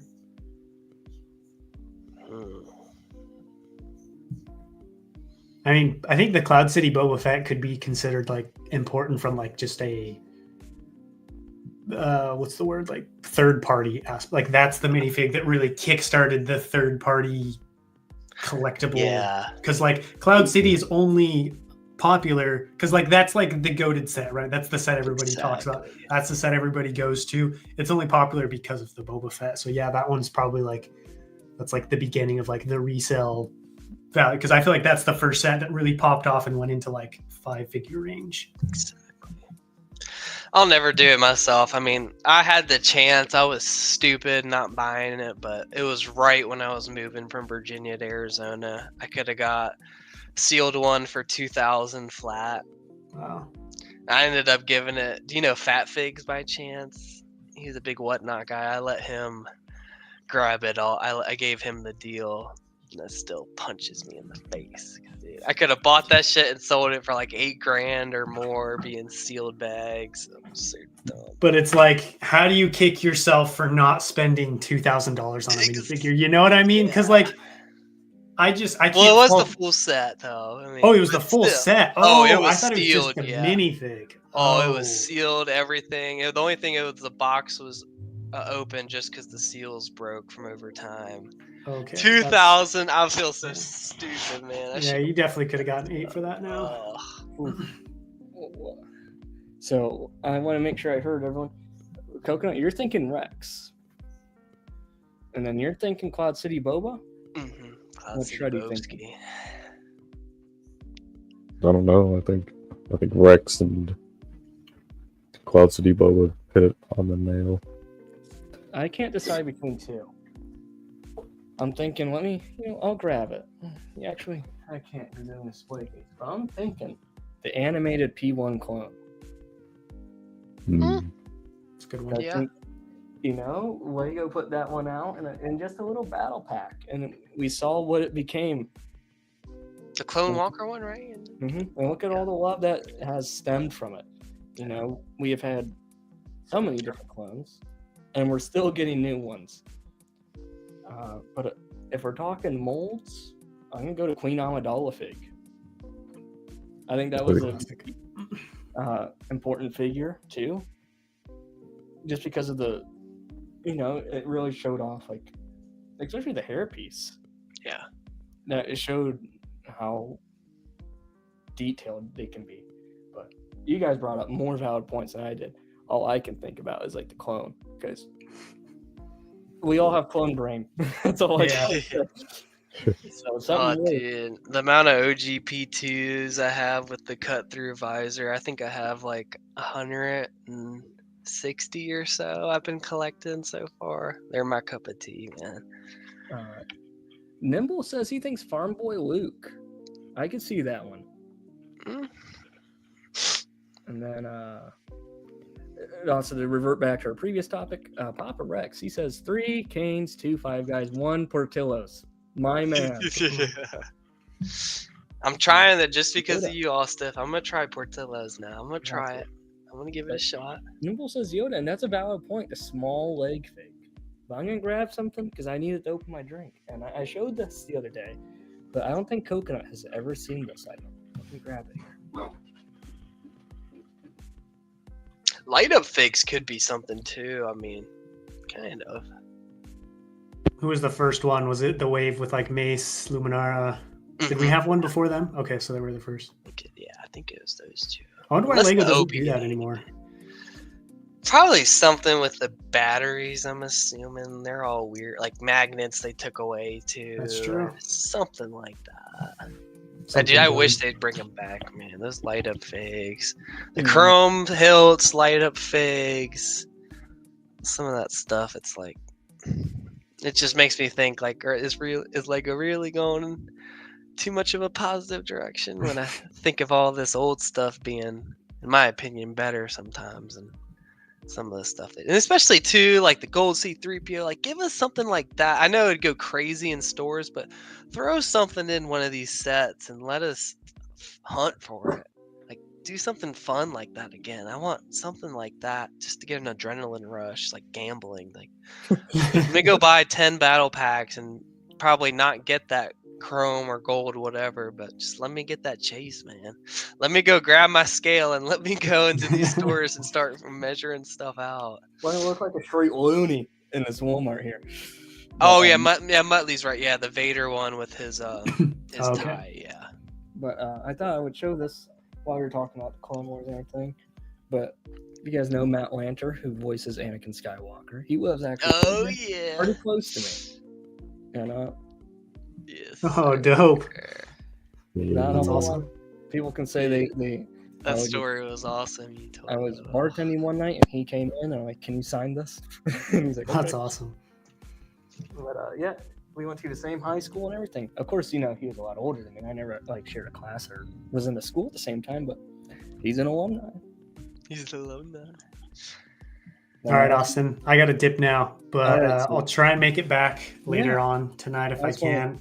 I just want to tell you, thank you, dude. Of course. I can't thank you enough. This is I guess, our first somewhat reality meet.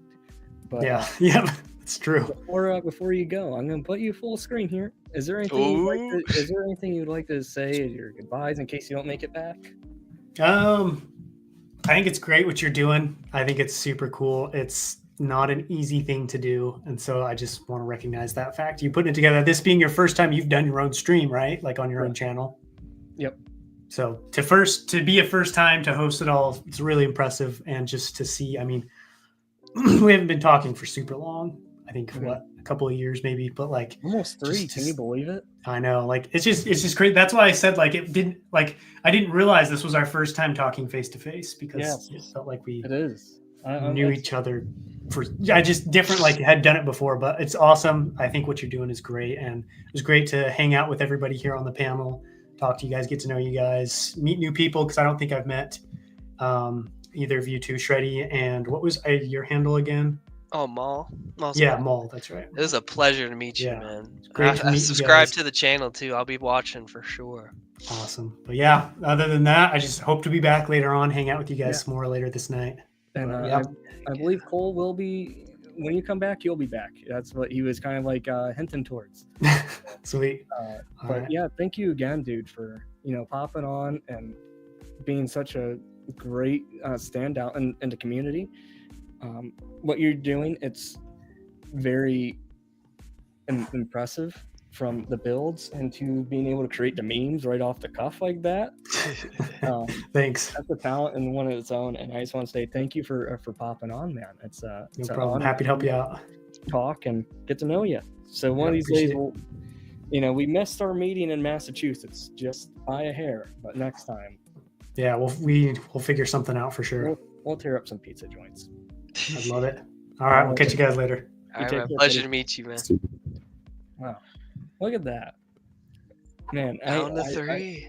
Man, how was that, dude? How was it? Dude, that's a great guy, man. I never watched him before ever. I've never seen him. No. I've been watching him for the past couple of years. He's a good man, good dude. Oh, heck He's always positive, always a pretty happy fella, and he's really chill too. Oh yeah, chill guy. He is a chill guy. He's the chill guy. He just needs the ball cap though. But I was kind of hinting towards it earlier. Do you guys want to guess who the next panel guest is? You should be here any minute. He's a YouTuber. He is a YouTuber. I want to say Tyler, but I don't Tyler? Not know. Tyler. He might be asleep. He might be asleep. I'm hoping Tyler might join. I think that'd be kind of neat. But we'll see. But I'll give you a hint. He does a show on Friday nights. Oh. Is it a Hive? It is Mr. Hive. Let's go. But so just in the meantime, let's just hang out. I want to, Motley, anyone who's still here in the chat, what do you guys want to talk about? We're gonna leave this as like a little open area. I still have a list of other ideas we could talk about. Yeah, I could pop open these YouTube ideas too. I got you. Okay. Yeah, go on a roll here. Let me put my feet up for a little while. Nimble's still here. Nimble, man. He's a donor. So many of y'all, man. You guys are all so generous. Like, man, such good-hearted people in this community. It's impressive. Excuse me. W Nimble. Okay, Nimble is wondering what's the most expensive fig we all own. Now, Nimble, do you mean does it have to be Lego official or could it also be custom?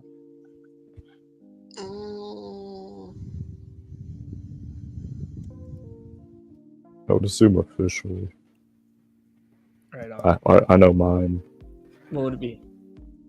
It is Lloyd DX from the Target minifigure cube in 2015. Okay. I think he sells for around like 200 to 250 on eBay. I don't know. I feel like I got a bunch that are kind of in the same racket, like the OG Django, OG Blue Watto. I think it's kind of like all around 250. Malgus too, around that price. Yeah, I would say those three for sure. Yeah. I don't know what the most expensive Lego. Let me.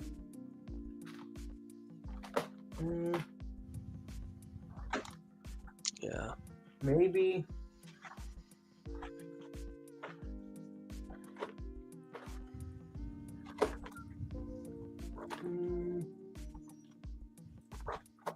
But dude, that OG Blue Watto, I love that figure with all of my life. That special blue they did. Ugh. I'm not sure what mine would be. Wait. It might just be. I have one Shadow Arf here somewhere. I'll have to find one. Oh, dang. I'm not sure if I have him here or if he's still in a box somewhere. I recently moved. I kind of like threw this thing together recently because you guys have noticed my setup lately has just been my door. Dude, when I've just moved recently, I can't find my box with all my light up fakes, and I think I lost it. I would say it would probably be my OG Django. What? Yeah. Like what? 140? Oh, like 2000, early 2000 Django? Yeah. Oh no, he's like a good. I think he's still 250. I think. Okay, then I guess he would probably be it. Yeah. Because It used to be more. It used to be like 400 a year ago or two. He used to sell for a lot. I would say it would be the Shadow Arf Trooper, but you know he kind of has some teeth marks on his helmet, so his value. Oh no. But yeah, it'd probably be my Django. But he's in my safe. I don't want to feel like going to open up my safe right now. Oh, dude, my safe, dude. There's probably like, I don't even know how many thousands of dollars. In the Yeah, I want a Shadow Arf somewhere. I got a prototype Boba Fett white poly bag, but I opened it. That's for a Shadow Arf, but Muttley has bought all of them. I mean, combined together, I got 4 Chrome Stormtroopers, so man. The Chromies. The Chromies. No, I have a special place in my heart for Chrome with Lego. I always forget this one, but the TC-14, you know, the really shiny one, wasn't that droid in a poly bag? Yeah. Yes. I was about to buy him like 2 years ago, but I stopped myself. I should have though. I don't know why they petitioned not to make Chrome anymore. I mean, yes, it fades, but as long as you don't play with it, it's not gonna fade. I think it'd be so cool to having like mocks and stuff. Yeah, it'd be very unique. But I'm trying to make sure I did this timing right because this stream will expire at 6:05 Eastern time, right? Because that would be 8 hours from 10:05, right? Mm-hmm. Yeah. Okay, yeah, I programmed that right. So we're just gonna here soon. We're gonna be just going to the house next door, but almost crossing 7 hours. And it went by quick.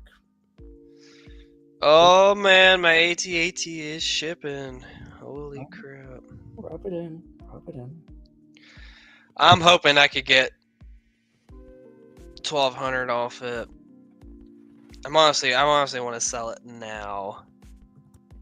I don't really want to wait because Black Friday and Insiders Weekend has made me lost a lot of Thank you, money. Motley. I was curious.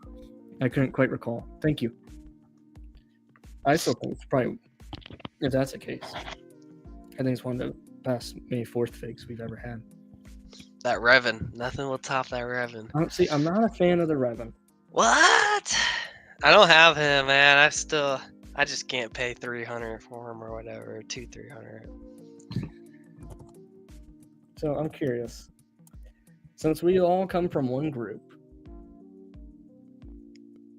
I'm curious, what's the best ACOB moment you guys have experienced so far? Watching or however. Well, man, my best one definitely was getting on the show. Valid. That completely meant the whole world to me. I love when, like, I've had other YouTubers that follow that have, well, only one, this sports one that I went on, but when you have stuff like that and you let the fans come on like that, it just connects it so much more when you can actually talk to the people that you watch weekly or whatever like that. But that, dude, my smile, I got so damn nervous so quick. That truly, honestly, like, made my year in a sense too, because it's forward reflected to coming into here and that stream we were in before with me, you, Matthew, CoolHan, and everyone like that. These, like, doing this is so much fun to me. Just talking Lego like this, I wouldn't trade this for anything. Like what we're even doing right now, I love it. That's awesome. What about you, Shreddy? What would you say is your favorite moment of the year with ACOB? I gotta say, when Tyler returned, showed up, yeah, and then also just like the Brick World stream, like the Brick World panel, like in real life. Yeah. That was cool seeing Austiff, Cooper. That was a good time. The real life panel was really. That was probably for me I can't remember. I think it was Tyler's stream where, it was me, Ryan, and Tyler. We were just hanging out, and then we were asking, like, what's one set you think Lego could actually make now? And mine was like a prototype Slave 1. I just thought that was a pretty neat, just hearing Ryan's take on it, and actually he kind of agreed, which was kind of neat. But overall, I would say is the ACOB dinner. When we went to what was it? It's gonna hit me in a second, but we all went there. It was me and Fox and Hound. That was my favorite moment. But Tyler's drunk history of life breaks moments are hilarious. Dude, that was so funny. That before Chris or whatever, when I got on that stream, Tyler, he was geeky, man. Oh, that was so funny. That was a good time. Yeah, trying to. We've consistently stayed at like 5 to 8 viewers, which I'm kind of shocked. Yeah. That 2 a.m. is gonna hurt. Gonna be a lonely 2 a.m. We're gonna be having some coal roads. So cool.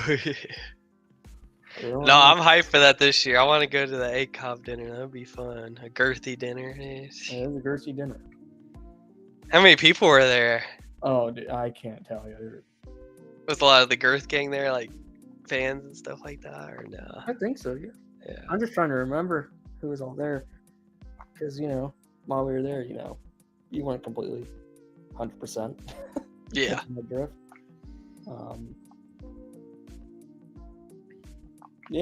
Mayo was there. Man, there were so many. That's why I kind of want to take my mom's Land Cruiser, because that thing can fit freaking 7 people.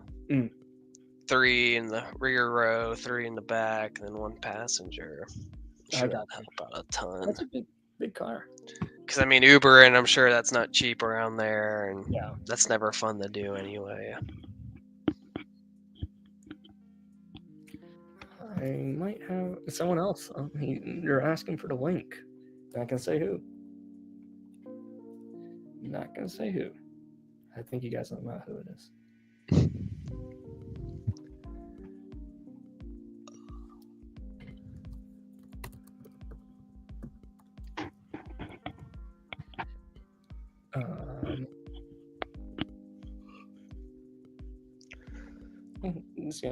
Just in case I want it. I'm gonna send in just so because I keep forgetting that people want the link, and I keep forgetting to send it out because I am terrible at this.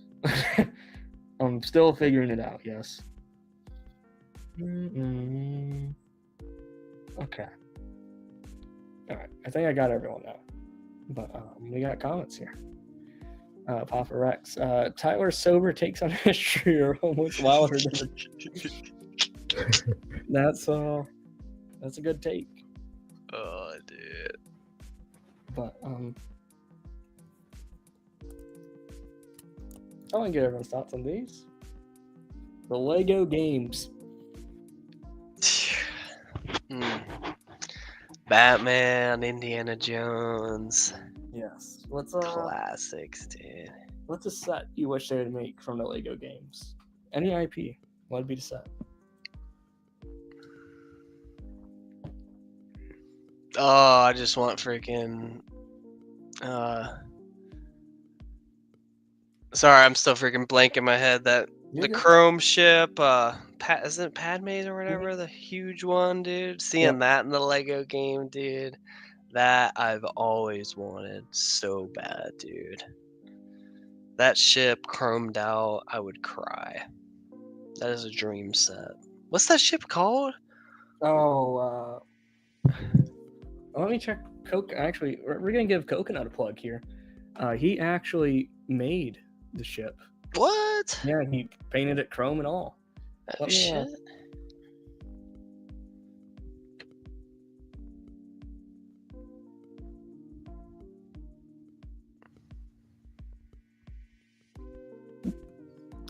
Let me see. It was early this year, or late last year. Let's see.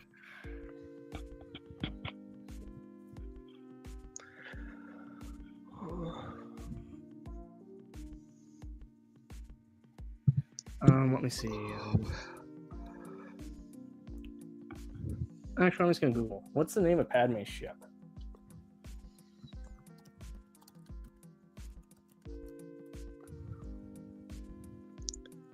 Oh, it's a Naboo Royal Starship. Yeah.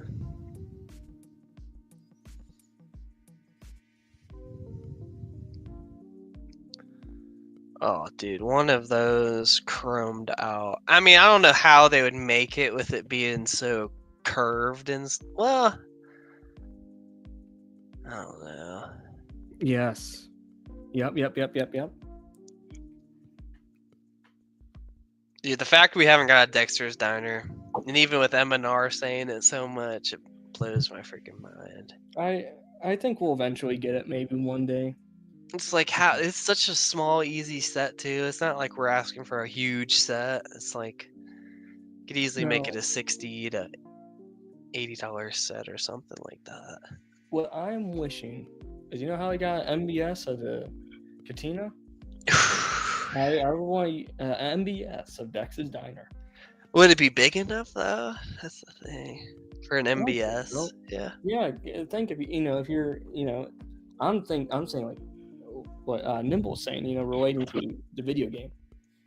Tunnels for the different missions. Okay. I think that'd be really neat. Oh, dude, if they made that, I mean, they kind of made up some parts, to go in with the MBS Cantina, I feel like. So they'd make some filler. I don't know. I think if there's a will, there's a way. They'll do it somehow. They need to do that lobby, like, dude, with the bar there, and then having like episode 1, 2, 3, 4, 5, 6. Dude. Oh.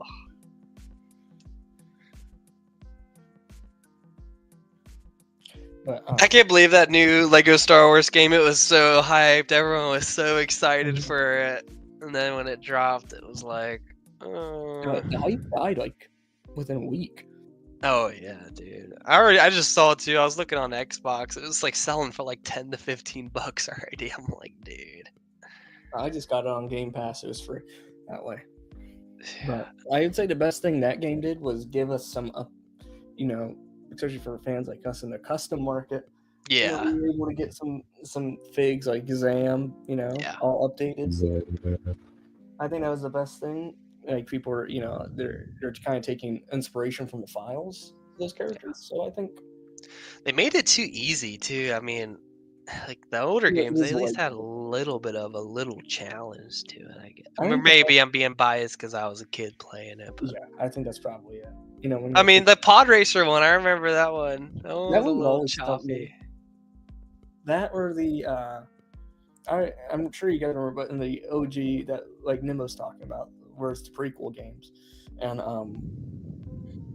I remember like when you're in episode 3 at the very beginning, I was struggle because you'd have to hit that red dot on those those two right above each other for the door, and I'd always hit the one, but I'd always miss the other. Then it'd be.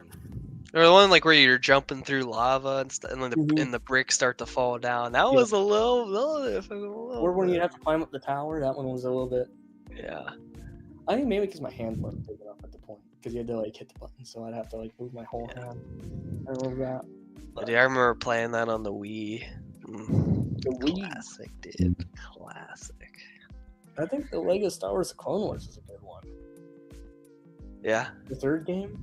I only played a little bit of it. I still need to deep dive into that one. I didn't go too much into it. Like Indiana Jones, though, dude. I remember that being such a heater, dude, when I was a kid. The Batman 2, that first Batman. The first Batman was great. I just like I feel like the issue with the newest Lego Star Wars they like forced the comedy too much. Yeah.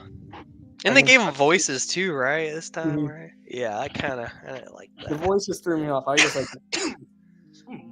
Yeah, that's what I like. Minecraft villager noise, but they're just interesting. Everything, you know, I would say they did a lot of things in the game nice. It was like open world completely. Yeah. I really like that aspect. You can see they really tried. Yeah. But they just didn't know what the fans kind of wanted. And I think that's where they failed a little bit. I think too. We had such high expectations and nostalgia for the old game that nothing could hit as hard. And you think maybe that might be part of our current problem? With Lego nowadays? You know, like I'm saying, like the quality of the sets, you know, like we keep saying like, oh, you know, give us a battle pack like we had. Maybe we're just obsessed with the nostalgia of what we had. I'm definitely nostalgia blinded, being a huge OG collector for sure. I'm definitely blinded by that, but like I was saying earlier, I just feel like they've like some aspects they've just like light up figures, chrome stuff, including like that the gold C3PO or whatever it was in the boxes. All those different little things that they used to have in the past that they don't have now. It's just like, But quality-wise, I mean, like the prints, like Fox being pink or whatever, all of that type of stuff. Yeah. There's a, you know, kind of going back to earlier, you know how we were talking about like what sets we wish that would be made or remade? I'm honestly kind of shocked. No one said dropship and ATOT. True. No one said that. That is true. I would have thought for sure someone would have said it, but I just keep that one out of my head because I know I'll never afford it. Unless you're Will, who got it for like $400 at BrickHive. What? Yeah, I was like, he got it. Was it sealed? No, it wasn't sealed. No. But it was used, but it was in good condition. I remember he was like, you know, we were kind of going down on the stairs or something like that, and he was like, he stopped and he's like, dude, guess what? I just got a deal on the Facebook Marketplace. I'm like, cool. What's Facebook Marketplace? What could he have got? It's the ATOT and dropship. Like, what? Like my mood shifted because I just got tired. He said that. I'm like, wide awake now.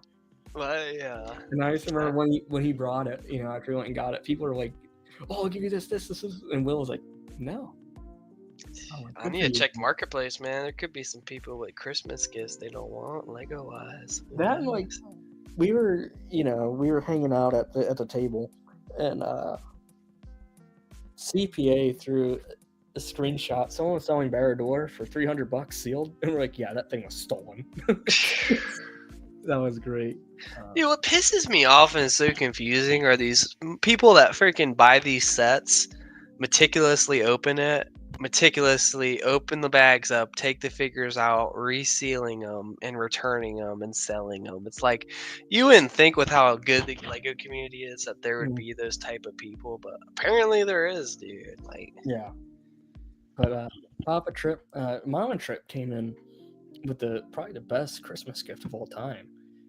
She got him the sealed ATOT and dropship. That was his Christmas present from Mama Trip. Oh my gosh! So we gotta say something from Mama Trip here. Mama Trip, Sheesh. She knows what's happening. Good wife right there, man. She knows she is one for the boys. She knows like what is the good sets. Damn, man. I don't think you guys know this. I am the adopted child of theirs. I am the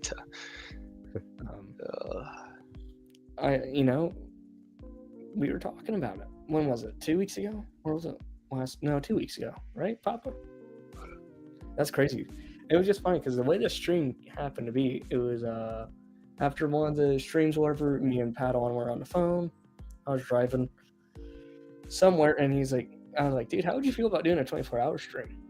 And he was like, okay, yeah, I'm down. And here we are. I wouldn't say it's pretty well planned for only 2 weeks and not having done this before. Motley says, I was lucky to still be collecting when that big boy came out and got myself 3 and added later. Wow. Are you talking for the dropship? Golly. So you say Muttley has a lot. Hey, Muttley, you got an extra Darth Maul head now, man. He's the best. You know, Austiff, room is ready for you, dude. You just tell me when. I'll pack up my shabam, and I will be I'll get your doorstep. Faster you can do 2 shakes of a lamb's tail. If you know that reference, you're awesome. I know Hive knows it. Yeah, dude, if I get a Darth Maul head from Brick World, she's gonna be guiding me through Brick World Chicago 25, dude. So we're gonna be meeting Mama and Papa Trip. Are you guys on your brick badges getting Mama and Papa Trip? That'd be cool. That'd be really, really cool. But I just thought it was funny. Earlier, you guys were talking about speed dating at Brick World, but there's not. Yeah, it'd be too disproportional. The sausage fest would be real. It's not so much that. I just feel like, I don't know, dude. We'll find you a place. I'm sure there's a place there in Chicago that we can take you to go do that. But Muttley says, yeah, 4-8-TOT. Oh my gosh, dude. Muttley, what a goat. Muttley, now, do you have any extra Darth Maul heads? I just gotta ask. That may be a little before when you were collecting, but just gotta ask. Just throwing it out there. Muttley is my hero. I have a lot of heroes. I was just thinking back too. It's like as a kid, I love Star Wars, but Lego Star Wars, but I was into so many different themes too, like Atlantis, Star Wars, SpongeBob, Ninjago.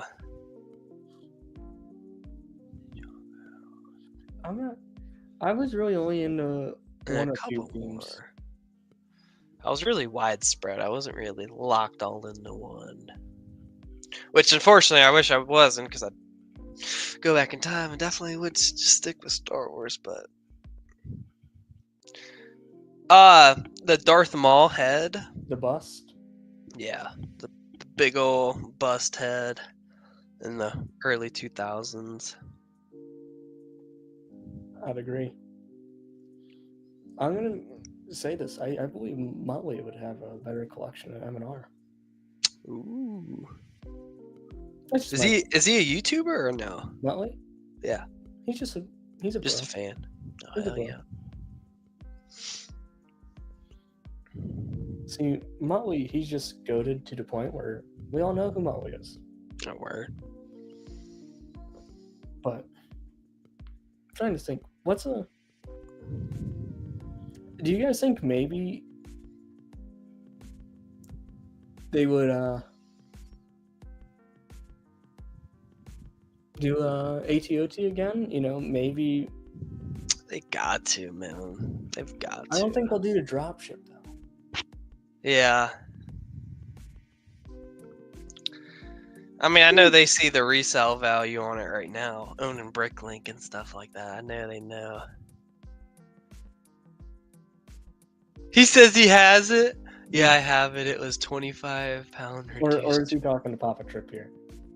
Oh. I can't tell.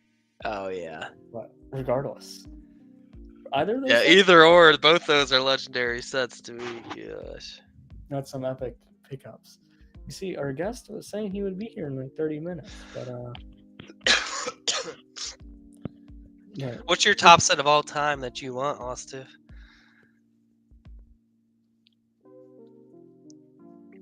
That one, the white whale that you don't have right now. I think that you know you've it. always wanted. I think you know it. Shreddy might know it. Yeah, you're making me use my head now. That hurts. It's my holy grail. I'll let you both take a guess. Pretty cool, right? Yep, I've said it before on stream.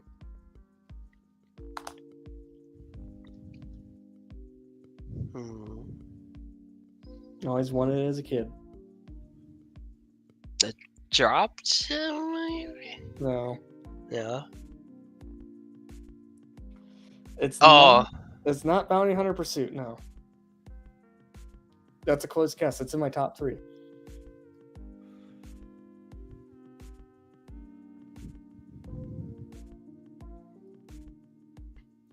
Gunship.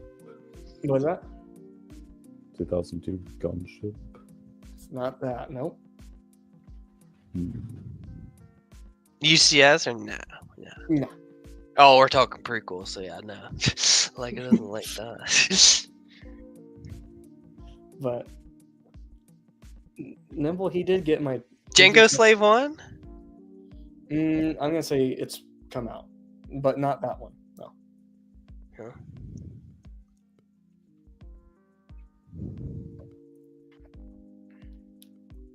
Do you want a hint? Yeah. Or you just want me to tell you? Now give me a hint. Give me a If I hint. give a hint, it'll say what it is. I'll say it was a Attack of the Clones set. But first, we're gonna change gears. You guys keep that thought to yourself here. I want to, give a very, very special welcome. He is one of the GOATs, man. There's like no way to, give this guy a proper introduction because he is just such a legend, and anything I say would just fall short. He's from where I'm from, believe it or not. He is a cool dude. He's a very good friend of the Girth Gang. But no further ado, I want to introduce BrickHive. Hey, that was way too nice of an introduction, man. Thank you. What is going on? What's up, everybody? How y'all doing tonight? What's going on, Mr. Good. I've been wanting to talk with you for a while. That's good.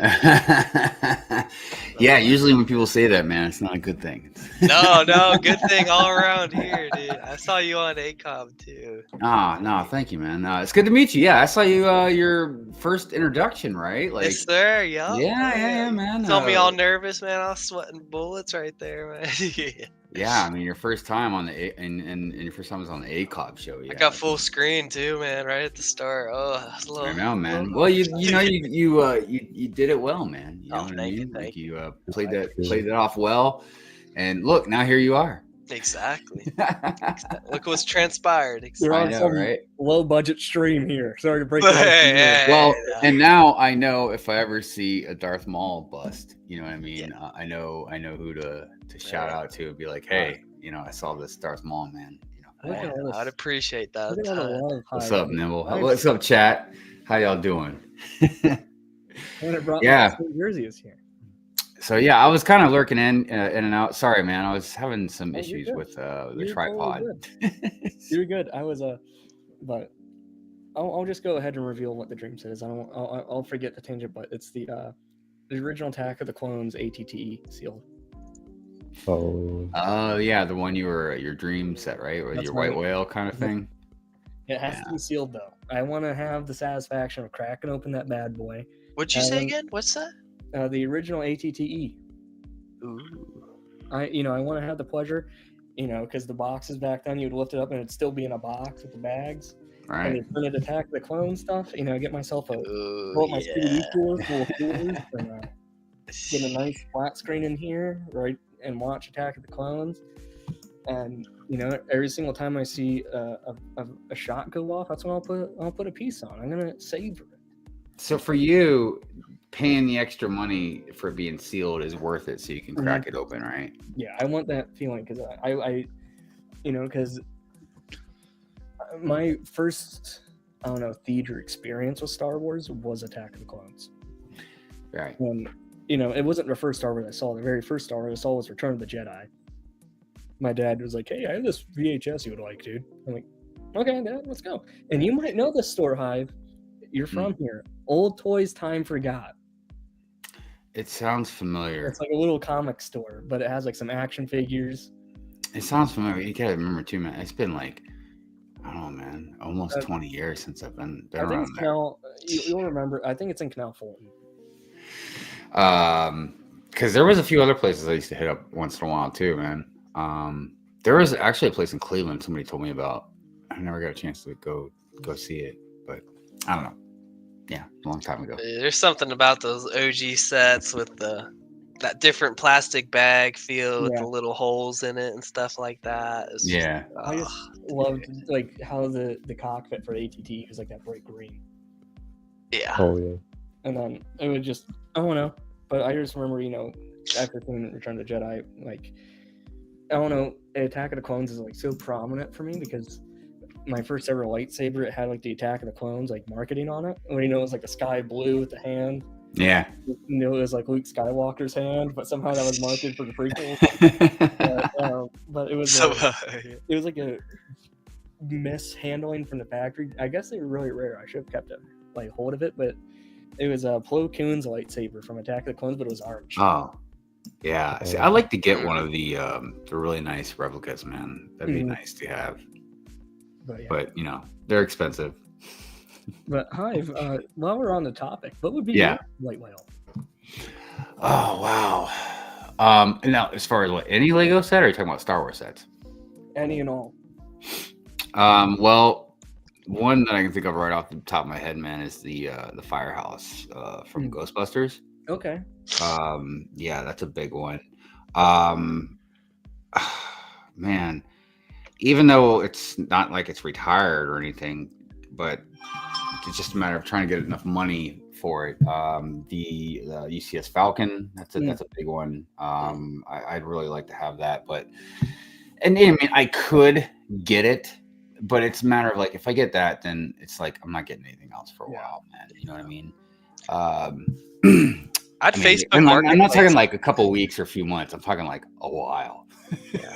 I'd try and Facebook Marketplace it. Some people will get gifted that Falcon, and they'll be like, I really don't want it, and maybe put it up for $600 or so. But the biggest thing on those huge ones is the tax you got to pay, and if you don't got to pay that, and that's like, not too bad of a deal. But yeah, I mean, there's a few others, but like honestly, even like the Quickie Mart from The Simpsons or the Simpsons house, those ones. Yeah, there's definitely a few, man. But like the Ghostbusters Firehouse is like the first one always comes to my mind because I have a city, so that's like something I really want to put in the city, but like that thing is skyrocketed in price. But Death Star 2, that's another one. I've always really liked that set, but yeah, I don't know. We'll see. Ultra. Just you saying that reminded me of the Big Bang Theory episode where Sheldon's building the Death Star 2. Yeah. Oh, yeah. What they should have done, this was a missed opportunity. When they did the Big Bang Theory set, they should have had that. Ooh. Just think that would have been Sheldon cool. Lego inside of that would have been. Tell me that's not a good idea. Yeah, that's a great idea. Ultra, nice to see you. Still going strong. I am. This is getting kind of whack at this point. You kind of, I have this list of like 70 things I want to talk about. We're like almost through it. At this point where we might have to be asking ChatGPT for Lego discussion ideas just to fill the void every now and again. But Mr. Hive, I've been catching up on your minimal effort streams. Oh, thanks. I would say it's coming along really nice what you're doing. Thanks. I really need to put do some more on it. It's just it's a very meticulous, tedious drawing to do. It's not. Some parts are fun, but the whole drawing itself isn't really a lot of fun compared to other stuff I've drawn. So it's kind of like walking through quicksand right now, huh? Yeah, you gotta love those drawings.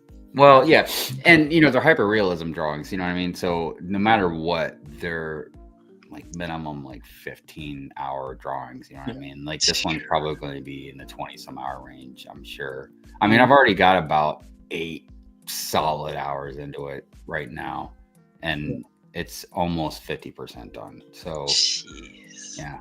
It just takes a long time, man, but that's the whole point, when you draw these like realistic drawings. I mean, I've got some that, and this one might even take longer because it's like I said, that Bush helmet, it's a very awkward type helmet. It doesn't have like right, yeah, and it doesn't have like a lot of like long, smooth like angles and lines and stuff like that. It's just like it's very condensed and a lot going on in it. So yeah, it's coming along, but it's a good challenge for me. And once I get it done, I can go work on some other stuff. What would you say what might be next in the pipeline? Well, the next helmet I'm going to do is going to be the Sabine Wren helmet. That'll be a fun one to do because it's a pretty easy helmet as far as the helmet is to draw. But then, like she's got all the colors on it and stuff like that. So that'll be a lot of fun, putting some colors into something like that. I don't know. I'll pick a couple more helmets and then like do a poll and see like what everybody picks. I'm not really sure yet. I know a lot of friends want me to do like some clone type, helmets and stuff. So I'll probably pick like some clone helmet and throw it in there. But yeah, I don't know. There's a lot of good ones out there. And then I'll probably be doing a lot of like other type of random type artwork that I do, and occasionally, like people commission me to do stuff. Sometimes like I think the last commission work I did was for Macro Bricks. Oh, really? His logo, it's like a skeleton hand with a green brick in it. Yeah, I did that for him. So every once in a while I'll do something. Just depends on what it is, how much money's involved, how much time I got, stuff like that. So so that's what I got coming down on the pipeline as far as art goes. Very nice. Yeah. I'm just trying to think. The last thing I haven't finished it because I got really discouraged. I was doing Johnny Lawrence versus LaRusso on the mats. And I got Johnny good, but I just couldn't because LaRusso, he's at like his torso is like shifted at a really hard angle. I got really annoyed, so I just kind of stopped. But it was trying to get the fabric movement in his gi. Because when he's doing a crane, it has that stride. I can't get it like tuck into the belt properly. So I'm giving up temporarily till I can figure out a way to do it. Right. But I think that's part of the joy of art because you'll do it and then you're like, I hate this. Then you'll come back like a month later, like it's not that bad. And then or it could be this is really garbage. Well, and it's weird because like I'm sure like what I've learned is all artists they're different. You know what I mean?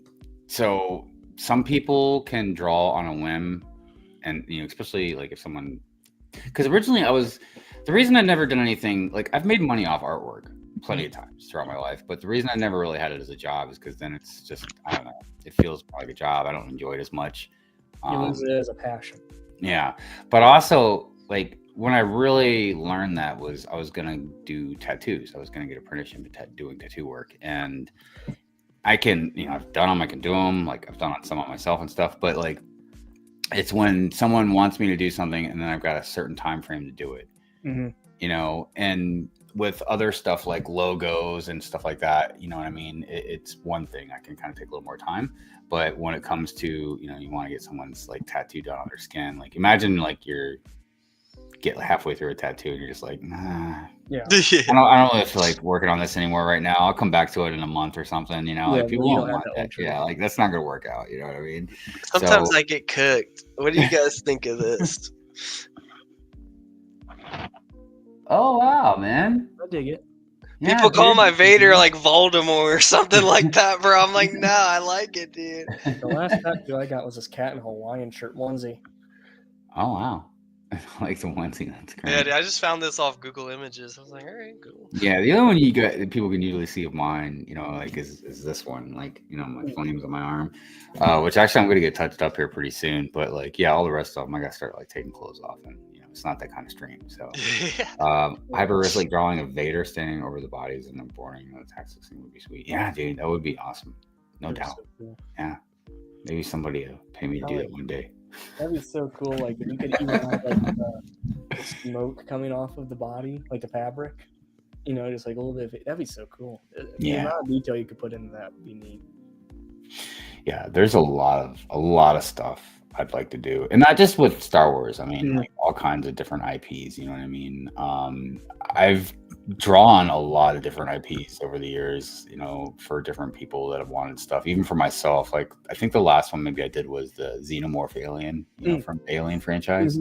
Because I drew heavily a lot of influence from H.R. Giger, the guy that like designed those Xenomorphs and stuff. So I just, when he passed away, I kind of like drew one for myself, kind of like an honor in him, you know what I mean? So, but yeah, occasionally, you know, it's crazy because when I first started doing like portraits and stuff, a lot of my friends who were athletes when I was growing up would have me, they'd like hand me like a baseball card or something. And they'd be like, hey, can you draw this? And I draw it like really big on like a poster board, and like they'd pay me to do stuff like that. So, I don't know, man, it's good stuff. I was curious. It just popped in my head. I want to go and ask everyone, man. You know, to break it up from Lego, Star Wars, you know, give us a little bit of a refresher. What's everyone's favorite sports team?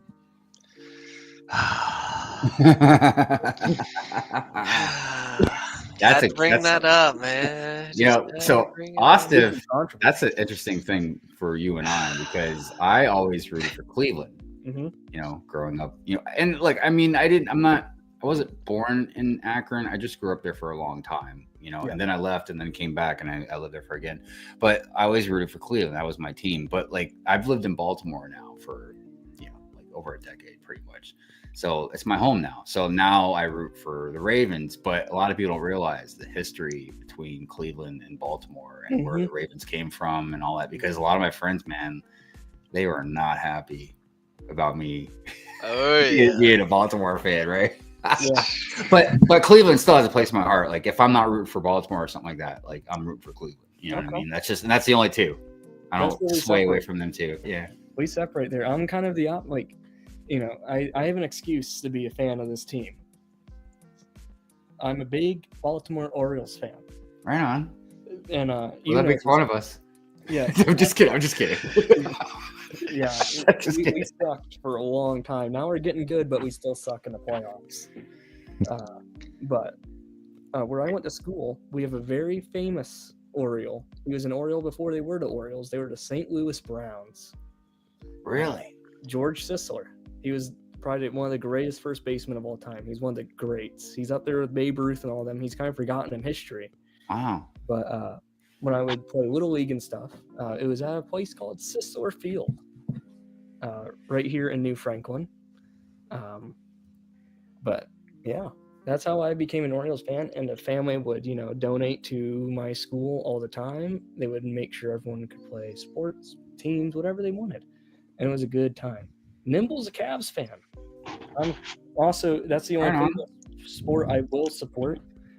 I grew up a very heavy Cavs fan, and fun fact, my dad mowed LeBron's lawn once or twice. Just because he had a lawn care business, and it was, I don't know how it happened, but I know he was. That's cool. He always plowed and mowed Mrs. James's lawn and driveway.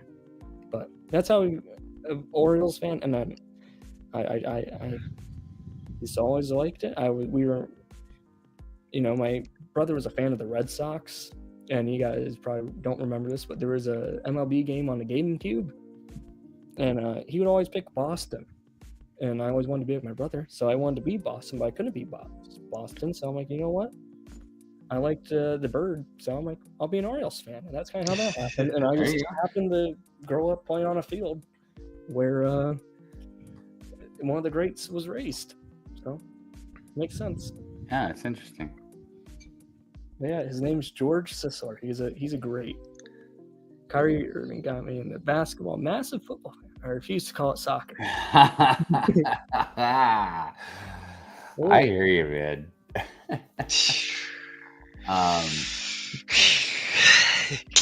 That's always a funny inside joke, man. Like, I'm indifferent on this subject. Yeah, I mean, if you're in America, it's soccer, man. I've never watched a football/soccer game in my entire life, so I can't say anything bad. Or I don't, I've never cared. It's just a matter of like sometimes, and it doesn't happen often, but yeah, when someone refers to it as football instead of soccer, like us Americans, we just get confused. Yeah. Because we just think you're talking about like, football, which I get. On the other side, they're probably like, it doesn't even make any sense because like the only time you kick it is like, like it's rare, not rare, but it's as little in the game that you're kicking the ball. You know what I mean? Mm-hmm. So you think you'd throw it something like, but throw ball doesn't sound right. You know what I mean? But yeah, I respect it, man. I just, like I said, us Americans, we're just like, huh? Well, don't they say like football or something like that too? I don't know. I think it might just be football. All right, on George. Yeah. All right. One of the greats. If you ever get a chance, look at his stats. He is totally, man, up there, dude. I have unfortunately been an Arizona Cardinals fan my whole life. It's been a rough football watching life, but I'm stuck with it. Born in Arizona. Gotta stay loyal to it. There you go. I'm not going to reveal what my favorite American football team is because I don't want to get roasted. No, you gotta say it now. You gotta say it now, dude. You can't say that. I was a fan before they got good. Oh, you're Chiefs. Wait, did you say? The Chiefs. Ah! I'm going to grab it. You guys chat amongst you guys are going to see some Austiff memory lane. Oh. Oh, the Chiefs, dude. So you're out in Arizona? Yeah. Mm-hmm. Right on. How's the weather, man? Has it been cooling down out there? It's about like 67 right now. It's starting to get a little cool out now. I mean, I've been through Arizona. I've stopped there a couple times, but I never actually like really stayed there. But you just think it's always like over 100 degrees and stuff. Oh gosh, dude. This summer was horrendous, man. Really? It was like straight May through October, and usually, I mean, September is usually the cutoff point. Yeah. Nah, not this year, man. Like when you walk outside, you'll sometimes get stung by the heat. It gets that bad. Like your body just like itches and you get shocks through you. Yeah, man.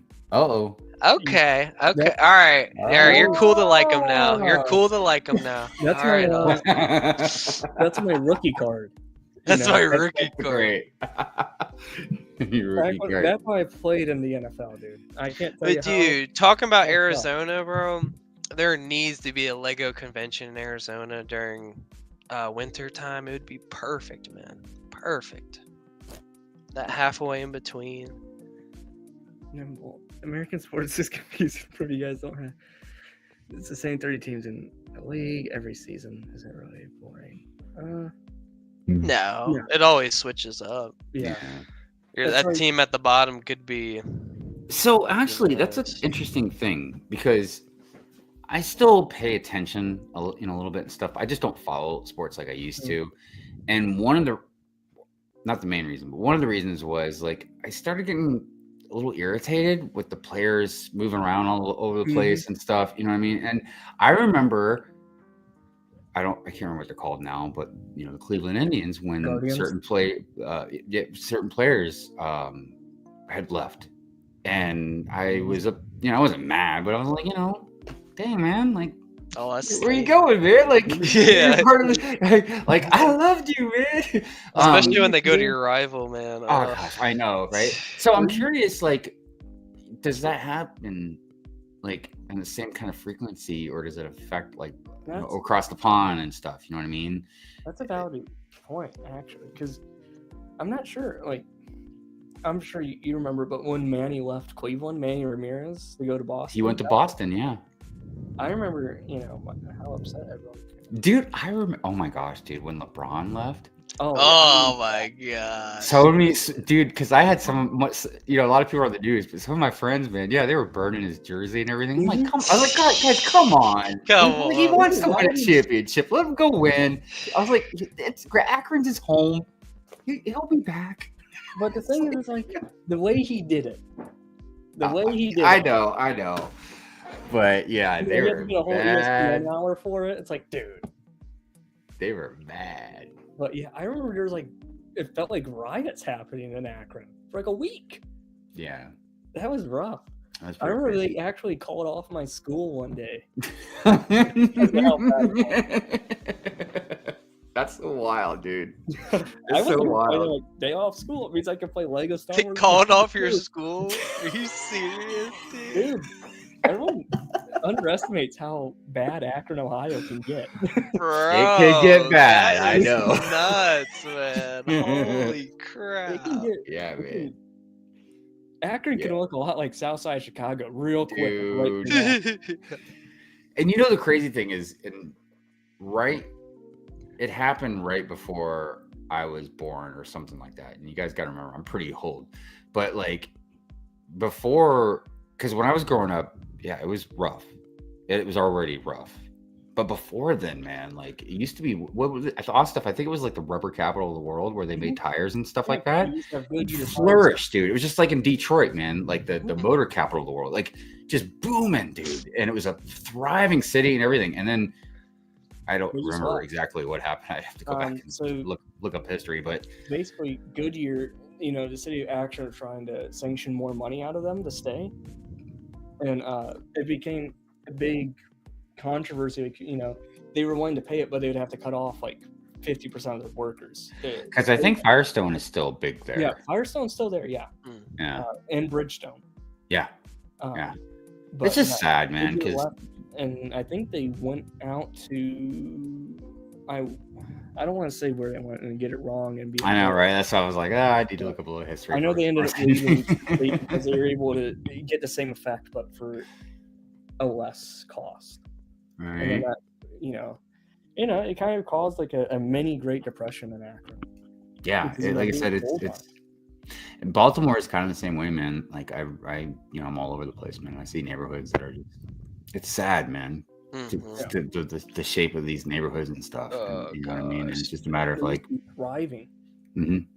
Yeah, when I had to go to Johns Hopkins for my brother, dude, going around those neighborhoods was like, And what's really wild is like when I first moved here, and I guess I shouldn't have been surprised. I've seen it in other places, but like you'll be in like this really nice looking area, and literally just like, bam, it's just like complete opposite. You're like, whoa, what the heck? Just like that. Yeah. I saw this comment by Ultra Bricks, Austiff. I was curious. On the rumored Death Star, how confident are people in Lego to truly deliver on what $1,000 set should be? No stickers, good amount of figs. So, question is about confidence in Lego. That's a good question. That gets us out of our sport and inner city talk real quick. You're talking about the confidence of the buyer, right? I think confidence in Lego, like their execution.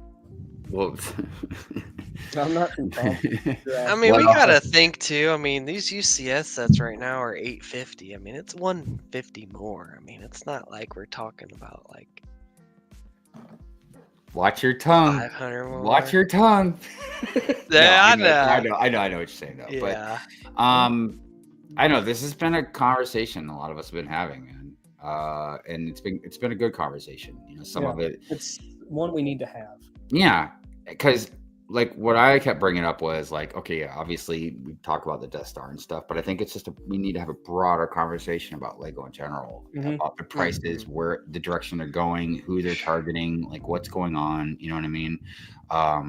Because they're really pushing this premium thing to like next level. Yeah. And in my opinion, I don't like to speak for everybody else, but in my opinion, just more of a pretentious, snooty kind of way. You know what I mean? Like, look, I've never liked the idea of slapping premium onto like children's toys. Yeah. And I know we're talking about like more of like the adult collector type stuff. You know what I mean? But they're still applying these prices to all their toys. You know what I mean? Yeah. So it's gonna be in the Lego catalog that gets sent to your house, your kid, where your kid lives during Christmas, and they're gonna see it, and they're gonna want it. So there's also a point we have to discuss with that too. I think only time is gonna be able to tell. Because even when there's already a line that most people wouldn't cross, a lot of us are habitual line crossers too. And sometimes, you know, I mean, obviously it's fine. It all depends on a lot of different factors, you know what I mean? But I think your average parent that would normally buy Lego probably isn't going to be, or at least have second thoughts about it, man. I mean, because like I said, their prices are, Lego's already known to be expensive. Anybody knows Lego, even your normies, they know Lego's like expensive. So now it's getting so expensive, like all of us, even some influencers are like scratching their head, like it's gonna be and look, a lot of people, and myself included, were kind of wondering how a lot of these influencers and stuff are going to be able to promote a $1,000 set, and it seemed reasonable. But ultimately, look, if Lego wants to make a $1,000 set, and if you either A, can just easily afford a $1,000 set, or B, you're gonna go ahead and, you know what, man, I really want that set. I'm gonna go work a second job for the summer or whatever, man, and just save up some money or whatever. Life breaks. Tyler had a wonderful mow the lawn plan, dude. It was so great. Like, if you charge this amount and mow this many lawns, like you can afford it, like in this amount of time. I was like, you go, Tyler. But yeah. But yeah, then so be it. But it still doesn't negate our conversation we're having about like Lego. What are you? I mean, because you're not just an average toy. Because dude, I mean, even like the smaller stuff, man, like the Harry Potter sets, even the city stuff, man, that's coming out. I'm like, dude, everything's getting whacked. Dude, that ACOB stream last night of them showing those January releases, dude, was nuts. The Friends tax? Friends is getting a tax? Are you serious, dude? Like, what is going on? And here's the thing is, like, nobody generally, I mean, we can have our complaints and just criticisms about stuff, but nobody's like saying like Lego's not good, or the sets aren't beautiful, or the people that design them aren't extremely talented, and most of us are pretty reasonable about like saying, okay, look, this has a brand new mold, so okay, that might be, come into the factor. We know like IPs do cost a little bit more, whatever, we try to take into some considerations, but it's just like, I feel like a lot of us, no matter what the justifications are going to be, man, we're going to be like, I can't really buy all this anymore. Yeah. But I'm going to pause our conversation here. We're getting really close to that 8-hour mark, and YouTube doesn't allow over 8. Yeah, they're weird about that. I'm gonna hop over there, but I will send you guys the invite for the next. Okay. Week. Cool. Right on. Cool. Just because I would like to, before we get into more deeper, Yeah. Oh, this is a good combo. Now let's keep this going, BrickHive. I like this type of stuff. Let's go, man. Go on. So for everyone that's speaking watching, my language, I like it. For all 6 of you watching, yes, we all have to migrate to the house next door. So if you just go on the channel, you will see the listing. It's going to have a little number 2 in front of it for, part 2. I don't know why I said that. It seems pretty self-explanatory. But yeah, we'll see you there. Okay. I will start the stream early. So we should pull up too. We should pull up these new releases and just look at the prices too. Don't know how to do that. Lego.com. Be honest. I'll pull it up on my phone, but don't know how to do it here. Look, I'm a first timer here. Okay. Hey, we need CoolHan back. Come on. Yeah, CoolHan, he can whiz for that. But we'll hop right over there. So if you guys want to go, the chat. So you guys want to go pre-wait. I will give us each like a little 5-minute buffer when we get over there. Just, get your water. Let go of some water. Do what you gotta do. Let go. No FOMO, man. Good. I don't need that. we will indeed not be falling asleep, if anyone's wondering. No. But yes, we will see you guys there. Cool. Right on, brother.